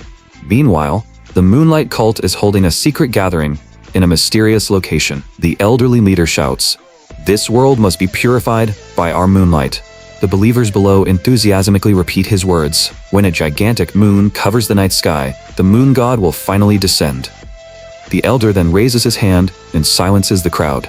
As countless followers bow in worship, a young woman slowly enters through the distant doorway. Many of the believers become visibly nervous as she walks past them. The young woman approaches the elder before turning around to face the entire congregation. The elder's gaze quietly settles on her. "On the day that dark energy covers the entire world, our Moonlight Witch will punish every one of our enemies." Meanwhile, Kim Da-in is sitting at the breakfast table and shivering from the cold. Although everyone else is also tired, they have gathered together for breakfast. Lee Soo-bin acts like a mother as she carefully serves Kim Da-in his meal. When she notices Han Seo-in being a picky eater, she immediately begins lecturing her. "Beans are good for your health, so you need to eat all of them." Kim Da-in looks down at the beans mixed into his rice and also struggles to take a bite. But with Lee Soo-bin watching him, he forces himself to swallow the food and even receives her praise. Kim Dae-in then looks around at his teammates. First there is Han So-eun, who possesses an S-rank superintelligence ability. Then there is Lee Ha-yul, the only S-rank healer in all Korea. There is also Choi Se-hee, who is currently A-rank, but will eventually rise to S-rank. Finally, Death Knight is cleaning outside, and he is also an S-rank fighter. Looking at this incredible lineup, Kim Dae-in feels his blood begin to boil with excitement. Lee Ha-yul finishes clearing the dishes after her meal and heads to her room to study. Life is difficult for a high school senior, so Han So-eun encourages her from the side. After finishing their food, Han Se-eun and Choi Se-hee also leave to handle their own work. Lee Soo-bin watches them curiously. She has no idea what they have been doing lately, but they keep disappearing into the basement and staying there all day. Meanwhile, Kim Da-in looks out the window. He suddenly suggests taking Seo-in and the others outside to enjoy some moonlight. Lee Soo-bin stares at him in confusion. It's the middle of the day. What moonlight are you talking about? Before long, Kim Da-in teleports everyone into the night sky above city. The air is so cold that Han Seo-in feels like she might catch a cold. Choi Se-hee asks curiously, "Did you bring us out here in the middle of the night just to enjoy the view?" Kim Da-in replies, "Of course not. Have either of you heard of the Moonlight Cult? These violent and ruthless cultists will soon destroy Korea, and no one in the country will be able to stop them." Han So-eun and Choi Se-hee are stunned by his warning. Kim Da-in suddenly adds, "No one except me, of course." Sia-eun then pulls several pairs of goggles from her bag. After putting them on, the three prepare to descend into the city and search for the Moonlight Cult's magic circles. The magic circles should be giving off an unmistakably bright glow. But when the three actually look through the goggles, they make a shocking discovery. The entire city is covered in brilliant lights, making the magic circles almost impossible to identify. Choi Se-hee shivers uncontrollably in the freezing air, causing electricity to leak from her body. The whole city is glowing. How are we supposed to find one magic circle? Kim Da-in shouts, "Widen your field of vision. The circle is much larger than you think. Narrow your eyes and look carefully." Han Seo-in squints and carefully studies the city below. Before long, she notices a faint green glow hidden inside a narrow alley. Seo-in points toward it, and Kim Da-in immediately follows her finger. Although the glow is difficult to see, he excitedly lifts Seo-in into his arms. "Great job, Seo-in." Being suddenly carried like a princess causes Seo-eun's face to turn bright red. She panics and struggles free from Kim Da-in's arms. However, they are still high in the air. Without his support, Seo-eun immediately begins falling, shocking both Kim Da-in and Choi Se-hee. The group soon reaches the alley containing the magic circle. Strange runes left by the Moonlight Cult cover both walls. The cult spent several months placing these magic circles throughout S City. Anyone who touches them will either lose their memories or have their powers weakened. In the original story, the heroes were completely unable to defeat the Moonlight Cult. S City was eventually destroyed, leaving the powerless Stardust even more depressed. Han So-eun asks curiously, "What are you planning to do?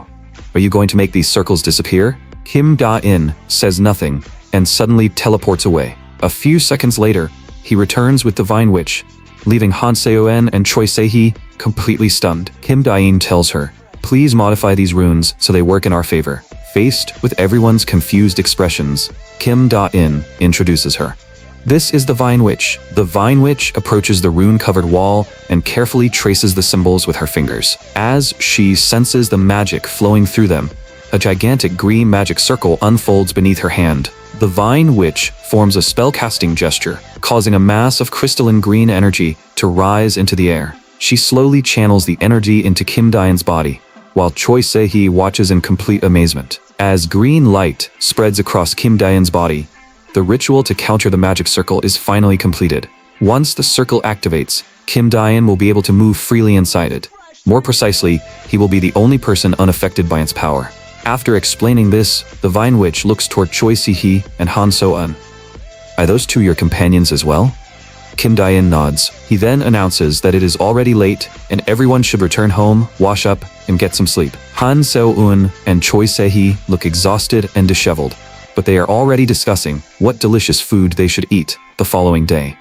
The Vine Witch quietly watches them. She then suddenly lifts Kim Da-in's chin and gently kisses him. The unexpected kiss instantly causes his face to turn red.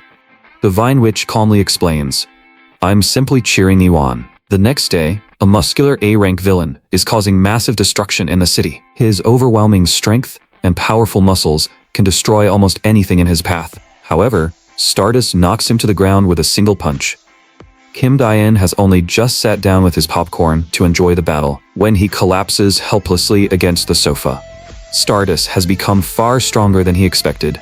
She can now defeat even an A-rank villain of this level with one punch. Kim Da-in immediately takes out a pen and paper to write a letter. He plans to notify the chairman of the Hero Association that he will launch a terrorist attack in S City when the first snow of the year falls. When Lee Soo-bin sees him carefully writing the letter, she assumes that Kim Da-in has found a pen pal. Winter soon arrives, and Lee Ha-yul successfully completes her college entrance exam. She sincerely thanks everyone for supporting her. The group holds a special dinner to celebrate her achievement. During the meal, Han So-eun asks what subject Ha-yul applied to study. Ha-yul shyly reveals that she chose medicine.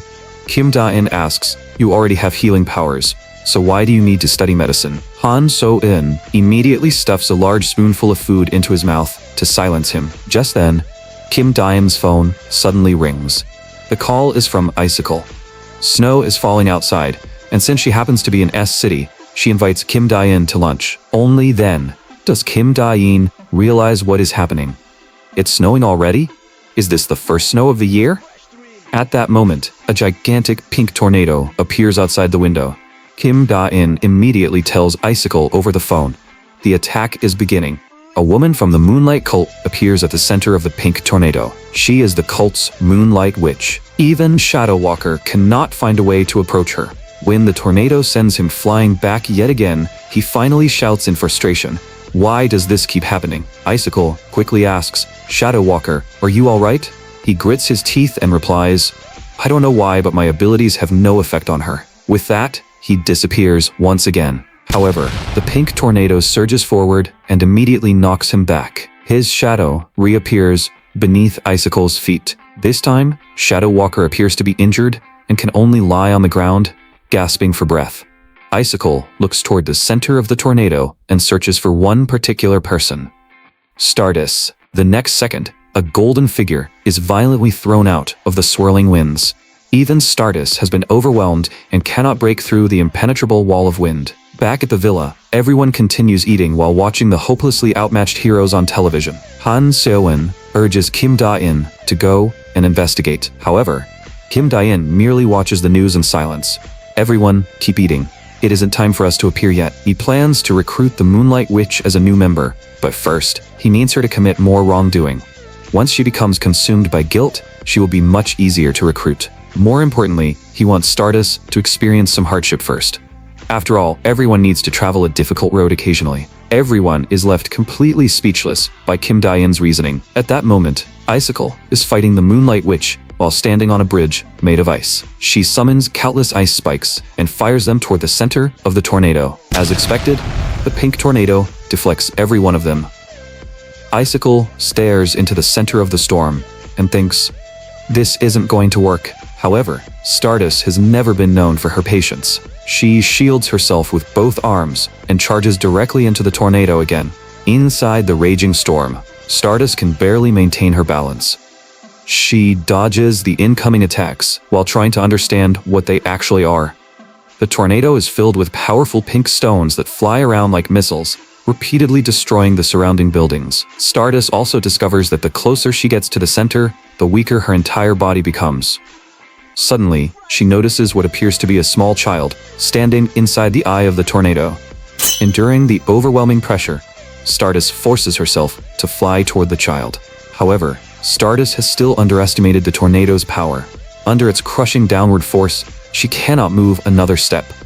The next second, the storm mercilessly throws her backward again.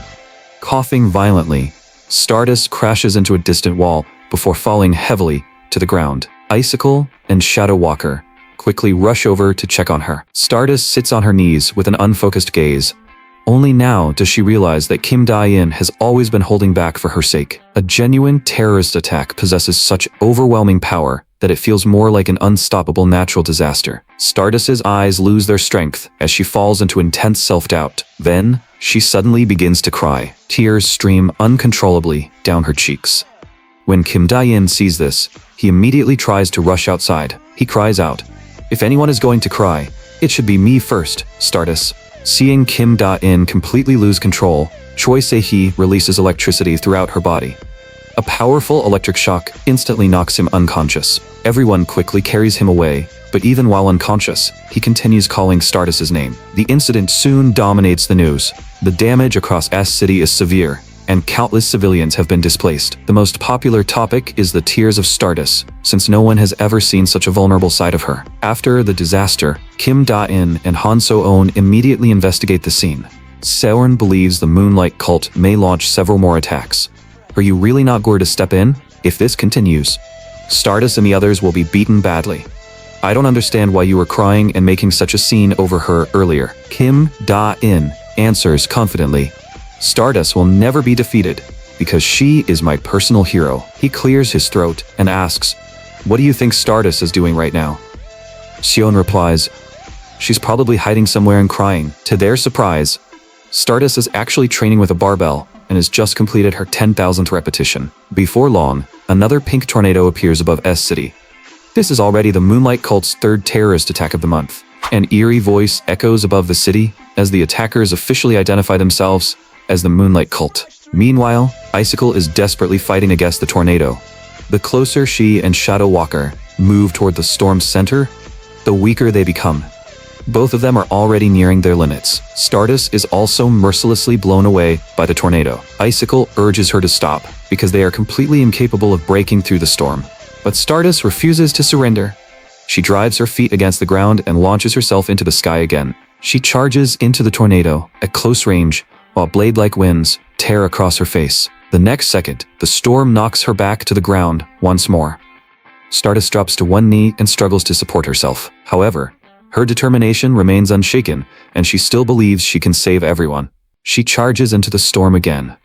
This time, the tremendous energy erupting from her body sends the surrounding pink stones flying. Kim Da-in becomes ecstatic because his Stardust has awakened once again.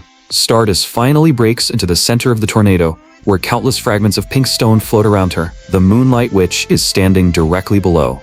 Choi Se-hee asks curiously, do you think Stardust will capture the Moonlight Witch? With tears covering his face, Kim Da-in replies, if she could be captured that easily, I would be smiling right now. The Moonlight Witch stands at the center of the magic circle, while Stardust watches her from a distance, unwilling to make a careless move.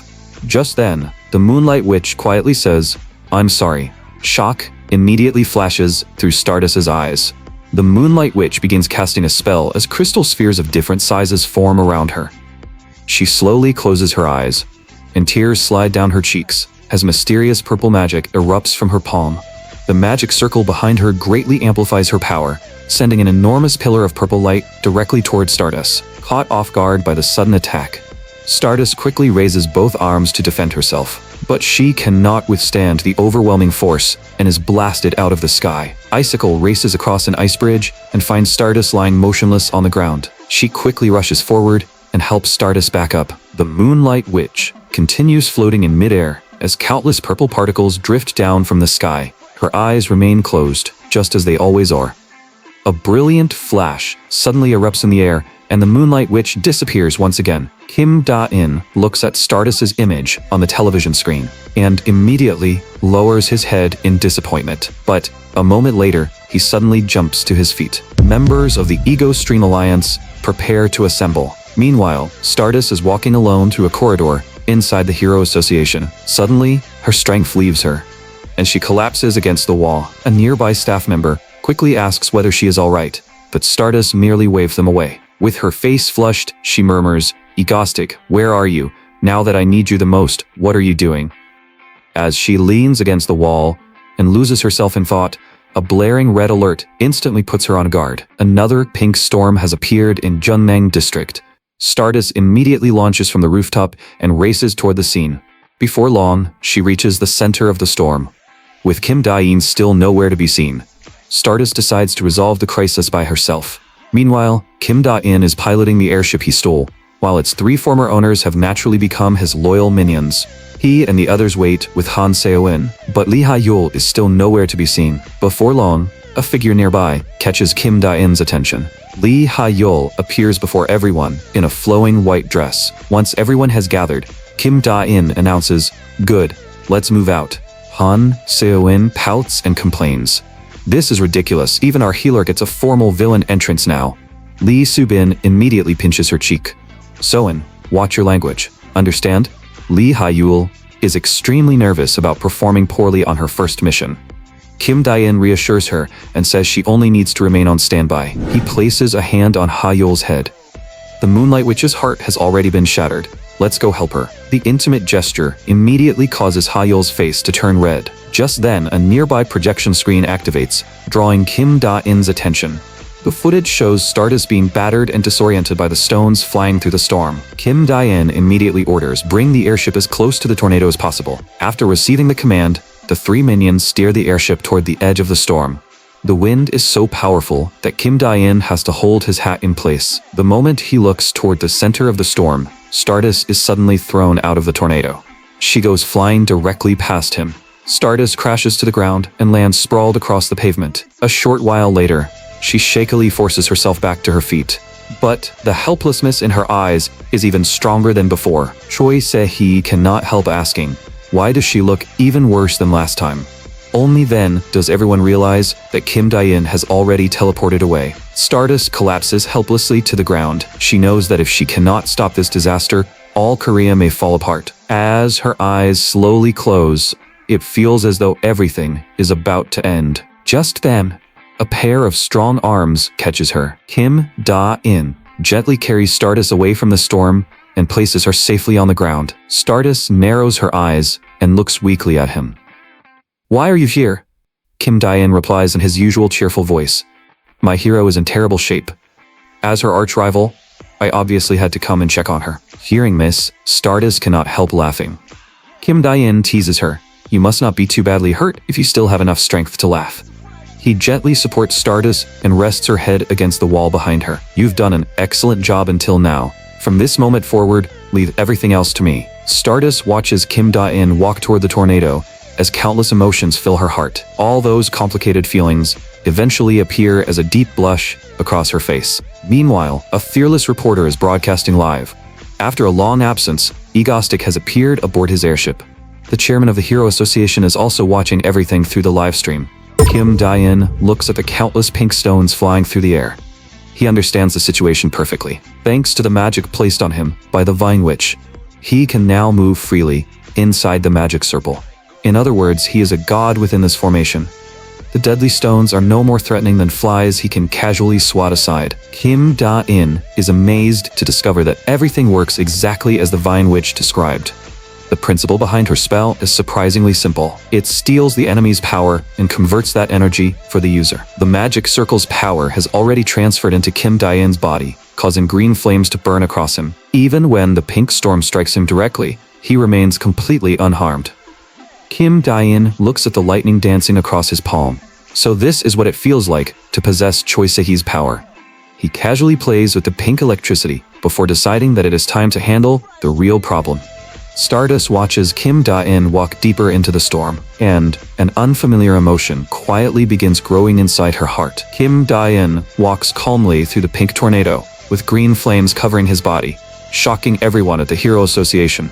Their analysis shows that the tornado's power is steadily transferring into Kim Da-in. However, Chairman Park is not surprised because he has always trusted Kim Da-in. Meanwhile, the Moonlight Witch continues maintaining her spell while suffering intense emotional pain. Suddenly, she notices someone walking toward her. Through the raging storm, she can barely make out a vague silhouette. As the figure approaches, she assumes that anyone capable of reaching this place must be an incredibly powerful hero. This terrorist attack can finally end. But when that happens, I'll probably die as well. Kim Da-in lowers the brim of his hat and greets her. It really is peaceful at the center of the storm. The Moonlight Witch stares blankly at him with tears covering her face. Kim Da-in slowly approaches her. "Hello, I'm Egostic, and I'm here to stop you." The Moonlight Witch says nothing and fires a magical beam at him. But Kim Da-in makes no attempt to dodge. He reaches out and touches the energy before raising his arm into the air. To her surprise, the magic cannot harm him at all. Shock spreads across the Moonlight Witch's face, but she continues attacking him. Kim Da-in smiles as he walks through every spell and steadily approaches her.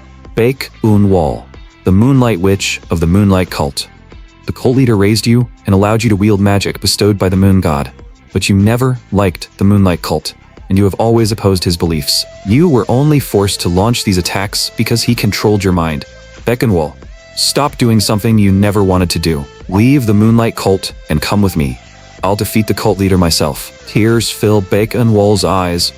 Why are you helping me? I'm a monster. Kim Da-in gently pats her head. The cult leader may have controlled you, but you never truly surrendered. How could someone like that be a monster? Please stop crying. Baek Un-wol is deeply moved, but she still wonders whether someone like her truly deserves to keep living. Kim Da-in unexpectedly tells her that he needs to leave for a moment. The next second, he disappears. Baek Un-wol stares blankly around her. Where did he go? Her emotions reach their breaking point, and just as she is about to burst into tears again, Kim Da-in returns with Lee Ha-yul. He introduces them. Ha-yul, this is Baek Un-wol, the Moonlight Witch of the Moonlight Cult. Lee Ha-yul asks in confusion, what do you need me to do? Just then, Baek Un-wol suddenly throws herself into Kim Da-in's arms and begins sobbing in front of them. Lee Ha-yul gives Kim Da-in a suspicious look. What exactly did you do to make her cry this much? Baek Un-wol remains in Kim Da-in's arms, crying uncontrollably. Meanwhile, a reporter continues broadcasting live from the site of the pink tornado. Rescue workers have already found the unconscious Stardust. Egostic's airship is also still hovering above the tornado. The reporter asks, there is still no sign of Egostic, so where could he be right now? Unknown to everyone, Egostic is hiding inside the center of the tornado with Baek Un-wol in his arms. Right now, the young girl needs someone to remain by her side more than anything. Kim Da-in patiently reassures Baek Un-wol that he is not going anywhere. Baek Un-wol looks up at him with tears still glimmering in her eyes. Kim Da-in then turns toward Lee Ha-yul. Please remove the curse placed on her by the leader of the Moonlight Cult. Lee Ha-yul raises her hand and prepares to use her healing ability. But at that moment, Baek Un-wol's eyes suddenly become vacant. The terrifying face of the cult leader reappears inside her mind. Baek Un-wol grabs her head in agony, and Kim Da-in immediately shouts, now Ha-yul, do it. The curse torments Baek Un-wol so violently that her head feels ready to burst. Kim Da-in tells Ha-yul, just heal her the same way you normally would. Lee Ha-yul activates her healing power, sending waves of warm light throughout the area with immediate results. Before long, the pain disappears from Baek Un-wol's face, and the voice tormenting her mind gradually fades away. Kim Da-in raises a thumb. It looks like we succeeded, right? Baek Un-wol wipes away her tears. Thank you so much, both of you. Kim Da-in smiles. There's no need to thank us. Welcome to the Ego Stream Alliance. Meanwhile, Stardust slowly opens her eyes, and the nearby medics immediately warn her not to move. But the first thing she does after waking up is ask whether Kim Da-in is alright.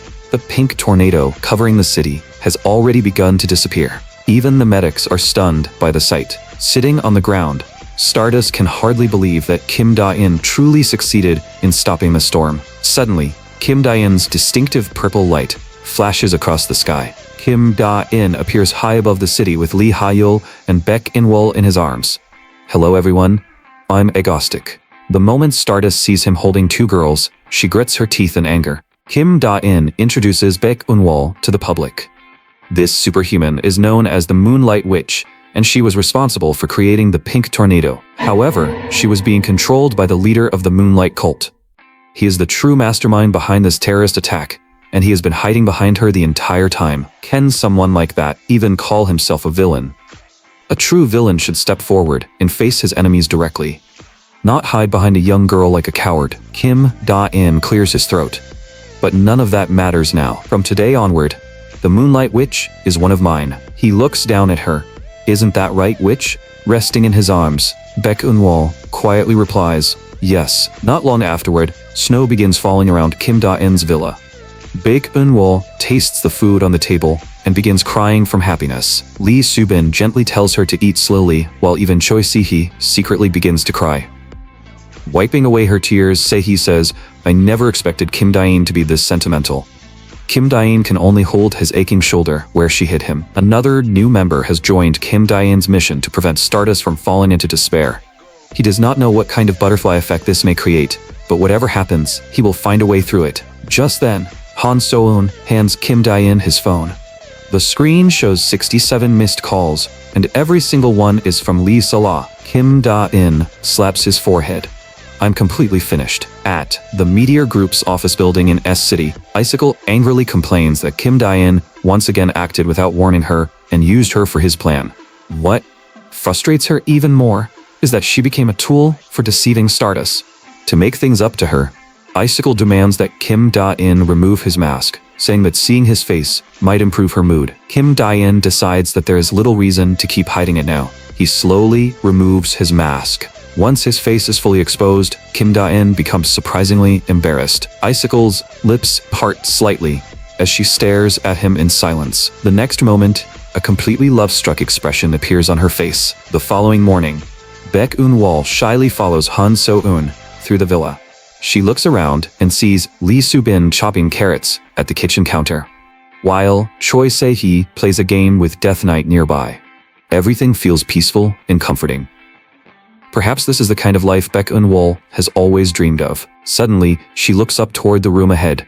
Han So-eun points toward the basement door and tells Baek Eun-wol to follow her inside. Once downstairs, Se-won asks, "Do you know who the first member of the Ego Stream Alliance was?"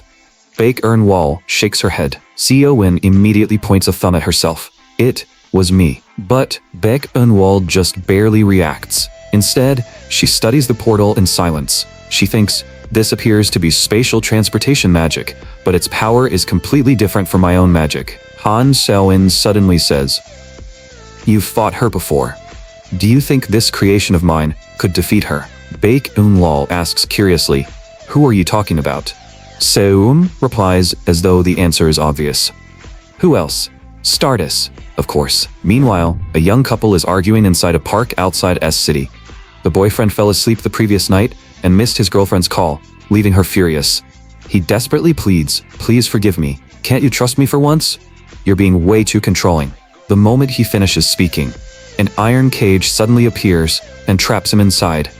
The couple stares at the absurd situation in complete silence. Suddenly, the cage holding the boyfriend rises into the sky, followed by numerous cages of different sizes throughout the park. The girlfriend shouts from the ground, "What am I supposed to do?" Kim Da-in suddenly appears and replies, "What else? Find another boyfriend." She slaps away the handkerchief he offers her. "I don't want that. What are you even talking about?" Kim Da-in retrieves the handkerchief with telekinesis. "If you don't want it, then you can stay with him." The next second, another iron cage drops around the girlfriend and traps her as well. Before she can say anything else, Kim Da-in activates the camera. "Hello everyone. I'm Korea's most popular villain, Agostic. You can all see the people trapped inside those bird cages, right? Today I'm going to kill every last one of them." Kim Da-in then bursts into a wildly arrogant laugh. Meanwhile, Choi Se-hee remains beside Baek Eun-wol, while Eun-wol casts support magic on Kim Da-in from a distance. Following Choi Se-hee's gaze, they see Stardust make an incredibly dramatic entrance. Kim Da-in immediately becomes starstruck. It has been far too long since he last saw Stardust perform such a perfect superhero landing. Stardust shouts, "Agostic, stop this immediately." Kim Da-in deliberately puts on a theatrical voice. Well, the troublesome hero has finally appeared. Standing across from him, Stardust demands, "What are you planning? Release everyone right now." Kim Da-in smiles faintly. "And what if I refuse?" Stardust stares coldly at him. She suddenly attacks, sending her fist toward Kim Da-in at incredible speed. But with a thunderous impact, a tremendous force knocks Stardust backward instead. Kim Da-in smiles. "Sorry, Stardust. I'm not your opponent today. Allow me to introduce a weapon designed specifically for you. Its name is Starbuster." Han So-eun is operating the machine from inside the cockpit. In a soft, youthful voice, she says, "Stardust, let's have some fun." Choi Se-hee cheers So-eun on from the side. The youthful voice tells Stardust that she is facing a new villain. However, Stardust only grits her teeth. "Agostic, why are there always so many women around you?" Han So-eun pilots the machine and charges directly towards Stardust. Its enormous steel fist races towards Stardust's face. Stardust refuses to back down and raises her own fist to meet it head-on. Their fists collide, unleashing a terrifying sonic boom across the entire park. Everything about the situation leaves Stardust deeply irritated. The first reason is that Kim Dae-in has begun another merciless terrorist attack. The second is that Seoon's machine keeps pursuing her, forcing her to dodge continuously. From inside the cockpit, Seoon shouts arrogantly, "What's wrong, old lady? Is running away all you can do?" Stardust becomes extremely curious about the person controlling the machine. She responds with a rocket-like punch. The machine instantly loses its balance and tumbles backward. Stardust is confused because she barely used any strength, yet the machine already resembles a motionless pile of scrap metal. Inside the cockpit, Seoon curses, "That ignorant old lady is nothing but brute strength. What a dirty move." Stardust hears every word, and her face twists with anger. "That's it. No matter what happens, I'm capturing this villain today." Seoon's machine locks onto Stardust as she hovers in the air. With a fierce shout, Seoon slams the control lever forward. The machine's arms immediately copy her movement. But from Stardust's perspective, the machine is only flailing around in a bizarre manner. She twists gracefully through the air and avoids every attack. Seoon finally loses her patience. "Please stop dodging and fight me fair and square." But no matter how many attacks Seoon launches, Stardust continues evading them. After a moment, Han Seoon finally asks what she truly wants to know. "I honestly don't understand why my brother cares about you so much. What makes you so special, old lady?" Stardust looks toward Kim Dae-in in the distance and immediately realizes that Seoon has revealed something important. Why would she say Egostic cares about me, and how does she know that? This new villain must be extremely close to Egostic. If I capture her, I can learn a great deal. Stardust deliberately says, "Egostic hired you, didn't he? What kind of lunatic recruits a minor to become a villain?" Han Seoon instantly loses her temper. "What do you mean hired? I was the very first companion to fight beside my brother." Stardust smiles inwardly. Her guess was correct, so she decides to continue testing Seoon. She repeatedly provokes Seoon, mocking her young age and claiming that she is completely useless. Nothing angers Seoon more than being called useless. The insult strikes her greatest insecurity, and she immediately charges towards Stardust in the machine. Stardust plans to draw even more valuable information out of her. However, Kim Da-in has been monitoring the entire conversation. He warns Seoon, allowing her to realize that Stardust is trying to interrogate her. Seoon stops explaining her relationship with Kim Da-in and decides to fight Stardust fair and square. Stardust is disappointed, because Seoon was moments away from taking the bait completely. Still, there is no need to hurry. She can drag Seoon out of the cockpit and question her afterward. Golden light surrounds Stardust's right fist as she drives it toward the machine. A deafening metallic crash follows. Countless components fly away as the entire machine spins apart in midair. A moment later, the exhausted Han Se-woon falls out of the damaged machine. Stardust instantly lands on top of the cockpit hatch. She tears the reinforced hatch open with her bare hands, making Seoon tremble in fear. "Someone get this old lady away from me," Stardust shouts furiously. "Do you even know how old I am? Stop calling me an old lady." Just then, several pink energy spheres appear in the air, forcing Stardust to evade them with a backflip. The attacker is Baek Eun-wol, the newest member under Kim Da-in's command. Stardust is about to confront her, but Baek Eun-wol speaks first. "I'm sorry, Ms. Stardust, but I can't let you keep attacking her." Pink lightning immediately erupts from her palm. Stardust finally becomes serious. "Today, I'm capturing every one of you." The moment she loses focus, a pink beam of energy races directly toward her. Stardust's gaze immediately becomes as cold as ice. Kim Da-in has appeared beside the damaged machine and is preparing to rescue Han Seoon. The battle has reduced the entire park to ruins. This level of destruction is exactly what Kim Da-in expected from the attack. Kim Da-in shouts, "How dare you hurt my family like this?" Stardust freezes. "What family?" Kim Da-in answers seriously. "She and the others are my family. When a family member who has always stood beside me falls, I refuse to do nothing." Hearing this, Stardust grits her teeth in anger. Kim Da-in suddenly announces, "That concludes today's terrorist attack. Until we meet again." Before Stardust can stop him, Kim Da-in and the others disappear. At the same time, the iron cages lose their telekinetic support and begin falling from the sky. Stardust immediately takes action. She grabs a much larger cage with her bare hands and uses it to catch all the smaller cages. The incredible rescue leaves the young women completely starstruck. Once freed, they surround Stardust and exclaim, We can't believe we're meeting Stardust this close. Stardust can only sigh in frustration because Kim Da-in has escaped her once again. The following day, Kim Da-in is eating when Han Se-won suddenly laughs while looking at her phone. She is reading the comments, where everyone is praising her machine for looking incredibly cool. With her pride completely satisfied, Seo-in jumps up from the table and announces that she is going to build an even stronger machine. Lee Soo-bin watches her run away and quickly warns, "Your body has only just recovered. Stop running around."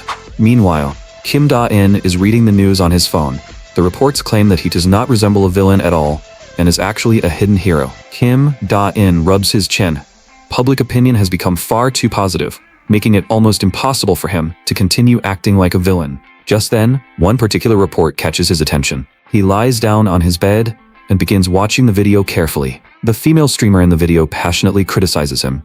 He trapped innocent civilians inside bird cages 10 meters above the ground. Who cares if he compensated them afterward? He treated those people like circus animals. This is exactly the kind of criticism Kim Da-in has been searching for. Meanwhile, the exhausted streamer collapses onto the floor after finishing her video. She struggles back to her feet, adjusts her glasses, and looks at the computer screen. The results are still deeply disappointing. Almost no one is watching. She screams, "Is Agostic some kind of saint?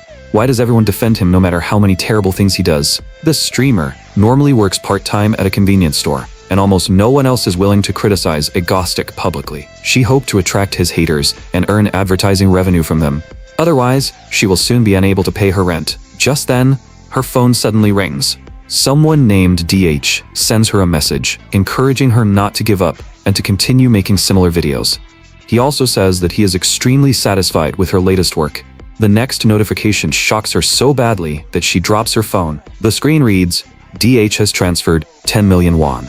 Meanwhile, Stardust has just finished bathing and changing clothes. She sits down in front of her computer. A particular video catches her attention and immediately causes her gaze to sharpen. The title reads, "The Cruel and Insane Villain, Exposing Agostic's Ugliest Side." The same female streamer appears in the video. The villain Agostic has always been extremely popular with the public. His terrorist attacks may have caused 0 casualties. But does that number alone make him a good villain? This cold-hearted lunatic has no place in society. He is the most evil villain in history. So please stop letting him deceive you. Stardust immediately opens the comment section. To her surprise, a significant number of viewers agree with the streamer. Meanwhile, Kim Da-in proudly rubs his nose. The public is finally beginning to recognize him as an evil villain. What he does not realize is that Stardust is using an anonymous account to defend him in the comments, because she does not believe that Kim Da-in is truly a villain. Not long afterward, Kim Da-in stands alone on a rooftop, late at night. According to his knowledge of the original story, Korea has 3 leading heroes. The first is Stardust, who protects S City. The second is Icicle, the guardian of F City. The third is Shadow Walker, who only appears at night. Shadow Walker is unique because he can only unleash his full strength after nightfall. One evening, a woman is walking home alone after work. Han So-eun has been ordered to monitor her movements through the security cameras. Before long, the woman appears on one of the screens. To Se-eun's surprise, 2 men wearing motorcycle helmets suddenly appear and abduct her. After receiving the news, Kim Da-in immediately teleports outside a window. He raises a hand and gently taps on the glass.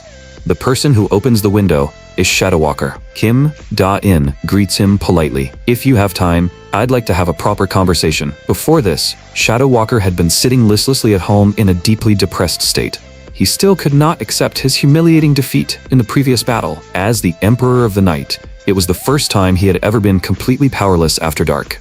He is lying on the sofa, becoming increasingly anxious because his girlfriend has not sent him a single message. Just then, he hears a noise coming from the window. Shadow Walker immediately gets up to investigate. When he looks outside, he discovers Kim Da-in. Seeing a villain appear at his window makes Shadow Walker wonder whether he is dreaming.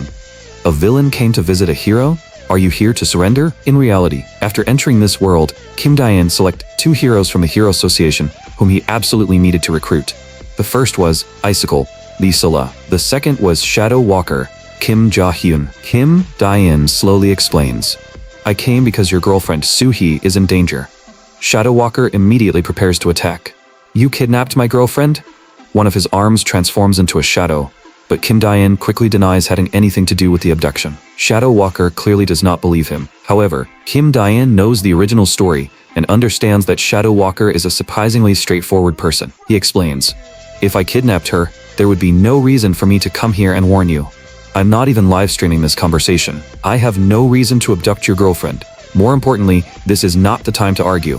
You need to rescue her now, or she will be in real danger." Shadow Walker immediately takes the note from Kim Da-in. After reading the address written on it, he transforms into a mass of darkness and disappears. Meanwhile, Lee Soo-bin is waiting for Kim Da-in inside a car outside. When Kim Da-in teleports back, she greets him with a bright smile. Kim Da-in did not expect the conversation to end so quickly. He tells Lee Soo-bin to follow the navigation, and they soon arrive near a construction site. Kim Da-in quietly sneaks inside, while Lee Soo-bin encourages him from behind. Before long, he finds Shadow Walker with his rescued girlfriend. "You handled everything quickly and cleanly. Impressive." Holding his girlfriend, Shadow Walker asks, "Aren't you a villain? Why did you help me?" Kim Da-in answers casually, "Don't feel indebted. Even villains occasionally feel like doing something good. If you really want to repay me, you can secretly do something bad later." Shadow Walker remains calm. "What exactly do you want from me?" Kim Da-in's request is surprisingly simple. Shadow Walker must never tell anyone that Egostic helped him. The straightforward Shadow Walker thinks, "Egostic has launched many terrorist attacks, but none of them have ever caused a single death. He has defeated other villains and even helped me rescue my girlfriend without asking for anything in return. He must actually be a good person." With that conclusion, Shadow Walker agrees to keep Kim Da-in's help a secret. Once Shadow Walker agrees, Kim Da-in immediately teleports away. Shadow Walker remains where he is and cannot help thinking that Kim Da-in is a real man of honor. A few days later, the group visits a university campus. Kim Da-in carries a bouquet of flowers while Han So-en and Lee Soo-bin follow behind him. Kim Da-in leans forward and looks into the distance. Before long, Lee Ha-yul emerges from one of the buildings.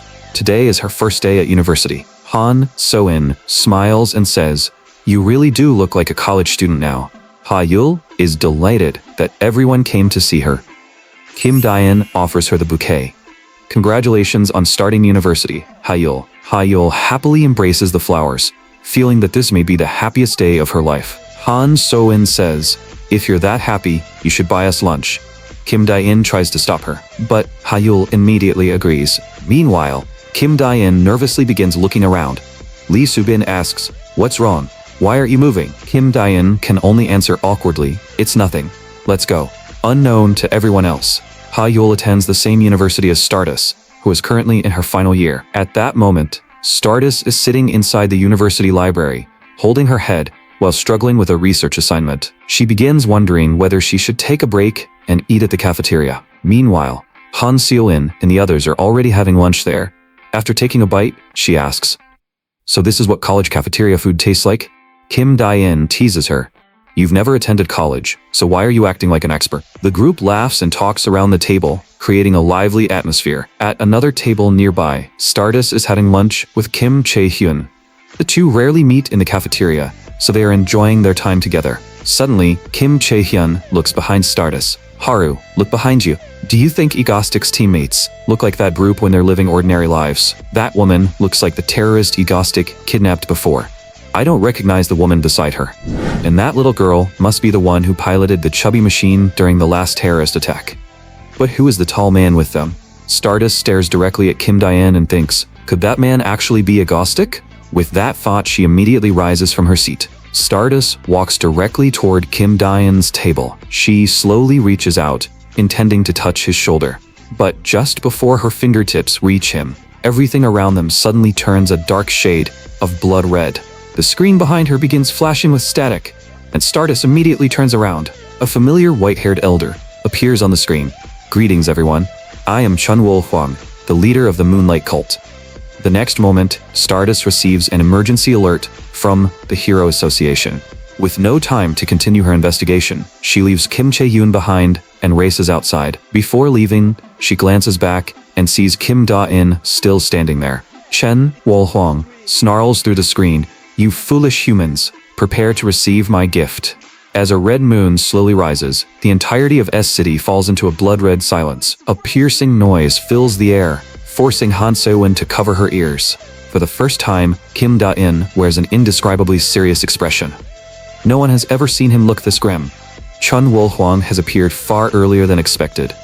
Could this be the result of Kim Dae-in recruiting Baek Eun-wol ahead of schedule? Just then, an even more piercing roar suddenly echoes through the area. Lee Soo-bin instinctively looks out the window. Through the cafeteria glass, she sees a blood-red humanoid monster standing outside. Han So-in anxiously shakes Kim Dae-in.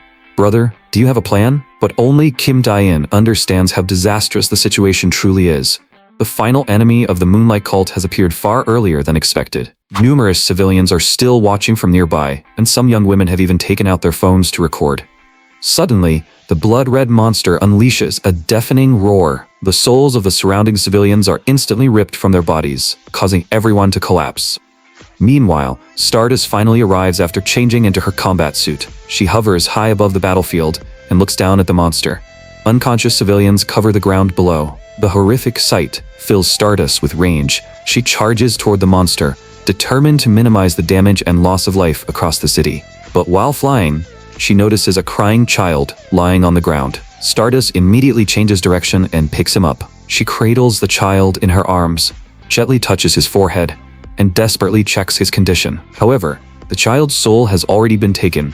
His eyes have rolled back, and he is completely unconscious. Stardust quickly checks his pulse, only to discover that he no longer shows any signs of life.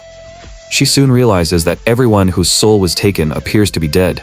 The horrifying scene drives Stardust into a fury, and she glares at the distant monster through clenched teeth. She repeatedly kicks off the surrounding buildings and launches herself toward the creature. Flames engulf her fist as she roars, "You monster! Stop this right now!" She drives her fist forward, sending raging flames across the monster's face.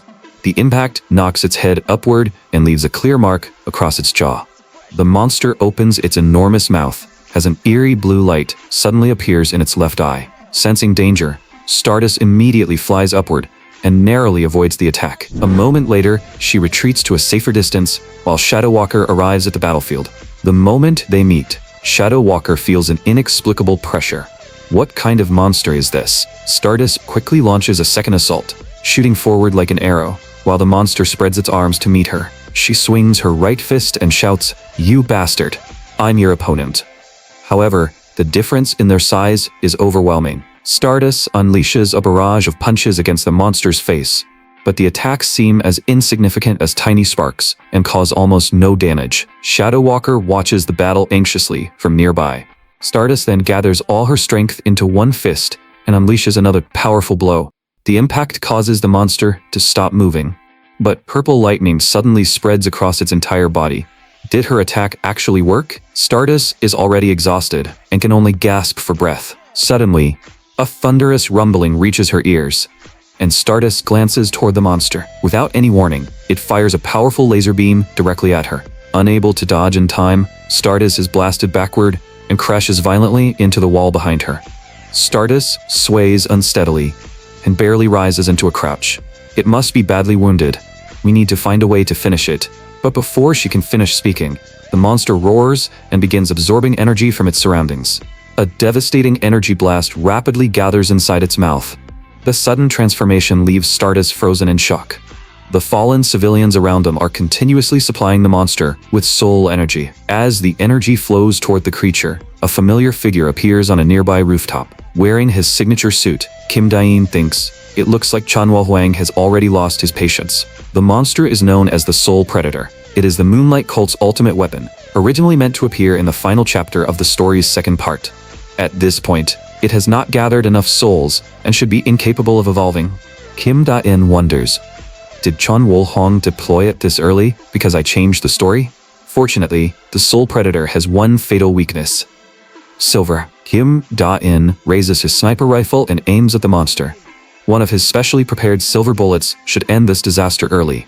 Through the scope, he sees Stardust being battered by the monster and constantly forced to retreat. But to Kim Dae-in, this only proves that Stardust still has tremendous room to grow. He keeps the creature in his sights and waits for the perfect moment. Stardust's golden hair begins flowing in the wind as her power-filled fist races toward the monster. At that exact moment, Kim Dae-in pulls the trigger and fires the decisive silver bullet. The Soul Predator's face explodes, and its enormous body falls backward. With a thunderous crash, the monster slams into the ground. Stardust looks at the fallen soul predator and wonders, is it really over? But the next second, a smaller version of the soul predator emerges from its original body. It raises a massive blood-red hand toward the sky. Stardust hesitates in confusion. What is that thing? In an instant, the smaller soul predator charges toward her like a mad beast. Stardust cannot evade in time, and the creature slams directly into her. The impact sends her flying and produces an enormous explosion. Still holding his sniper rifle, Kim Dae-in realizes something is wrong. It looks like this thing has evolved. He immediately aims at the monster's neck. Kim Dae-in slowly controls his breathing, making his aim as precise as possible. Meanwhile, Stardust still refuses to fall. Although exhausted, she takes several deep breaths and quickly steadies herself. When the monster charges again, Stardust shifts slightly to the side and narrowly avoids it. She continues weaving left and right, dodging the soul predator's claws within an incredibly small space. The soul predator becomes enraged, and purple lightning instantly spreads across its body. The next second, another laser blast begins gathering inside its mouth. Stardust knows she cannot allow the battle to continue. Otherwise, everyone nearby will die.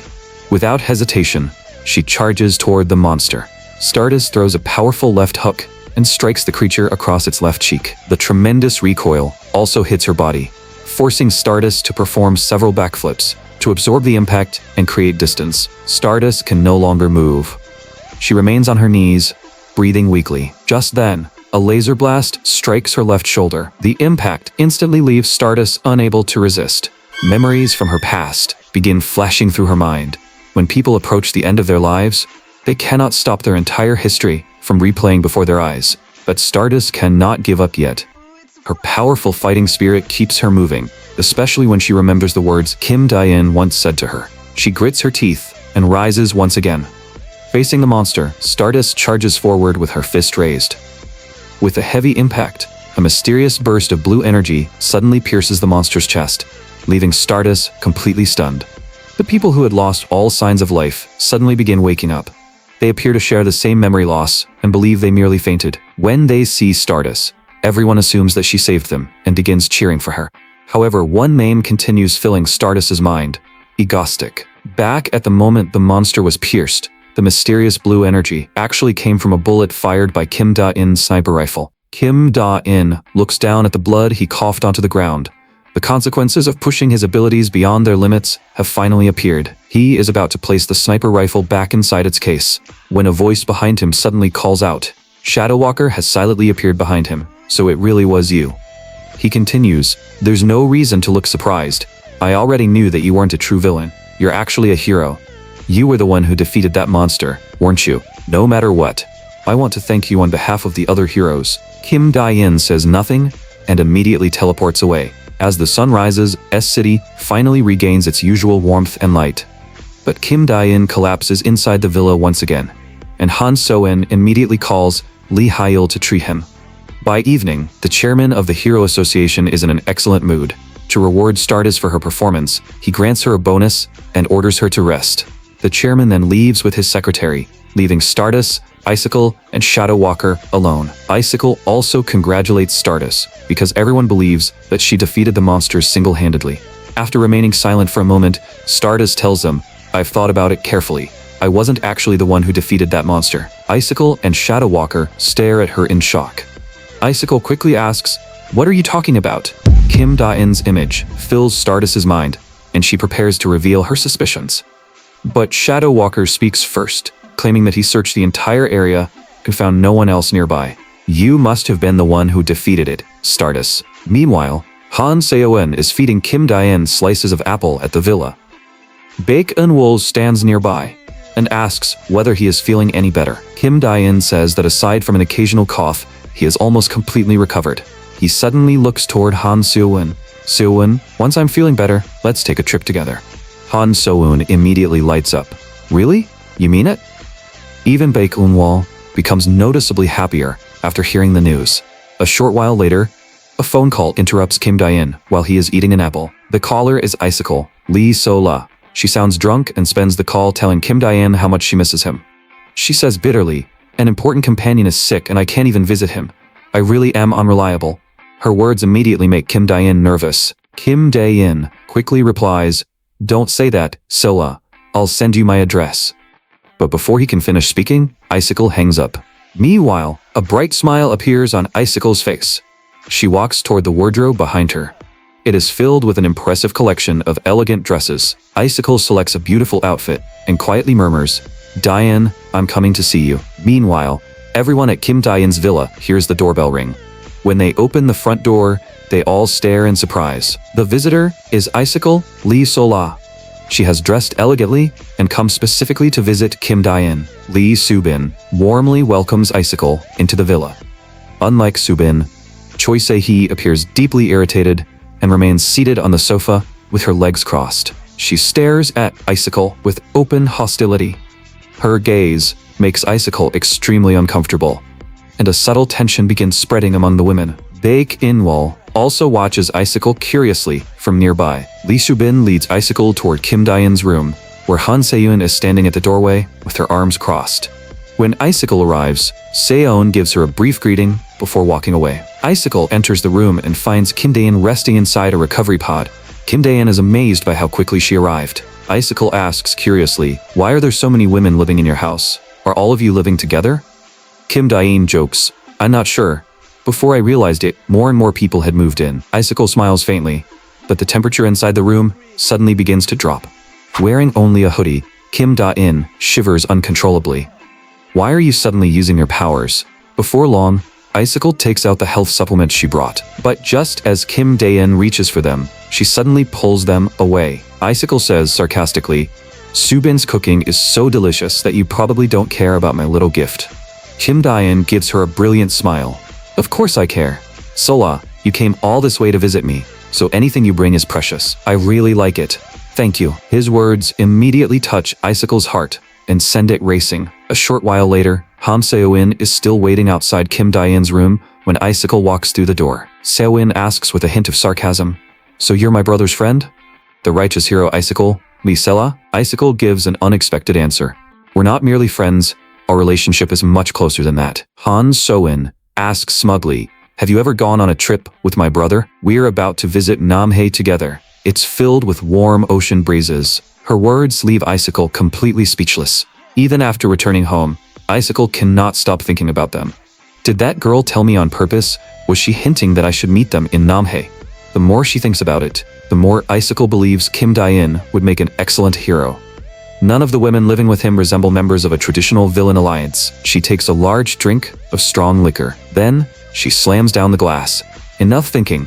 If that's how it is, then I'm going too. Icicle immediately makes a call and arranges a one-day trip to Namhae with the person on the other end. Kim Da-in and the others are currently playing volleyball on a beach filled with seagulls. Han So-eun attacks first, sprinting toward the ball before leaping high into the air. Under Baek Un-wol's watchful gaze, she gently sets a volleyball upward, then delivers a powerful spike toward the opposing side. Choi Se-hee is not even ready to receive it. The volleyball slams directly into her face and knocks her to the ground. The terrifying force leaves Baek Un-wol completely startled. After scoring successfully, Han Seoin excitedly celebrates with Un-wol, but Choi Se-hee quickly prepares to retaliate. She leaps high into the air for an incredible spike. Fighting completely unfairly, she uses her lightning powers and gives the ball the speed and force of a bullet. The moment the volleyball strikes Seoin, electricity surges through her body and makes all four of her limbs twitch. Meanwhile, Kim Da-in is relaxing peacefully on a beach chair. The group rented the entire beach, which is normally crowded with tourists, leaving only the 7 of them there. Lee Subin chats with Kim Da-in nearby. He remarks that their group had far fewer members during their previous vacation. Back then, he and Subin were always sitting off to the side together, making them look like a young couple. His comment immediately causes her face to turn red.